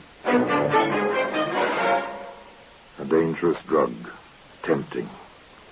But there's another drug, or so it may be called at times, a temptation certainly. It seems to have the power to dull the perceptions and the consciences of people, much as morphia does at a time. This drug is money.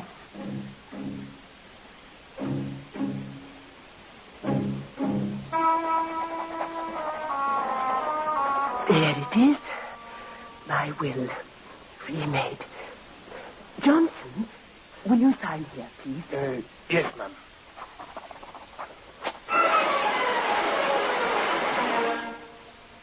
The papers were signed, put away.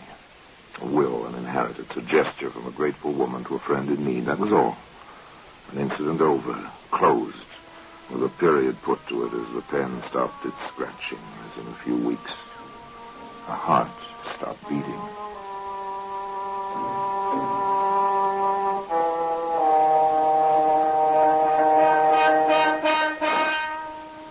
At least she died without pain. In her sleep, Doctor.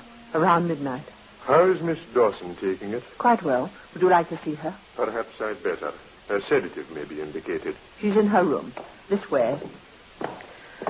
Can I expect any reaction in June's own trouble? A disease of the nervous system like hers? There may be some trouble now, even when she's taking this blow so well. I know. Here we are, sir.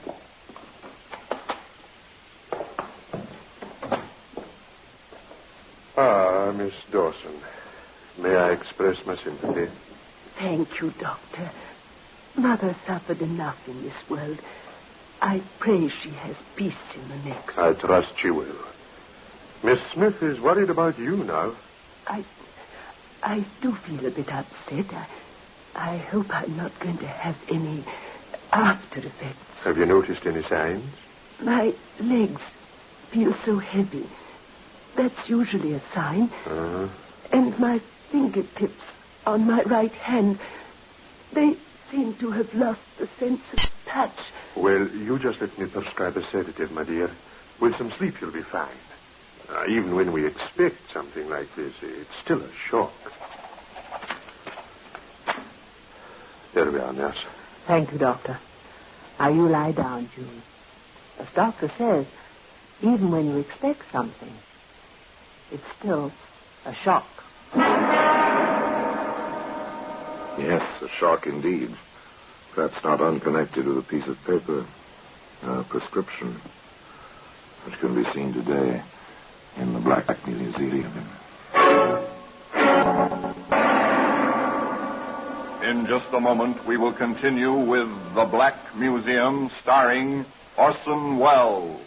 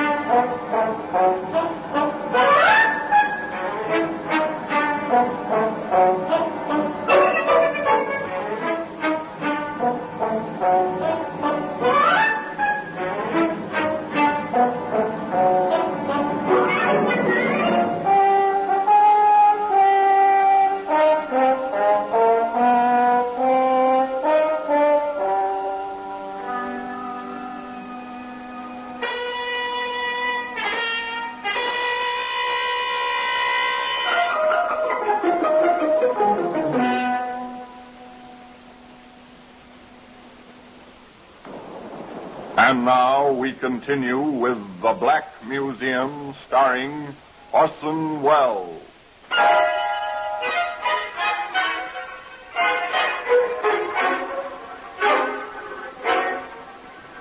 The words they use are polite. Terminal care. They carry many connotations. An end to pain. An easing off from weary illness. A quiet kind of death. However, they do not mean a helping hand to death.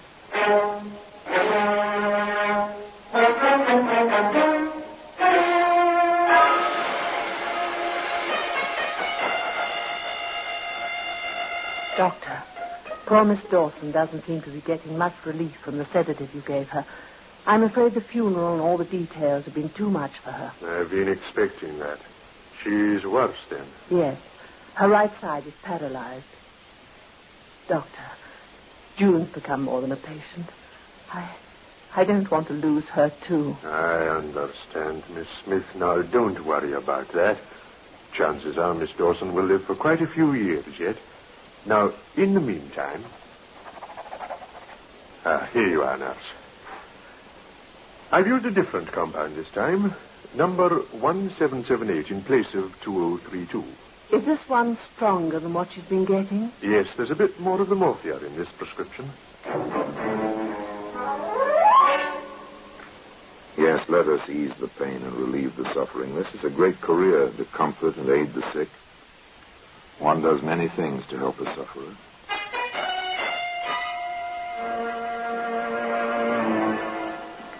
Dr. Lewin, Miss Dawson has asked a peculiar question. I don't like it. What is it? She wants to know how one can be cremated. Oh, she's thinking about that, is she? Well, she hates her body. I think she wants to feel it will be completely destroyed as soon as she is gone. Now, can't you get her mind off this? Well, I try. I've been spending as much time as I can with her, but she keeps coming back to that same question. I'll have to satisfy her, I'm afraid. Well, you tell her she can put the direction in her will if she has one, or she can leave a letter properly witnessed ordering disposal by cremation. Then, when she dies, whoever is left behind applies to the Registrar of Deaths for permission. The rest will be taken care of by a licensed mortician. Ugh. What thoughts on such a pleasant day? She seems so terribly depressed. What can I do, Doctor? Just do your best to keep her mind at ease. June Dawson, depressed, half paralyzed, and facing several years of a kind of half-life. Not pleasant. No, definitely. Cousin John Begley was very upset about it. I don't like it, Miss Smith. June shows no improvement at all. I'm upset by it as much as anyone. Yes, I suppose you are. What do you mean by that, Mr. Begley, if I may ask? If she dies, no more £15 per week for you. I resent that, Mr. Begley. Yes, I suppose you should. Particularly since my cousin made that new will. Do you know its contents? She hasn't disclosed them to me, but I can guess. Do you know them? I can't say I do. Wise of my cousin to keep her will a secret, particularly since her estate will be worth at least £4,000, if not more. A large amount of money and a small lie. Interesting combination. Of course, one can hardly blame this. It's not Cousin John's business what's in that will if June doesn't care to tell him. In any case, other events impend which will have a bearing on the matter.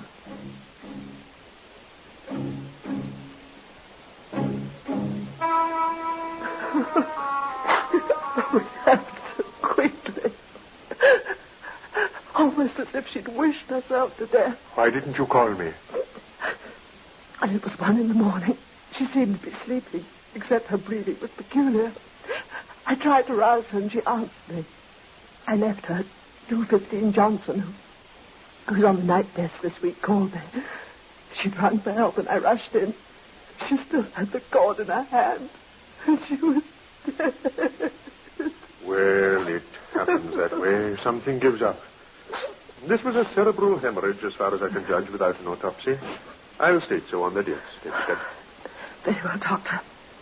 Oh, I feel so ineffectual at the moment. You see, she was more than a patient. She was my friend. I understand.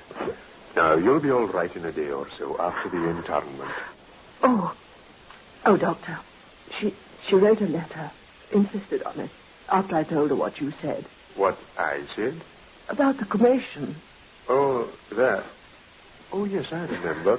Yes, very well. You'll need the form request if you like. I'll send one over. Now, you can make it out, attach the letter, and take it to the registrar. He happens to be the health officer in Nottingham as well. Oh, thank you. Now then, I'll make out the certificate. No problems. Just the grief over a lost friend. Make out the papers. Call in Johnson, a faithful servant. Johnson? Yes, miss? I have an errand for you. Dr. Lewin sent this form over. It's all filled out. Now, I want you to take it to the health officer. You know where, don't you? Yes, of course, miss. And be sure you file this letter with it. Now, you remember witnessing Miss Dawson's signature on this letter, don't you? Oh, yes, of course I do. Johnson did as he was told. This was his job, no questions asked. However, the registrar at the health office did have a question or two.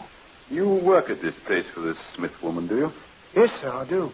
The form here says nursing home. Is that what it is? Oh, I suppose so, sir. Well, don't you know?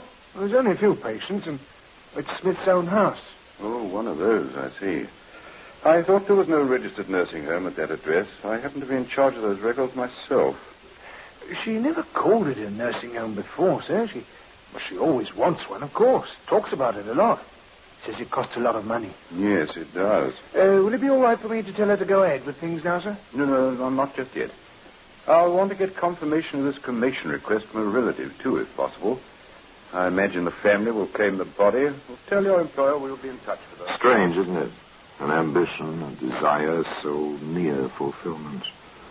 And Nurse Smith fills out an official form as if the ambition had already been fulfilled. 2 words. Wheels begin to turn. Nurse Smith has an unexpected caller. You wanted to see me, sir? Yes. My name is Liggett, Inspector Liggett, Scotland Yard. Sit down, please, Inspector. Thank you. What can I do for you, Inspector? Did you know there's been a post-mortem on Miss June Dawson? No, I didn't. Who gave permission? Next of kin, John Begley. Oh. You know him? He's been a visitor here. I see. The death certificate said cerebral hemorrhage. Dr. Lewin told me. Would you tell me the type of medication you gave the patient? I have the record book right here. Yes, here it is. Patient in pain in afternoon. Gave 2 tablets as prescribed by Dr. Lewin at 4 p.m. And here's the 8 p.m. entry. Usual dosage of sedative. What was in those tablets? Morphia. Dr. Lewin left them with me. 2 on September the 5th, 4 more on September the 12th. You'll find the entries in my drug book. And in the sedative? There was morphine in that, too. Dr. Lewin had prescribed an additional dose. He'd increased the compound. You seem to have all the facts. I keep careful records. But nevertheless, Miss Dawson died quite unexpectedly of a stroke. So the doctor certified. That is not in my province. No. And the doctor made out the certificate without an autopsy. He's quite a competent physician. No doubt. But the fact remains that Miss Dawson did not die of a stroke, Miss Smith. No? May I ask? She died of an overdose of morphia. Quite a large overdose. So I'm afraid we shall have to take you in charge until further investigations have either cleared you or brought you to trial either for manslaughter or homicide.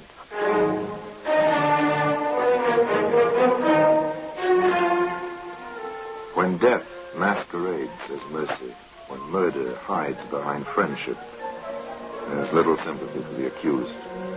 In this case, where one required to heal stood accused of killing, there was only anger. Nonetheless, justice was well ordered, and the evidence was made quite clear. First, the motive.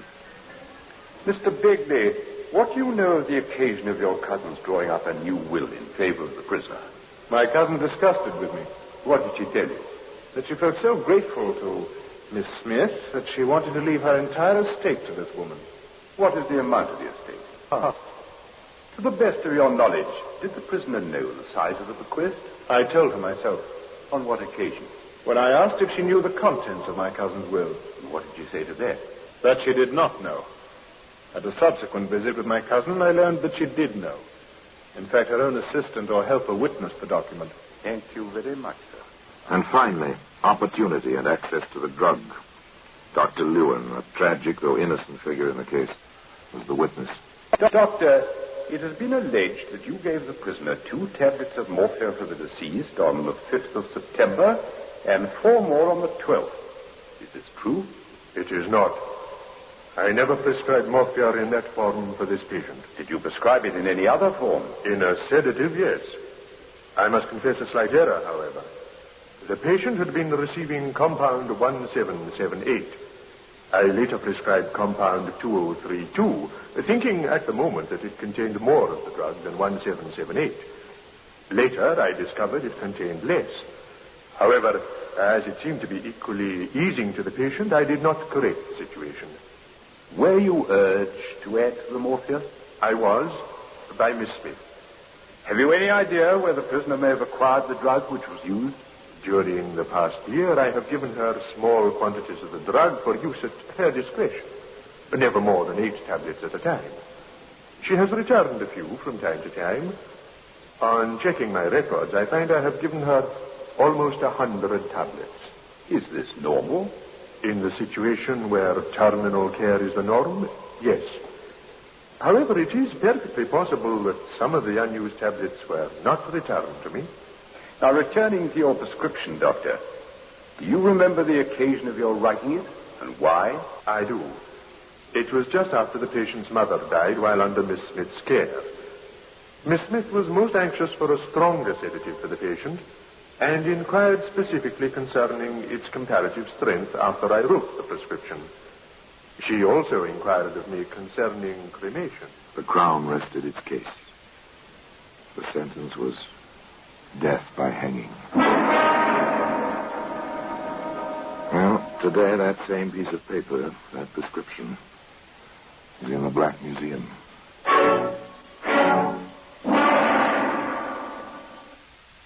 Orson Welles will be back with you in just a moment.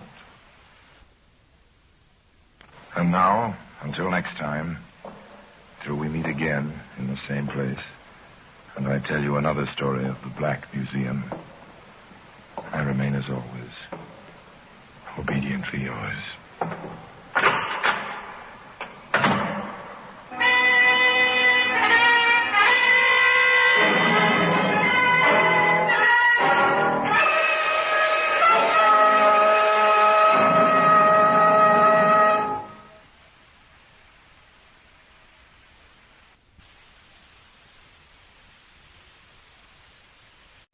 This is Orson Welles, speaking from London.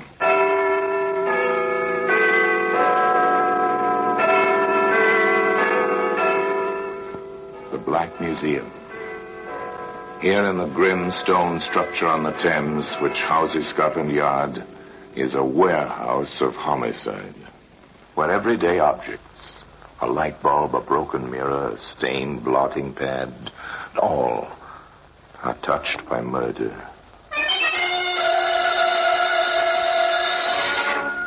Here's an auto service card, issued by a garage to show that a certain motor car was oiled and greased when the speedometer reading was 15,001.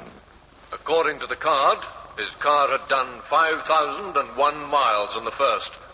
By the following day, he'd added another 160 miles to the speedometer reading. And he told you, Inspector, he hadn't been on any long journeys. He'd forgotten the speedometer reading on the service card. They all overlooked something. And the harmless-looking service card which George Dalton overlooked was instrumental in convicting him of the brutal murder of his own mother and father. That's why it's earned its place here in the Black Museum.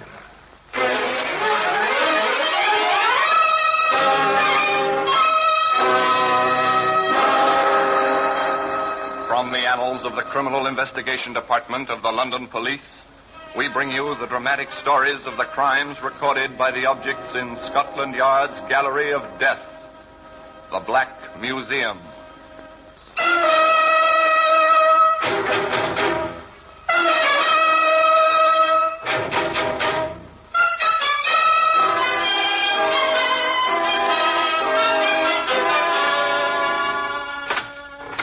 Now, here we are in the Black Museum. As beyond these stone walls, the life of London flows as ceaselessly as the muddy waters of Thames. Here, it's silent. Let us walk under the frieze of death masks, the masks of criminals of bygone days, suspended grimly under the ceiling. That glass funnel means nothing until we stop and read the card beside it. Once this funnel was used to pour acid over the body of a woman. Insignificant in itself, easily broken, but it was strong enough to hang a murderer. Now, here's a pair of spectacles. Over there's a powder puff. And here's what we're after, the buff-colored service card. As I open the showcase and take it between my fingers, I ask you to come with me back to 1947. We're calling at the quiet suburban house of Mr. and Mrs. Dalton, live in South London. It's a respectable district populated by respectable middle-class people, but the Daltons are in trouble. The cause is their only son, George Frederick. They are discovering that George is not as other young men of his age. To his parents, he is, at the age of 23, a problem child. He's not a bad boy, Fred, you know that. But he just doesn't seem to settle down. I know his trouble. Oh, don't be too harsh on him. He won't work. That's what's wrong with the young devil. Oh, Fred. Well, how many jobs has he had since he came out of the army? I don't know. So many you lose count. And even the army couldn't do anything with him. Absent without leave half a dozen times. He spent more time in detention than he did on the drill square. Here he is. Oh, dear, he's upset again. Now I expect you'll turn the radio on. Oh, George, for heaven's sake, don't turn that radio on. I've got a headache. Oh, go to hell. What did you say to me? I told you to... Here, you get away from that set. Joe, you put your hands on me. Go to your room. But I'm sure... You attacked me. I'm sorry, Dad. I'm sure he didn't Go to mean your it. room. I didn't mean it, Dad. I'll sweep up this mess and we'll have some tea, shall we? All right, young man. For your mother's sake, I'll forget it. But I'm getting straight on the telephone to my old friend Jim Spencer. He's got a jeweler's shop in Clapham, and he meets a lot of people. Maybe he can advise me about fixing you up with a job.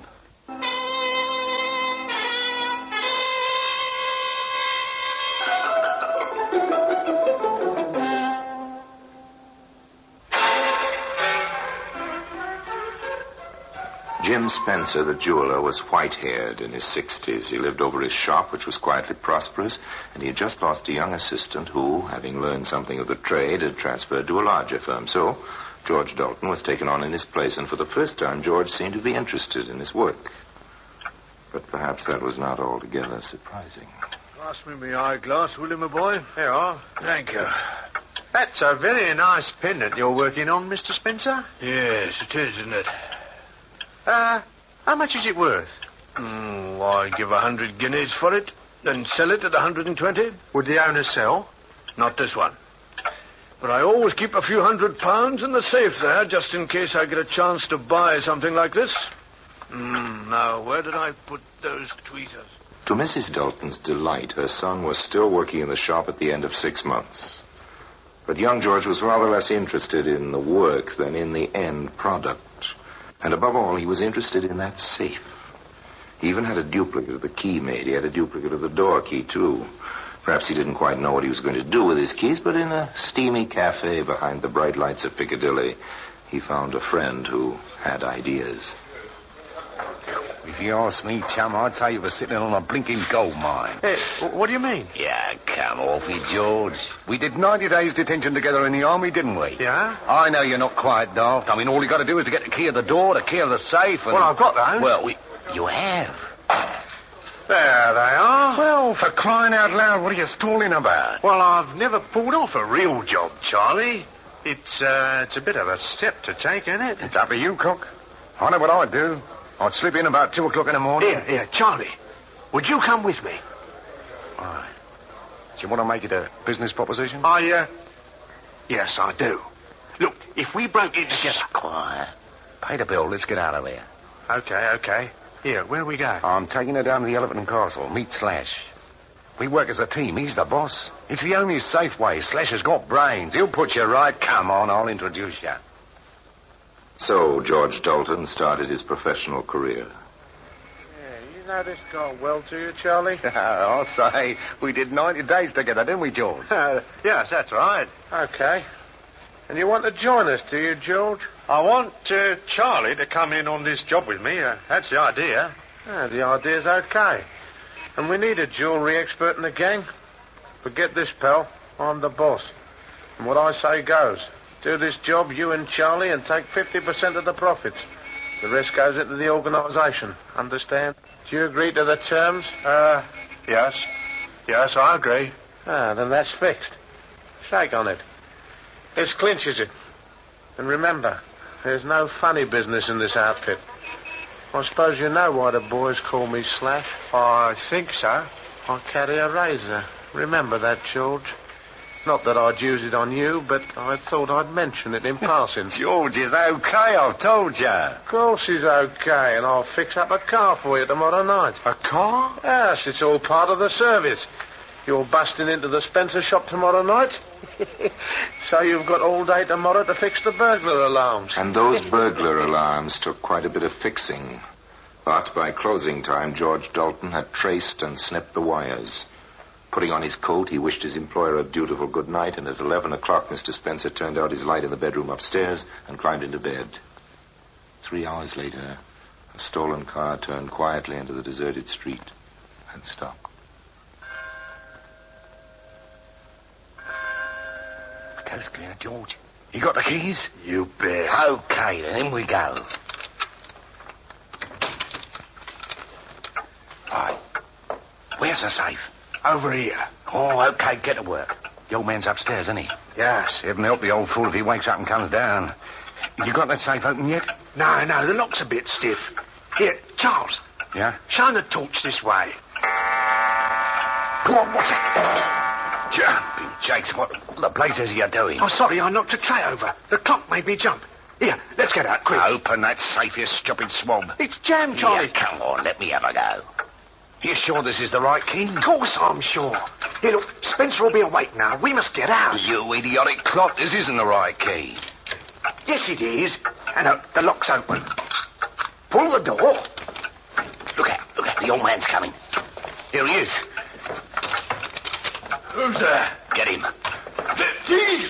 Get back! Grab what you can and run for it. Okay. I've got 2 trays of rings and some notes. Come on, let's get out. The jeweler was found, lying in a pool of blood. 10 minutes later. The neighbor who found him called the police immediately. But needless to say, there were no signs of the thieves, and they had left no clues.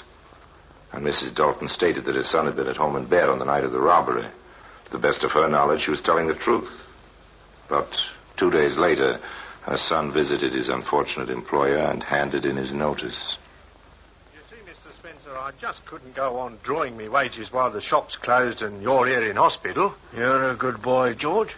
I only wish you knew enough about the business to carry it on for me, but I thought it wiser to put the stock away in the bank in case those rascals came back. I only wish I could get my hands on them, the dirty swine. Well, luckily they didn't get away with anything worthwhile. What do you mean? I thought, did you? What did you think, George? I thought they'd cleaned you out. No, I'm too old a bird to leave valuables in the shop safe at night. I take 'em all upstairs to a real safe. I only leave the paste stuff down below. Didn't I ever tell you? No, you never told me.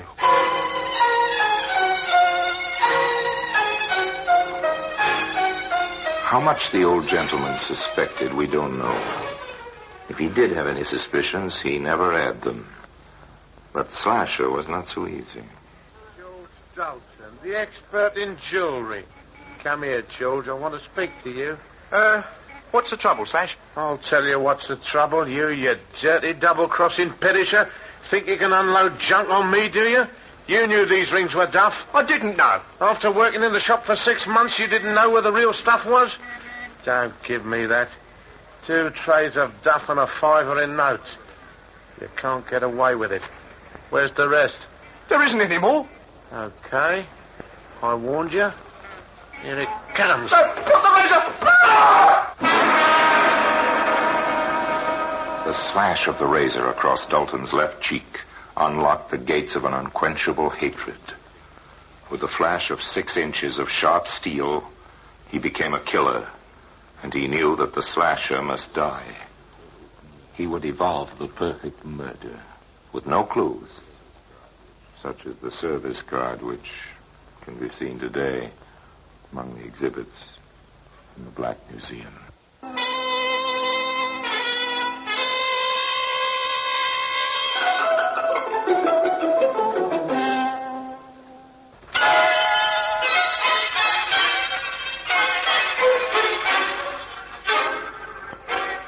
We return to Dalton, the killer. With blood still streaming from his cheek, he smiles at the slasher. And for the first time in his life, that individual is surprised, taken off his guard. I suppose I asked for that. Get out of here. You're not pretty. I've got your brand on me now. I've got to be one of you. What do you mean? You're a man of action. I like that, even if it hurts. Give me another chance. I'll do better next time. I never knew they made them so yellow. Get out. You stink. I've got a date here with a smasher, and you might scare her away. Now, scram. Here she comes. Henry, is that you? Right here, Toots. I never knew your name was Henry. Get.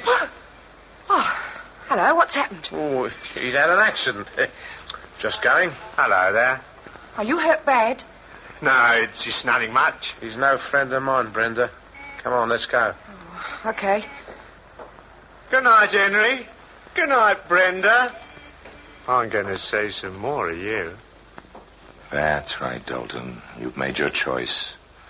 You're going to start with a girl. That will hurt him. Follow them. They go into a cafe. Have a meal.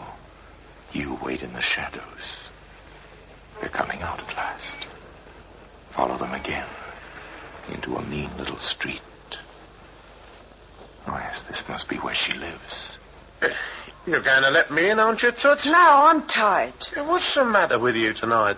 I don't know what you did to that fellow. Oh, for Pete's sake, you're not still beefing about him. I know what you did, and I'm no prude, but I don't like razors, and you know it. Good night. No, look here, wait a minute. Okay, if that's the way you want it. See you tomorrow. He's gone. Suppose we knock on her door. Yes, knock on her door. See what happens. Cheeks still bleeding. Look, I told you to... It's me. What do you want? Have you got something I can put on this cut? You followed us? Yeah. Why? I don't know. I need help. Oh, if he comes back, he'll kill you. Here, come in quick. I don't know why I'm doing this. I must be crazy. Here, come into the kitchen. I'll bathe that cut. Well, I'd better go. I'm a nuisance. Oh, you can't go now. Come over to the sink. Well, if the cops saw you in this mess, they'd take you for questioning. Here, hold your face over the water. Righto. What's your name? George. George Dalton.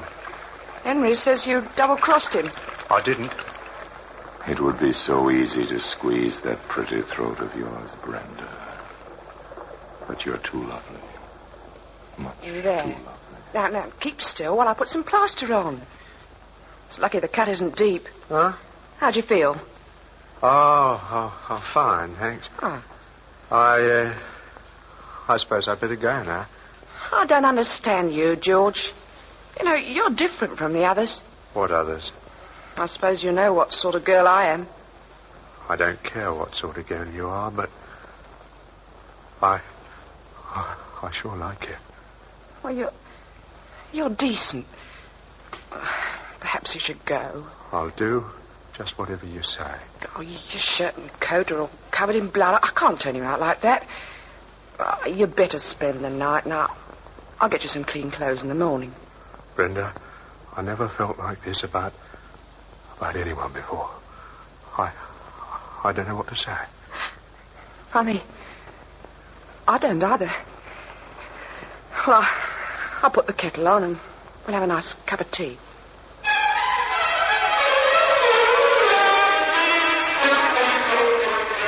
Tea. As much a part of London's life as Buckingham Palace and the Houses of Parliament. Brenda made tea. The next morning she went out and bought her new lover the clothes he needed. He put on the clothes she brought him and went home. He knew quite well what he was going to do, and that night he borrowed his father's car, and at 9 o'clock he drove to the bomb site, where he knew the slasher would be waiting for Brenda. And in his pocket he had a short length of lead piping. As he approached his objective, he saw a movement in the shadows. It was the slasher. Well, if it isn't the jewel expert. Yeah, you come into money? Hello, Slash. How you doing? Well, what's the idea? Not looking for trouble, are you? What do you think? Get back, you! Oh. Now, that squares out account. Now, I'll put you under the rug in the back of the car, and I'll take you for a little ride.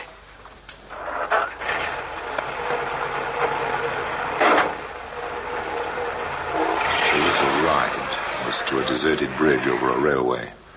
Dalton lifted his victim onto the parapet. Then he paused. Just before you go, I wonder how much you've got in your pocket. Anybody coming? Good. Oh, yes. Quite a few notes here. Thank you, Slash. Thank you very much. Goodbye. Quite gently, Dalton eased the unconscious man over the edge.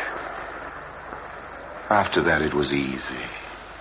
Brenda, like the old jeweler, may have had her suspicions, but she kept them to herself. Dalton had money, taken nearly £100 from the slasher's pocket before pushing him into the path of the oncoming train. That £100 lasted just 2 weeks. 2 glorious weeks. The happy couple celebrated those weeks in the famous seaside resort of Brighton.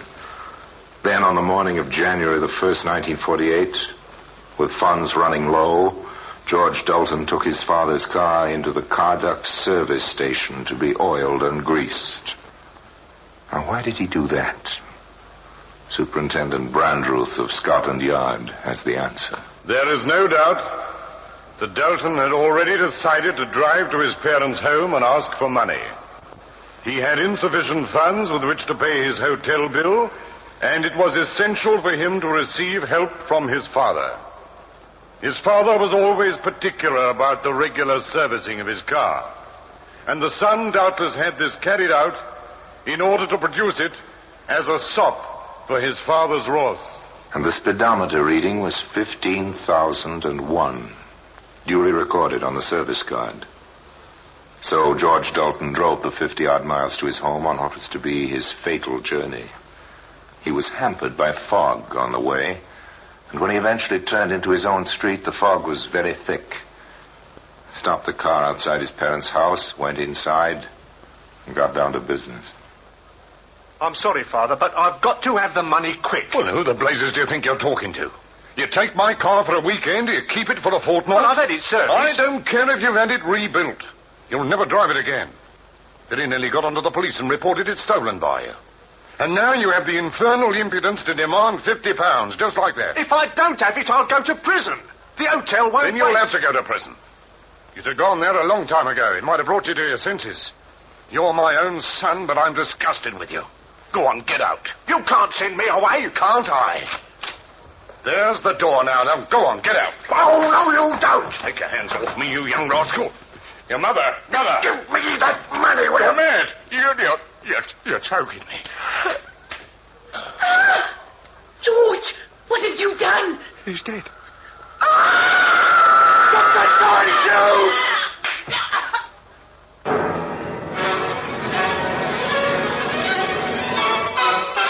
Dalton, apparently unimpressed by the enormity of his crime, left the murdered couple lying where they had fallen while he searched the house for money.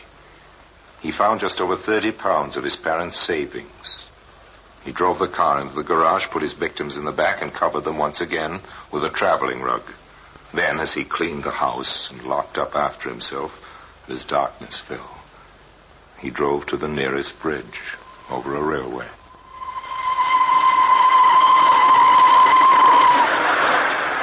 It was the same method as before. And when it was over, the murderer drove back to his lover in Brighton. But when he arrived, she had grim news for him. George, tell me you didn't do it. What? What are you talking about? Your mum and dad. Ah, you're mad. You don't know what you're saying. Come into the other room, quickly. Brenda, what do you know about my mother and father? Now, tell me. So you did do it? No. I know you did it. But why? How could you? Brenda. And don't touch me. Mr. Dalton, is it? Yeah? What do you want? I'm sorry to have to tell you that your mother and father were found dead an hour ago. I didn't do it. What exactly do you mean by that? How dreadful. I don't believe it. You know how they died? Of course I don't. How could I? Well, that's what I was wondering. Could you give me an account of your movements today? Yeah. I spent the day here with my fiancée. You haven't used the car outside? Oh, we drove to New Haven. That's 8 3/4 miles. 17.5 there and back. You haven't been anywhere else? No. The car's been here all the time? Yes. According to the garage people, you had the car serviced this morning. Yeah? The speedometer reading then, according to the service card, was 15,001. You put on over 100 miles since then. I've just checked the clock on my way in. The girl knows I've been with her all day. Oh, George, what's the good of you lying? The speedometer's in order. That can't lie. I'm afraid that in the circumstances, it's my duty to charge you with the murder of... Stop him! Let me go! So George Dalton was arrested and charged with the murder of his parents, within an hour of their bodies being discovered on a railway line 50 miles away. In due course, he was convicted, and at 8 o'clock on a cold, misty morning, he mounted the steps of the scaffold. And he told you, Inspector, he hadn't been on a long journey. He'd forgotten the speedometer reading on the service card. They all overlook something. And that is why the service card has earned its place here in the Black Museum.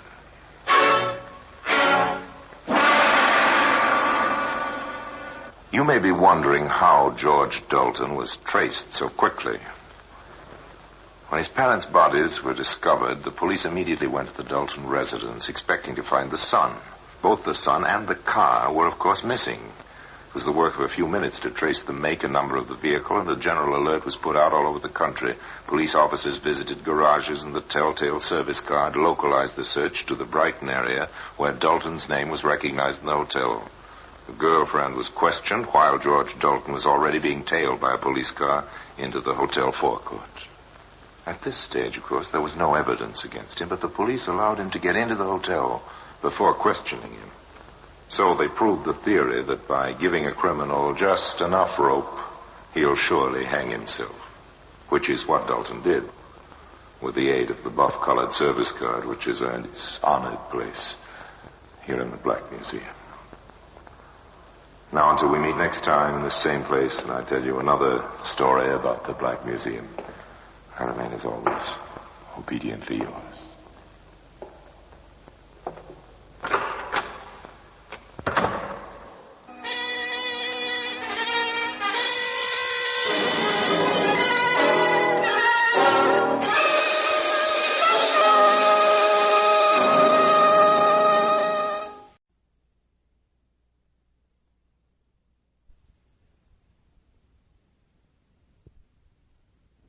This is Orson Welles, speaking from London.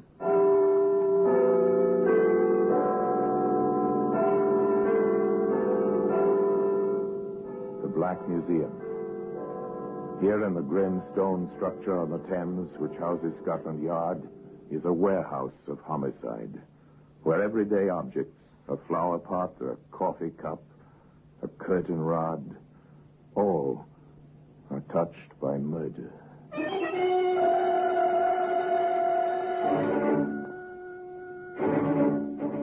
Here's a shilling. This is a familiar object, a shilling. It's a coin of the realm. So much silver alloyed with harder metals for purposes of wear, milled-edged, engraved with the face of a British sovereign. Very familiar object indeed. It's a lucky piece, all right, Inspector. Lucky for you, Bart. That's just what I mean, sir. Shillings don't buy much these days. But this one bought plenty. Now, The Black Museum, starring Orson Welles.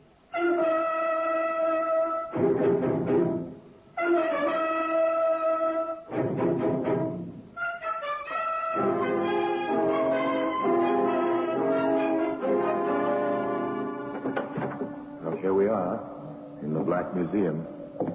Scotland Yard's Museum of Murder. Now, here's a small radio. Made for entertainment, for obtaining all the sounds that reach out through the ether to your ear. Thing for joy, for pleasure. But note the little wires protruding here, connected to the switch that turned this little sound box on. The man turned that knob, as was his habit. The little extra wires conducted current to an explosive. The man died. Later, he was followed to death by his murderer. All right, here we are. Here's the shilling. Subject of our story. It's untarnished still, gleaming silver. Without a doubt, it passed through many hands, reposed in pockets and purses. And then one day, a telephone rings. So many things are heralded by that sound. This one rings in an office in the yard. Two men interrupt a desultory conversation. One of them picks up the instrument. Inspector Graves' office. For you, Inspector. Thank you, Sergeant. The inspector listens briefly, acknowledges the message, hangs up the telephone. Well. Trouble, sir? Not yet. Just an interesting bit of information. Remember Joey Bart? Dartmoor, isn't he? Not after tonight. Oh, is it that long since we sent him away? Time off for good behavior. He gets out in the morning. Wonder if Brother Davy knows. The same idea crossed my mind. How do you suppose it feels, Sergeant? To know your brother is getting out. When you've taken over his business, bar, band, and bottle club, and your brother believes you framed him into Dartmoor. There's a word for it, sir. Uncomfortable. That, of course, is an understatement, particularly when it's well known both to the underworld of London and to the police that Brother Joey has sworn to get Brother Davy as soon as such action is possible. Now, obviously, no self-respecting police force appreciates murder. Follows, then, that certain precautions must be taken. Sergeant, will you arrange for a 24-hour detail to stay with Brother Joey from the moment he leaves the hospitality of Dartmoor tomorrow? Yes, sir. And advise the station house, which covers Brother Davy's rather disreputable club, that Davy is expecting company. Yes, sir. I'd rather like to be there, you know, when Joey tells his brother he wants the club back. And in a share of the earnings of these past 6 years.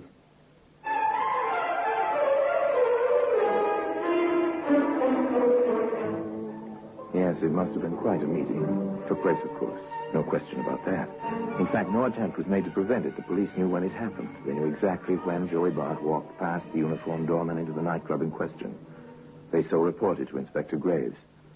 It was some 45 minutes later that his telephone rang once more.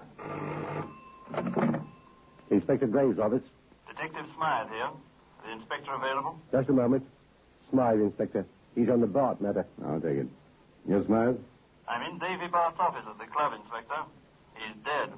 Where's Joey? Gone, sir. We saw him go in. We didn't see him get out.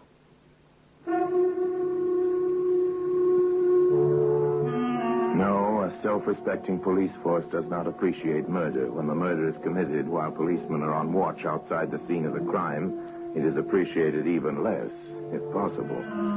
Therefore, action is required. General alarm for Joey Bart. Description is available. Yes, sir. Close that club and hold the customers and staff until I get there. Let's go, Sergeant. All the resources of a great police department spring to life. And soon the inspector and Sergeant Maxwell are at the scene, viewing the body of Davy Bart through the hole in its chest. Yes, that's Bart, all right. All right, Smythe. Let's have it. Well, that's just the way we found him, sir. Sprawled like that. Gun near him. Nothing's been touched except to check for fingerprints. Pictures been taken? Yes, sir. Coroner been here? Yes, sir. All right, take him away. Sergeant. Very good, sir. Prints on the gun? Only the dead man's. Just the one set. They're his. Medical report? Shot at close range. Powder burns. It's a .38 automatic. I can see that. Anything else? Well, there's a wall safe. It was searched. What's this? It's a shilling, sir. What's it doing here?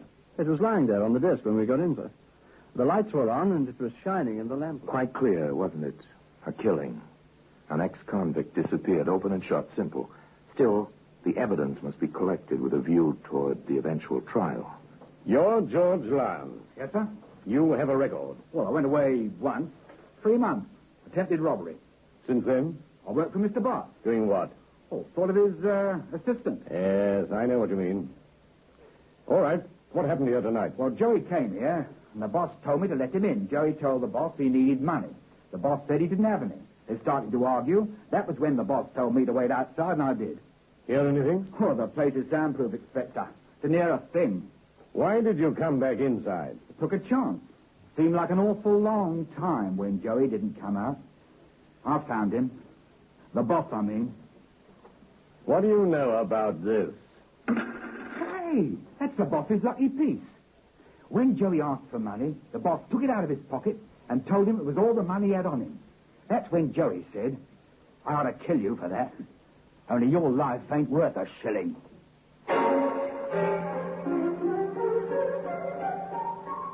Build a case. Interview the employees. First the doorman. Well, I was kind of surprised, Inspector. But Mr. Bart said let Joey in the club when he showed up. Why? Well, everybody knows, sir. Joey thought Mr. Bart framed him to get the club away from him. So you let him in? So I let him in. See him leave? No, sir. He must have gone out the back way, through that door. It leads out to the kitchen and the dressing rooms. There's a rear exit, sir, out in the alley behind. Now it's the turn of the kitchen help. The man in the best position to notice anything is the second cook.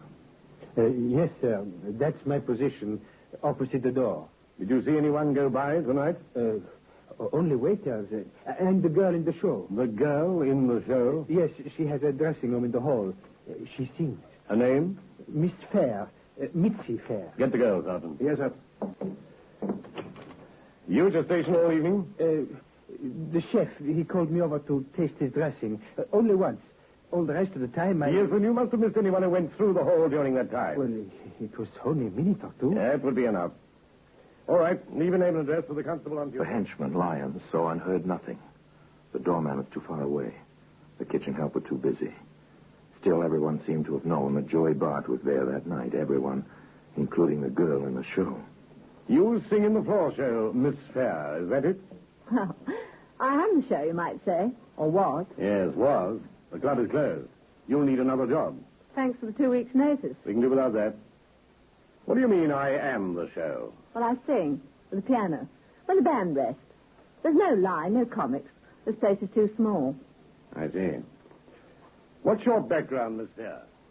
It was the usual shabby story, the early ambitions, the voice that failed to make the big time, the small jobs to make a living, and the eternal hope for the break. Then the steady work in the club. Any particular reason why Dave Bart kept you here so long? If you mean what I think you mean, there was nothing like that. Did you know his brother? Well, only here. Davy talk about him. I came here after Davy took over.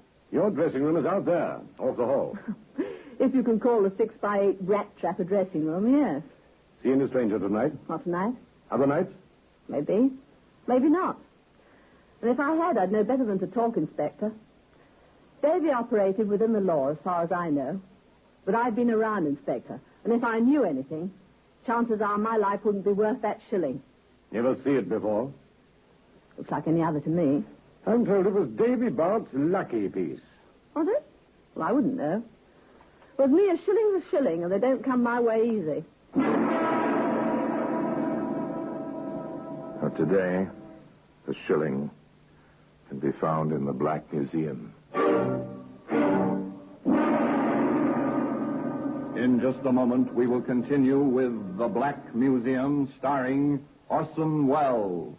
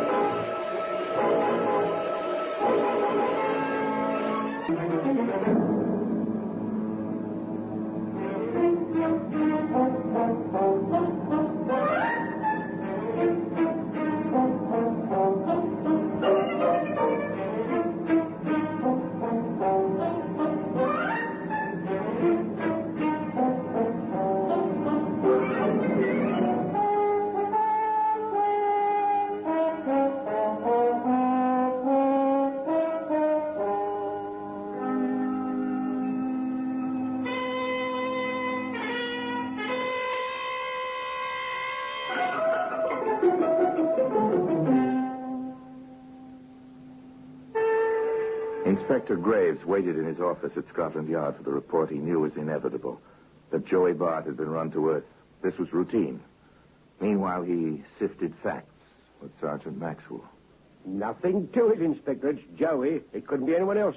Say that in court, and a smart lawyer will prove it could have been any one of a dozen people. Reasonable doubt, that's all. But Joey said he'd get his brother once he got out. That's not evidence, and you know it, Sergeant. There's plenty of evidence of the gun. Davy's prints on it. The doorman saw him go in. Lyons was there at the beginning of the fight. The open safe. With nothing stolen. At least plenty of money in it, and Joey came for money. He left by the back way. Well, no one saw him. If no one saw him go out, they could have missed someone else coming in. Our case is full of holes, Sergeant. It's not the kind I want to go into. You see, it's one thing to be certain in your own mind that someone committed murder. It's another thing to prove it in court, where your facts are subject to attack by lawyers, subject to the workings of 12 minds in a jury box, subject to the judge's interpretation of reasonable doubt. The inspector knew this. The telephone again. Perhaps this time. Graves speaking. Smythe here, Inspector. We've found Bart. He's holed up in a tenement in the East End, 409 Allison. One of those places cut up into one-room flatlets. He's in the third floor rear. Set the cordon, Smythe. Seal the place. Don't go in until I get there.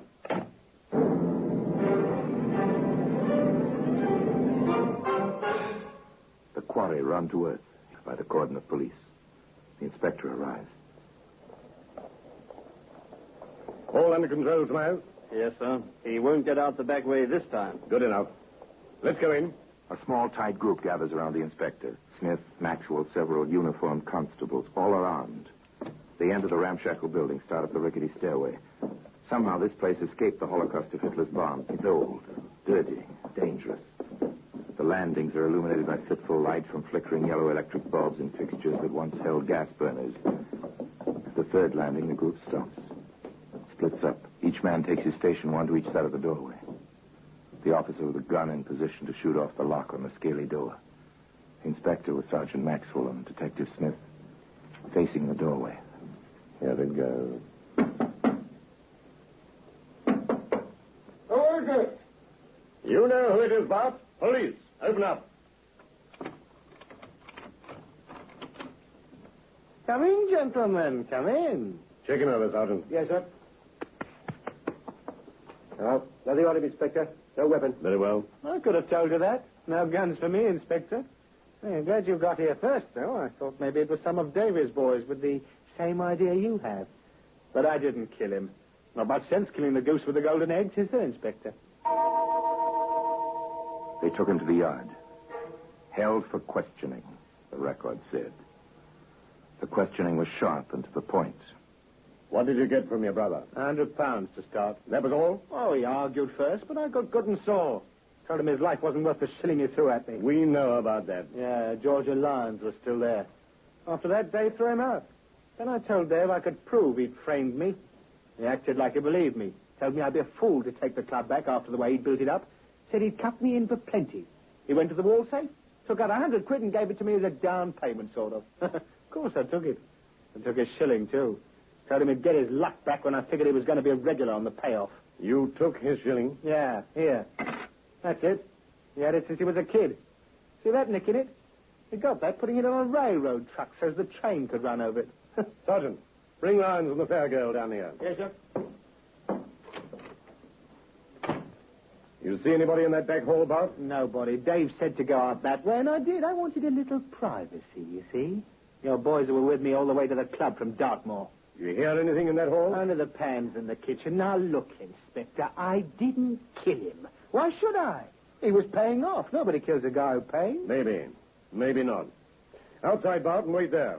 I'll see you again later. An accommodating ex-convict, to say the least, and willing to talk his head off. The inspector was puzzled. This was not part of the usual pattern. The puzzle seemed deeper when Mitzi Fair told him. That shilling? No, that's not Davis. Davis was the one on the desk. I watched him play with it lots of times. You're certain of that? I'm sure. Positive. And the puzzle seemed deeper still when George Lyons said. Yeah, I remember now. That nick in the shilling. Hey, Inspector, if Joey had this shilling with him, who put the other one on the desk? Know something, Lyons? The answer to that question could be very interesting. Very interesting indeed. A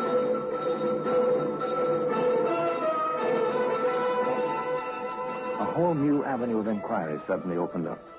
Suddenly became possible that Joey Bart had not been the last person to see his brother alive. It's a matter of who is telling the truth about those coins, Sergeant. If Lyons and Bart are, then the girl is lying.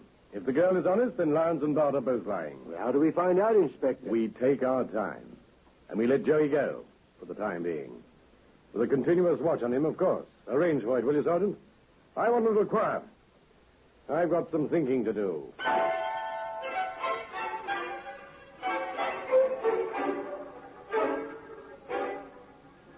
The inspector had his peace and quiet briefly. Shortly thereafter, he adjourned to the Padlock nightclub with Sergeant Maxwell and Detective Smith.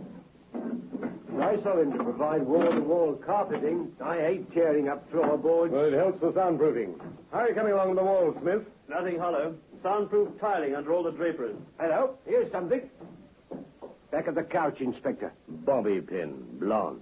The singer's a blonde. Too bad she's not the only blonde in London. If she were, we'd have to prove she dropped it after Jerry left this office. Nothing doing on the walls, Inspector. Next? The desk. Take it apart if necessary. Yes, sir. Dave, Bart, look too honest, Sergeant. There's a reason for soundproof offices. And if there's any record of that reason, it'll be here, someplace. Well, the girl said something about visitors, backdoor visitors. I know she did. Hello. Here's something.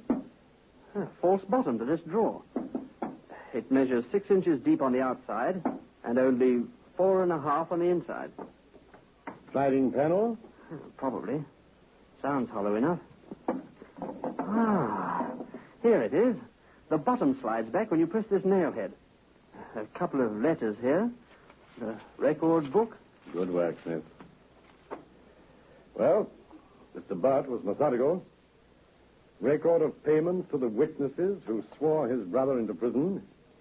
Income from various enterprises. Letters. Well. Enough there on the girl to keep her working for free the rest of her life. To say the least. Then it's the girl, Inspector. Or Jerry. Or both. Or neither. Lyons? There's a great deal on him, too. His 90-day sentence seems to have covered up a small item which could have meant 10 years. Apparently, several people were interested in the sudden death of Mr. Dave Bart. Shut the door, Smith. Leave everything as it was, except for the papers. We'll take those. And as we leave, Sergeant, suppose you forget to snap the lock on the front door. Understand, Sergeant? Yes, sir. It was neat and simple. The bait, of course, was the contents of the drawer. 3 people were interested in what it contained. Given an open padlock, the opportunity to search, the magnet, which was the letters and records in that desk, should draw at least one person back to the room where someone had killed Dave Bart and left a shilling on the desk. The inspector waited. With him, Sergeant Maxwell and Detective Smith, a dozen assorted detectives and constables. They waited in the silent, darkened nightclub behind the door with its open padlock. They waited in the dark hallway near the kitchen, among the piled-up tables and chairs in the main room. They waited in the echoing, empty club. Waited for the sounds they knew would come. Sounds which did come when the safety of night shrouded the street outside.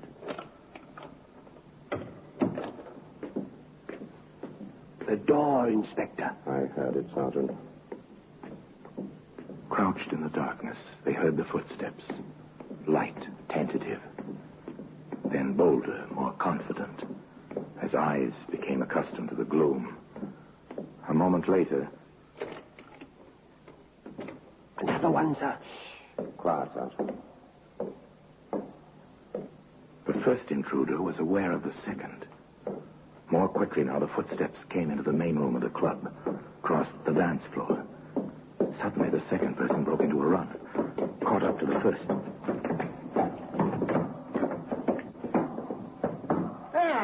Thought you'd come back, eh? Tried to put it on me, did you, with the second shilling? You listened outside the door, didn't you? Back when I came through. All right, Smith. The light. What's all this? All right, Bart. Miss Brown, we'll take over now. Smart coppers, eh? Sitting in the dark, waiting, eh? Take him over, Sergeant. Take him over. I told you once, Inspector, no guns for me. She's got one, though, in her bag. Try to sock me with it. Well, Miss Brown, why did you plant that second shilling? I knew George was in there. When Joe made his crack about the shilling. I went in after Joe had left. I wanted my lesson. David made me miserable enough with him, and we argued. And he tried to threaten me with his gun. I grabbed for it, and it went off. I thought if there was a shilling, you'd think it was Joey. Yeah, a woman. Every time it's a woman. Never mind, Bart. You can tell that to your friends. Miss Brown, you're taken in charge. And the charge is murder. And today, the shilling, which was the main clue in this case, can be seen in an honored position in the Black Museum. Orson Welles will be back with you in just a moment.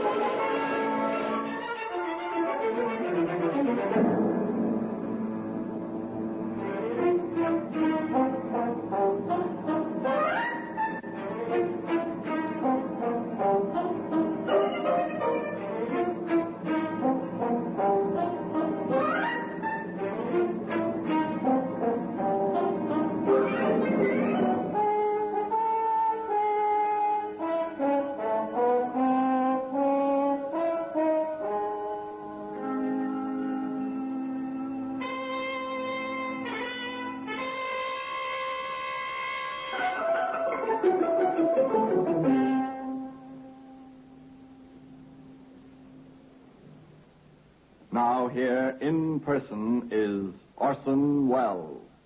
There was no premeditation, that was clear. And certainly there was provocation. Mitzi Fair went away, convicted of manslaughter. Joey Bart eventually reopened the club, which had been his property in the first place. Seems to be going straight. Only time and the careful eye of the Metropolitan Police will know about that. Meanwhile, the shilling. contributed by Joey Bart, remains in its customary place in Scotland Yard, in the Black Museum. Until next time, we meet in the same place for another story about the Black Museum. I remain, as always, obediently yours.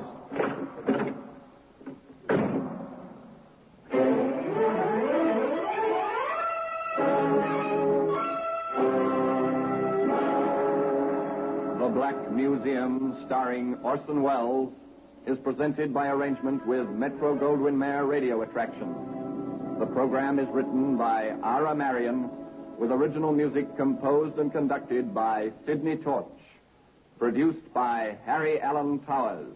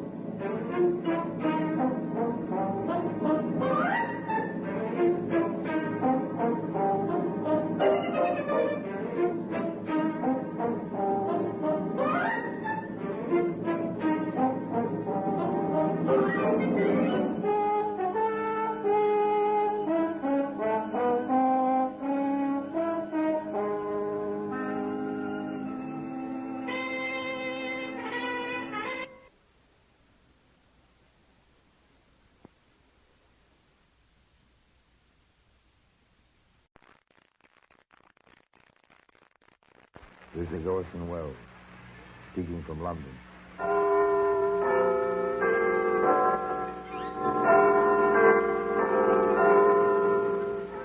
The Black Museum, a repository of death, a repertorium of violence.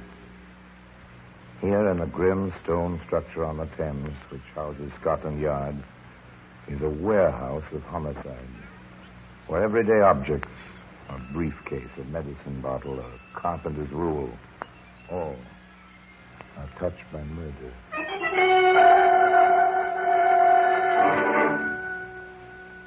Now, this old-fashioned trunk, it's a familiar object, brass-bound, well-made in its previous generation kind of way.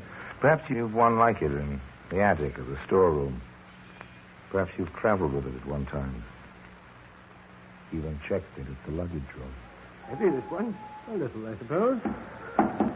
There you are, sir. Your receipt. We'll watch over your trunk, sir. Nothing to worry about. Yes, I'm sure you will.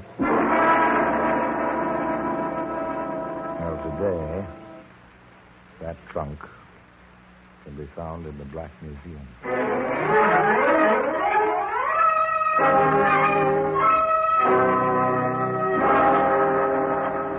From the annals of the Criminal Investigation Department of the London Police, we bring you the dramatic stories of the crimes recorded by the objects in Scotland Yard's Gallery of Death, the Black Museum.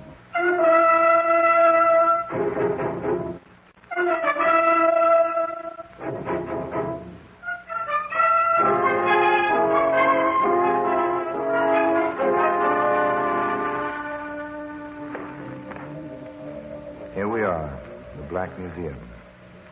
Scotland Yard's mausoleum of murder. Not particularly well lit. The vaulted ceiling disappears in shadows, but ghosts like shadows. The vast majority of the people who use the articles exhibited here are ghosts by the verdict of 12 of their fellow countrymen and sentenced by His Majesty's judges and the assistance of the execution.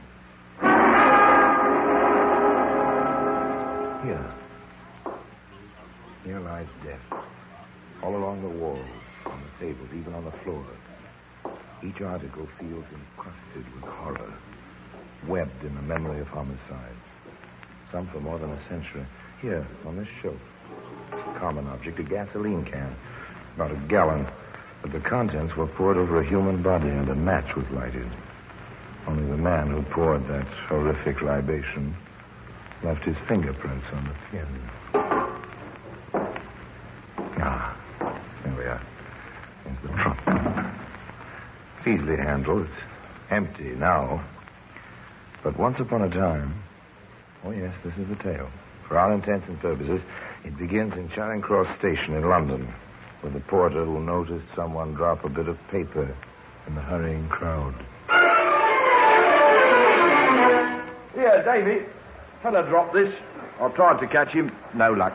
Too bad. He meant to throw this away, though. You'd have had nothing from him for your trouble. How do you mean he meant to throw it away? Well, crumpled into a little ball, isn't it? All crinkled like it is. Yeah, that's true enough.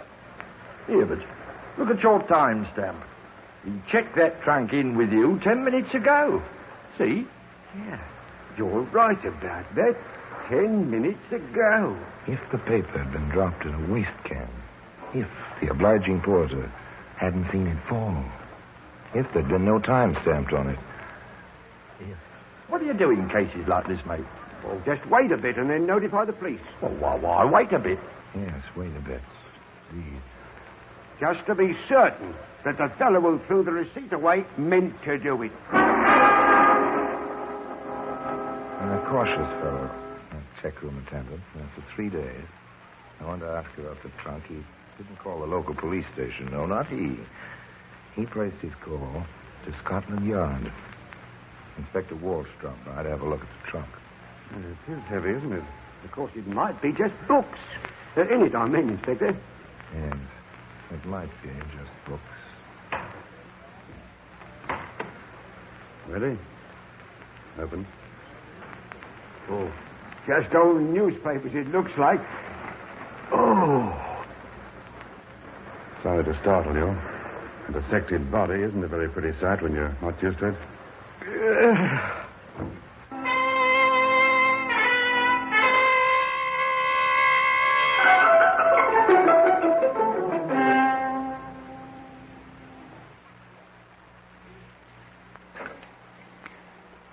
Another dramatic incident in the life of Harry Lime unfolds this Thursday evening at 9:30 on KUOW. Orson Welles stars as the adventurous rogue Harry Lime in each exciting episode of the series. For suspense and drama, join us Thursday evenings at 9:30 for The Lives of Harry Lime.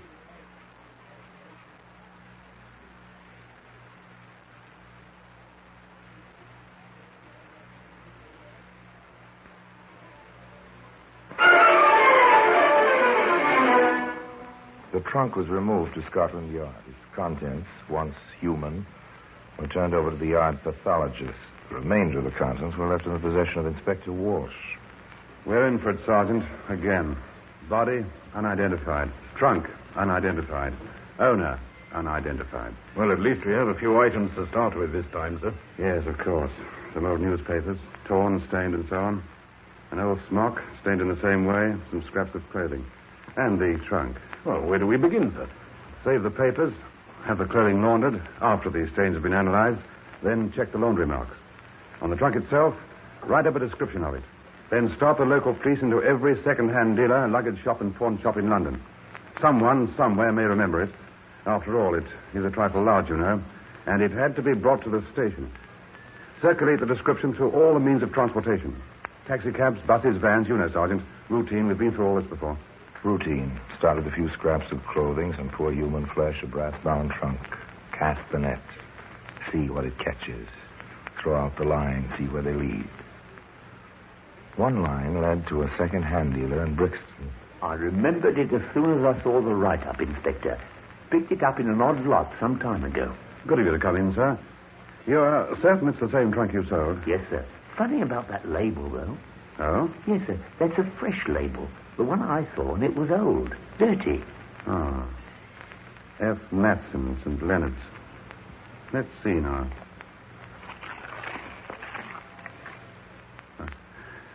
There's your old label, underneath the new one. Same address, sir?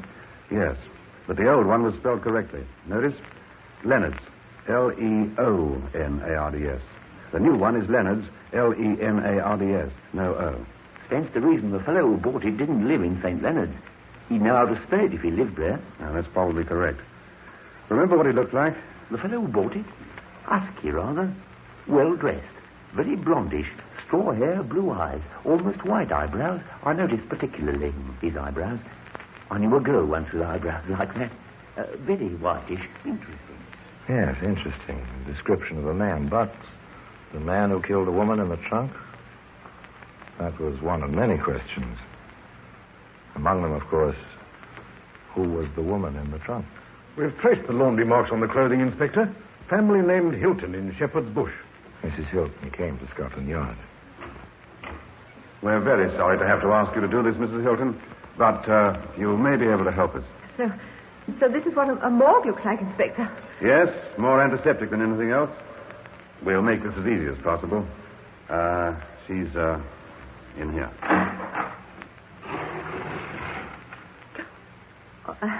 All right. Yes, I know. I knew her. All right, Sergeant. Her name was Brady. She worked for me as a cook, temporarily. Came through an employment agency. I can give you the address. The net was working. The lines were developing. Police routine, the Scotland Yard thoroughness was beginning to pay off. The woman's name was not Brady. At the address the employment agency gave me, she was known as Burnside. She's been missing since March the 4th. More muddy waters? Or another link? A woman with an alias, missing but unreported, inexorably. The wheels grind on, turning up, among other matters, a cooperative cab driver. You're positive this was the trunk? Positive, Governor. Where did you get the call? In Ravenswood Row it was. That line of old houses they've made offices out of. From the road at Charing Cross Station it was. Do you remember the man himself? He had his hat pulled down, sort of. But he was a husky one. I remember thinking he had to be to get that trunk as far as the sidewalk on his own. And his hair, what I could see of it, was lightish. Well, I hope I've been a help, Inspector. If I do remember anything more. Oh, yes, it was a help. So was the bus conductor who remembered letting the husky blonde man board his bus with his trunk light and empty at the time in Brixton, near the second-hand dealers. And piece by piece, the jigsaw puzzle was filling in. Patience, Sergeant. We know who the dead woman was. We have a description of a man with a trunk. We've traced the trunk from Brixton to Ravenswood Road, and from there to Charing Cross. Now, a house-to-house inquiry in Ravenswood. Be thorough, Sergeant. Very thorough. And, of course, the good Sergeant King was very thorough. A clerk on the first floor of number 12, Inspector, noticed the trunk in the hallway on the 5th of March. It was gone on the 6th. The day the trunk was checked at the station. Yes, sir. Now, number 12 has 3 floors, a suite of offices on each floor. The second floor's closed up, no name on the door. Third floor has been occupied for some time. I have the name of the rental agent, Inspector. Yes, Inspector. Number 12 is our building. We manage it from the state, that is. Here now. Yes. Number 12, Ravenswood Row. The lessee is F. Lawrence Maxwell. Business, factoring. The red tab on the car, that means pays by mail regularly. Then you've never seen Mr. Maxwell? No. One of our outside men showed him the premises. Would you be interested in his home address? Yes, I would. According to our records, he lives at 210 Merivale East in Camberwell. At last, a shadowy figure begins to emerge into the light. F. Lawrence Maxwell, 210 Merivale East, Camberwell. At that address, Inspector Walsh asked, "Is Mr. Maxwell at home?" And the landlady answered, Mr. Maxwell? Oh, I'm sorry, sir. He moved out and left no forwarding address. That was the evening of March the 6th. I remember it distinctly, sir, because he paid the whole month and didn't ask for a refund. A blank. The end of the line. Not a trace.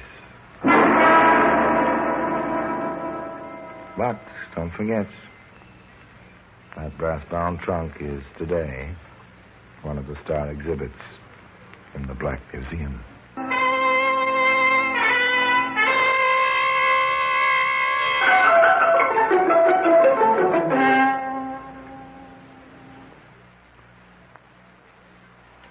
Each Sunday afternoon at 4, KUOW brings drama back to radio with Theater of the Air.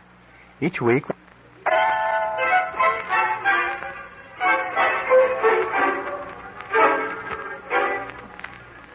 The net so painstakingly woven, the lines so carefully cast, all led to nothing.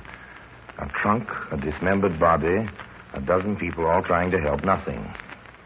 Was this going to be one of the mementos in the Black Museum marked Case Unsolved? Inspector Walsh waited. F. Florence Maxwell was somewhere. And living people rarely, if ever, move through life without a trace. My, you gentlemen came all the way from Camberwell, Norrie. We went through a red light or two, I dare say. Didn't we, Sergeant? We did that, sir. This letter you telephoned about, ma'am. Oh, right here, Inspector. Kept it careful. Always try to help the authorities when I can. Yes, sir. Ah. From the post office. Do we open it, sir? I think we do. Oh, dear. Nothing but a notice. Undelivered telegram. Yes, to Maxwell, Red Dog Inn, Hammersmith. Funny. Sending a telegram to himself in Hammersmith? Oh, that wouldn't be to himself. It would be to his wife. Mr. Maxwell told me once she has a position in Hammersmith. A wife. Well. Was she still in Hammersmith at the Red Dog Inn? She was. And so was F. Florence Maxwell.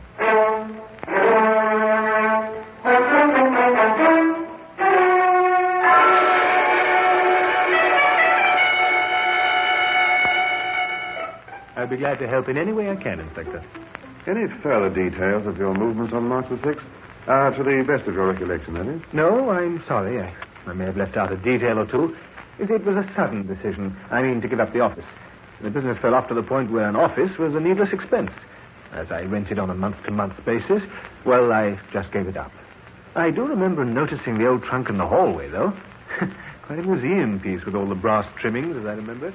Well, most cooperative gentlemen, most helpful, is F. Florence Maxwell. He even saw the trunk in the hallway. But on the inspector's next line of questioning, Mr. Maxwell was not quite so helpful. No, I'm sorry, Inspector. I've never known a woman named Burnside in my life. Nor Brady, for that matter. Any other name? Beginning with B, perhaps? Let me see. No, nary one.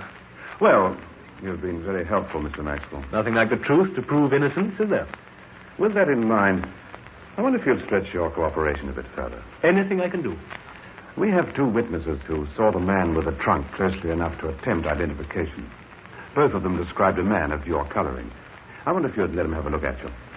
Well, I'd rather not be identified by mistake, Inspector. I understand that. Isn't it usual to have several men of similar appearance present? I mean, I've seen such things in the cinema. Of course. In view of your willingness to assist us, we'll be glad to oblige you on that score.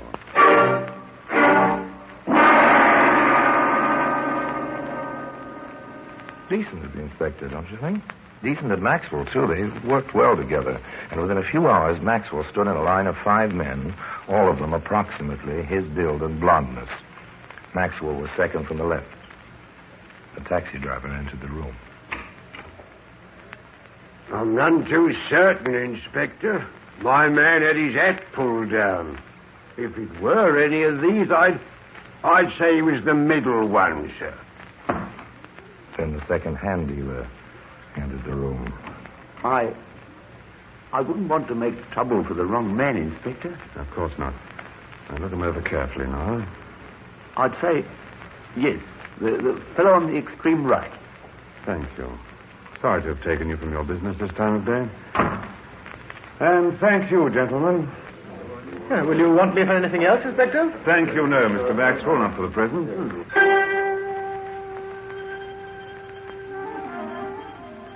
Another blank. Nothing. No one to place F. Florence Maxwell anywhere near that trunk, or its contents beyond the casual contact he himself admitted. Mr. Maxwell went back to Hammersmith. Inspector Walsh went back to work. Sergeant, I want that trunk cleaned out thoroughly now. Piece those torn newspapers together. Have the smock the head was wrapped in given to the laboratory for every possible test. There's got to be something somewhere. Nothing out of the ordinary in the newspapers, Inspector. But the physical test laboratory reports that under ultraviolet light, The smoke shows lettering that was printed on the material but washed out with constant laundering. And that lettering, Sergeant? Red Dog Inn, Hammersmith. Now, Sergeant, all we have to do is to connect that Brady Burnside woman with number 12 Ravenswood Row, second floor. Let's go, Sergeant. I've had a search warrant ready for a week. Now they went to work on 12 Ravenswood Road, second floor. Nice. Board by board, the flooring was taken up. The old-fashioned tin ceiling was taken down. The desks and chairs were taken apart. Paneling was removed. The plaster walls sounded. Samples of dust were analyzed. Powerful vacuum cleaners sucked every bit of lint from the upholstery and draperies. And when it was all over, nothing. Absolutely nothing. Unless this hairpin is something, sir. Oh, that could be anyone's. Prove nothing. Is there an ashtray around here anywhere, Sergeant? Yes, under the desk, sir, there's a wastebasket. Metal one. Maxwell doesn't smoke. Yes, I remember that. Oh, well. Hello. Give me a tweezer, Sergeant. Yes, sir. You found something, sir? Interesting. Maxwell doesn't smoke. So we find an unused match caught in the corner of his wastebasket, with a red-brown stain on one end of it. Yes, of course it was blood. And the same type as the victims. But the fact remains, as the inspector put it. A clever defense counsel could make a hash of the case. Millions of people right in London have this blood type, and we still haven't established any contact whatsoever between Maxwell and the woman. A jigsaw puzzle. All of it save the key piece. Inspector Walsh made a decision the next morning, quite early, in Hammersmith.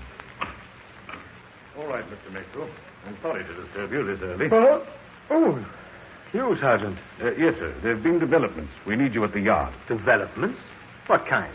Sorry, sir. I've not been told. Now, if you'll get dressed and come along, sir, I have a car waiting. It's early, I know, sir, but we don't keep regular hours at the yard. They don't keep hours, but they kept Maxwell waiting in the quiet anteroom outside Inspector Walsh's office. For an hour and a half, Maxwell cooled his heels while detectives passed him by, went into and came out of the inspector's office. At long last, Sergeant King came to the door.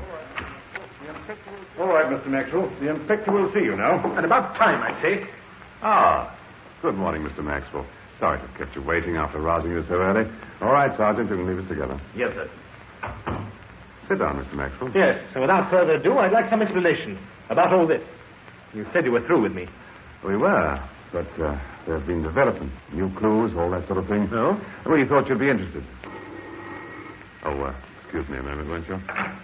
Yes? You pushed the buzzer, Inspector. I asked the desk man to ring through. Yes, sir. I'll be right up. At once, sir. Superintendent Bivens wants you, Mr. Maxwell. But I won't be long. Don't try to get out through that window. The view is good, but there's a 60-foot drop to the river. Be back in a bit. I must say, Inspector, this is all wrong. Time ticked away, marked by the clock on the office wall. And F. Florence Maxwell was alone. Alone with 1,000 unanswered questions. And his own fears.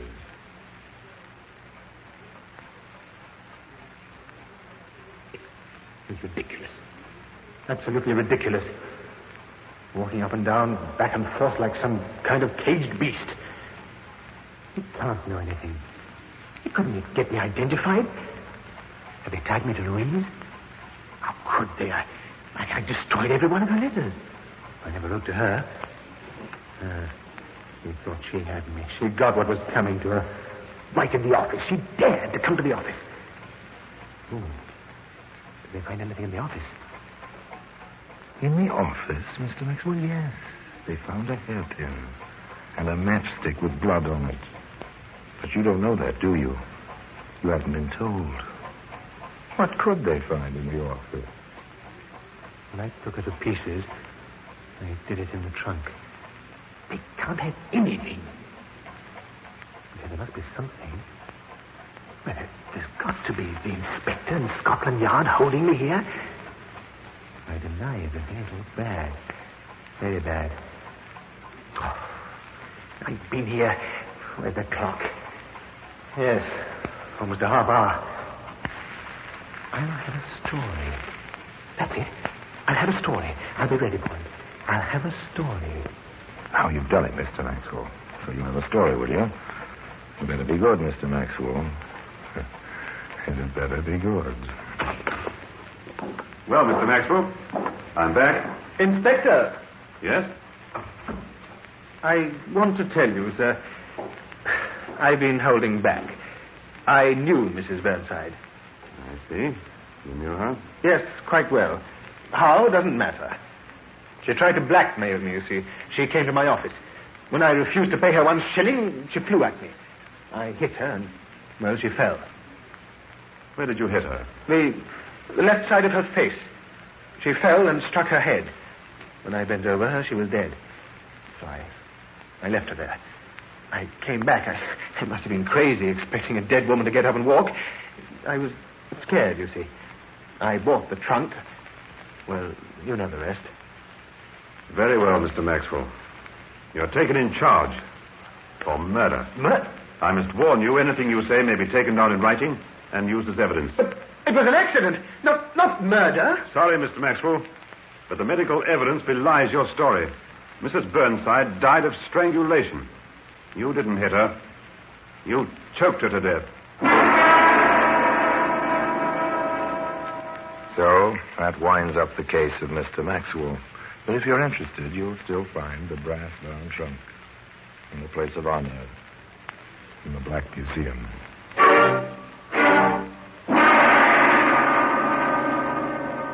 Orson Welles will be back with you in just a moment.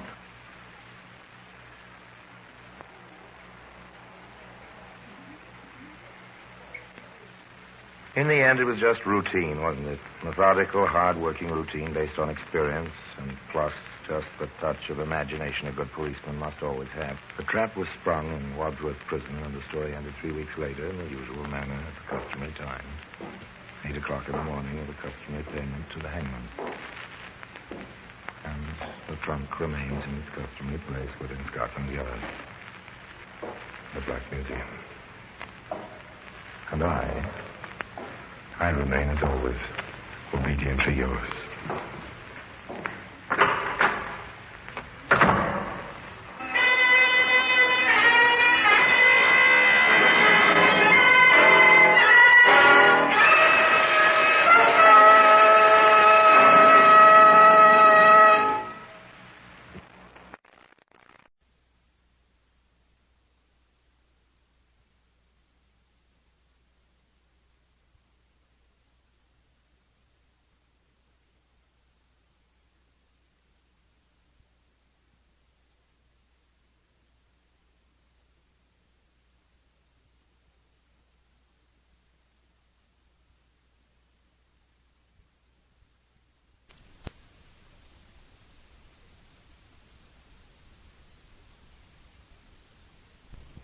This is Orson Welles, speaking from London.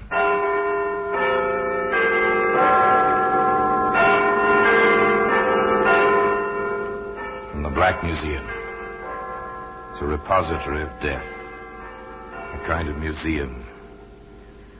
Yes, here in the grim stone structure on the Thames which houses Scotland Yard is a warehouse of homicide, where everyday objects, a cigarette lighter, a young girl's diary, a broken perambulator, all are touched by death.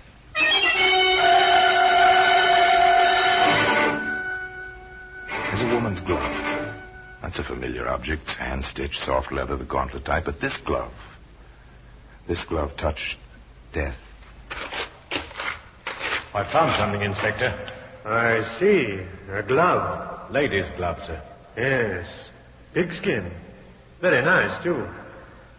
I wonder now, do you suppose this dainty object fits a killer? And today, that woman's glove can be found in the Black Museum.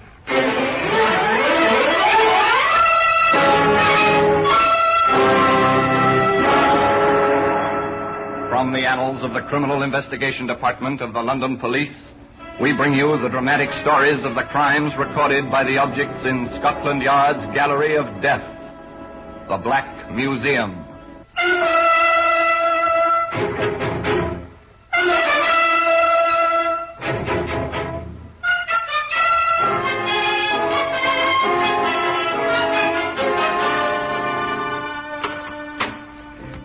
here we are, in the Black Museum. Scotland Yard's Museum of Murder. Yes. Yes, here lies death. Here, for example, is a pen. The ink crusted on its sharp point. This was a poison pen. The words it wrote dripped malice. They were vitriol on human hearts. They cause death. There surely is a bullet. Here we are. Here's the glove. It's dainty, isn't it, this little glove? It's made for a tender hand, made to grace the costume of a lovely woman. Come to tea. That's when our tale begins. In Matfield, England, in the lovely countryside at tea time. Or just past tea time. In fact, it was just past tea time that Mrs. Michael called. Elizabeth! Elizabeth! Yes, ma'am? Have you seen Miss Mary yet? No, ma'am. It's long past tea time. The tea is cold. There's no sense in making fresh until we know if my granddaughter is coming. Hurry now. Use the telephone. Yes, ma'am.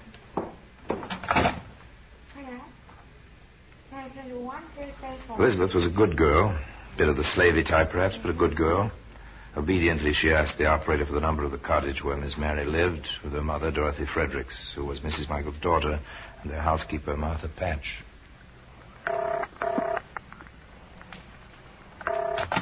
There's no answer, ma'am. If it was busy, I'd understand it. No answer.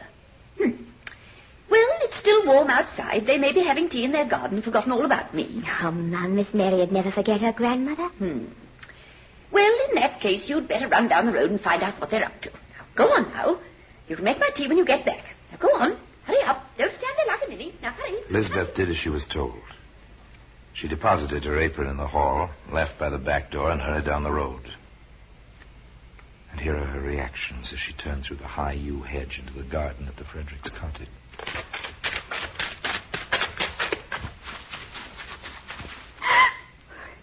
Oh, Miss Mary. Miss Mary. Why would you be lying on the ground, Miss Mary? Where's your mother? Where's your mother? Where's Miss Dorothy? Oh, Miss Dorothy. Sitting against the stones, Miss Dorothy. Oh, you'll be cold, Miss Dorothy. Oh, Martha. Martha. Where's Martha? The house. The doorstep. Oh, Martha. You were bringing out tea. You were serving tea.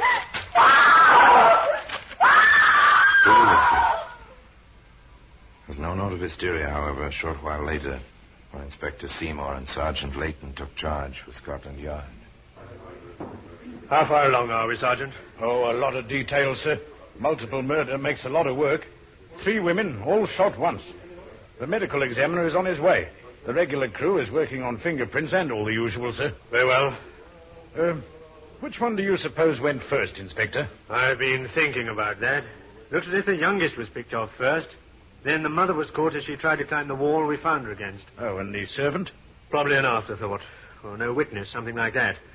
That would account for the dropped tray and the smashed crockery. Methodical, careful, clean thinking, just as methodical as the men searching the house, covering the ground inch by inch, missing nothing. After a while, that job was done. The inspector sat at the kitchen table with many pieces of glued-together crockery in front of him. See what I see, Sergeant? Oh, just cups and saucers, a teapot, sugar bowl, cream pitcher. We have 3 bodies, Sergeant, and 4 cups and saucers. Yes, sir. It's possible, then, that our murderer came to tea.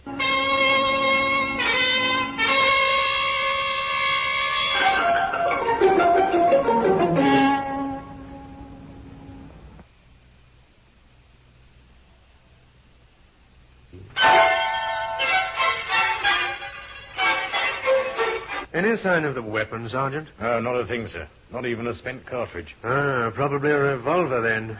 Well, we'll hear about that after the medical men get through. Anything else? Yes, sir. I found something, Inspector. I see. A glove. Lady's glove, sir. Yes. Pigskin. Very nice, too. I wonder now, do you suppose this dainty object fits a killer? Oh, I've no doubt we'll find out, sir. And you're a bit more optimistic than I am. One never really knows at this stage. Where do you find this, gauntlet? In the garden, sir. Between the mother and the daughter. Very well. Next step's one I dread, Sergeant. Never could stand it, even as a constable. Notification detail in those days. Well, nothing else for it. Notification detail. So called by the police who are sent to notify relatives that someone is injured or dead. That part was over and done with by now, of course. But its equivalent was upcoming, the business of questioning Mrs. Michael, mother of Dorothy Fredericks, the grandmother of Miss Mary. You have a job to do, Inspector Seymour. Stop fiddling with your fingers and get it done. Thank you, Mrs. Michael. You've a murderer to catch. I want him caught, too. I admire your courage, Mrs. Michael. Not courage. I'll cry myself silly as soon as I go to bed. Just angry. What do you want to know, Inspector? Was your daughter a widow? Separated. Not divorced. Just separated. About 5 years now. Any particular reason? Yes. She was too particular. Expected to hold a man by chaining him. Can't be done. He left her. I've been working on getting them together. For Mary's sake. Waste of time now. Where's her husband living? Piddington, Oxfordshire.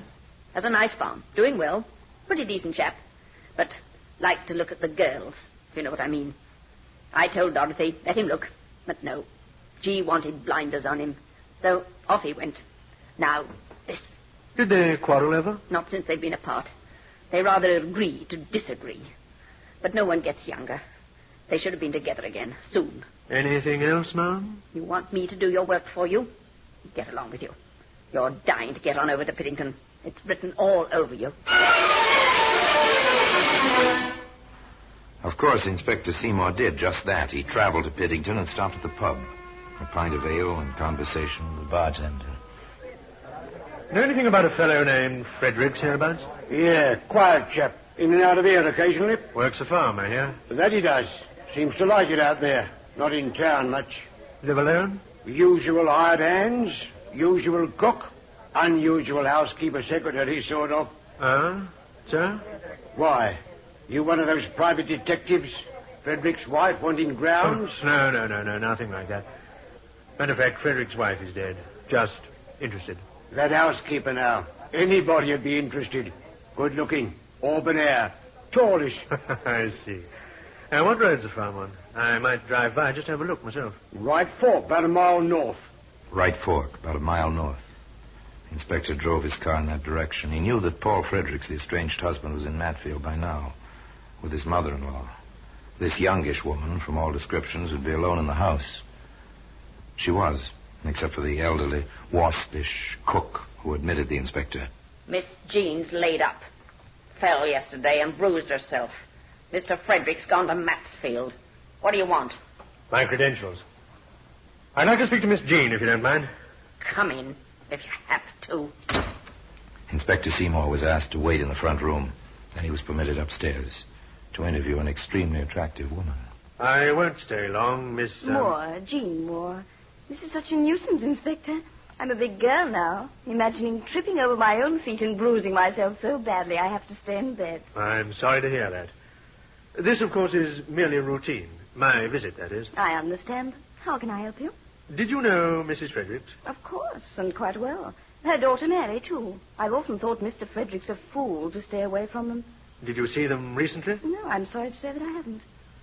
I understand there was a market in town day before yesterday, and Mr. Fredericks spent the whole day there. Is that correct? Why, yes, that's correct. And your day before yesterday, Miss Moore? I was here all day. Cook will tell you. Surely you don't think I had... Why, it was that evening I fell. I remember it distinctly because Mr. Fredericks was so upset about it when he came home from the market. Thank you, Miss Moore. You'll forgive me if I check up with the cook, won't you? Purely routine, but we find it.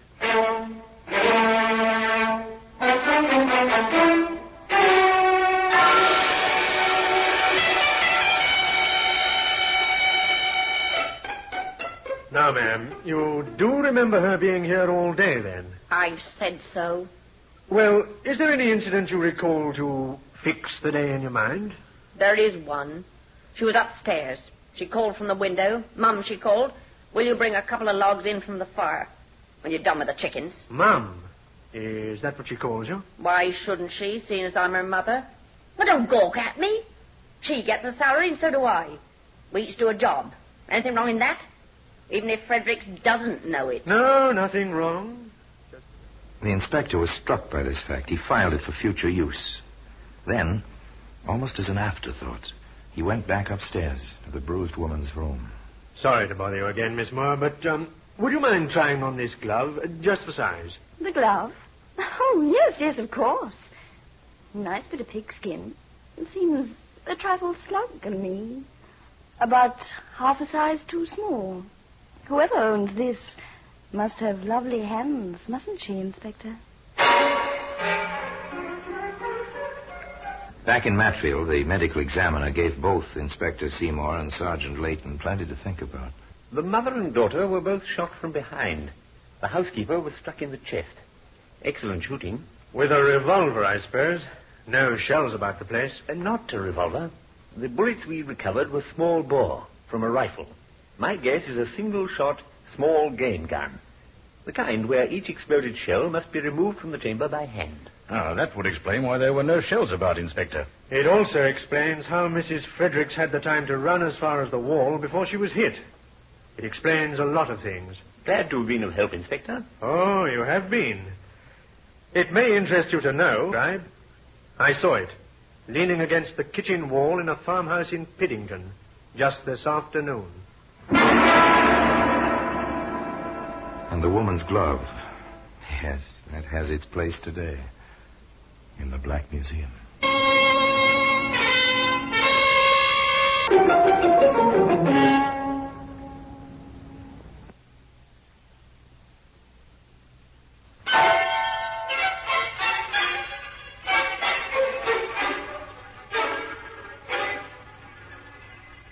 The theories began to take flesh on their bones, but they were still theories. True, it seemed peculiar that a young woman would bring her mother into a house as cook and not tell the fact to the owner. True, a glove which seemed a perfect fit, well, it might be half a size too small. True, a woman in bed with bruises might have tripped and fallen in the house where she lived. And many thousands of people own single-shot, non-ejector rabbit guns.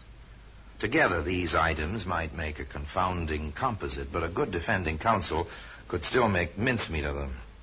His thoughts on the subject of his obvious and prime suspect. Then another fact was added. A fact... They found a bicycle, Inspector, about a half a mile down the road toward the railway station from the Fredericks cottage. Whose is it? It was Mrs. Fredericks' bike, sir. Any fingerprints? Only Mrs. Fredericks. Of course. Well, there's nothing for it, Sergeant. We'll have to canvass the area. Might as well get started. First stop, the railway station.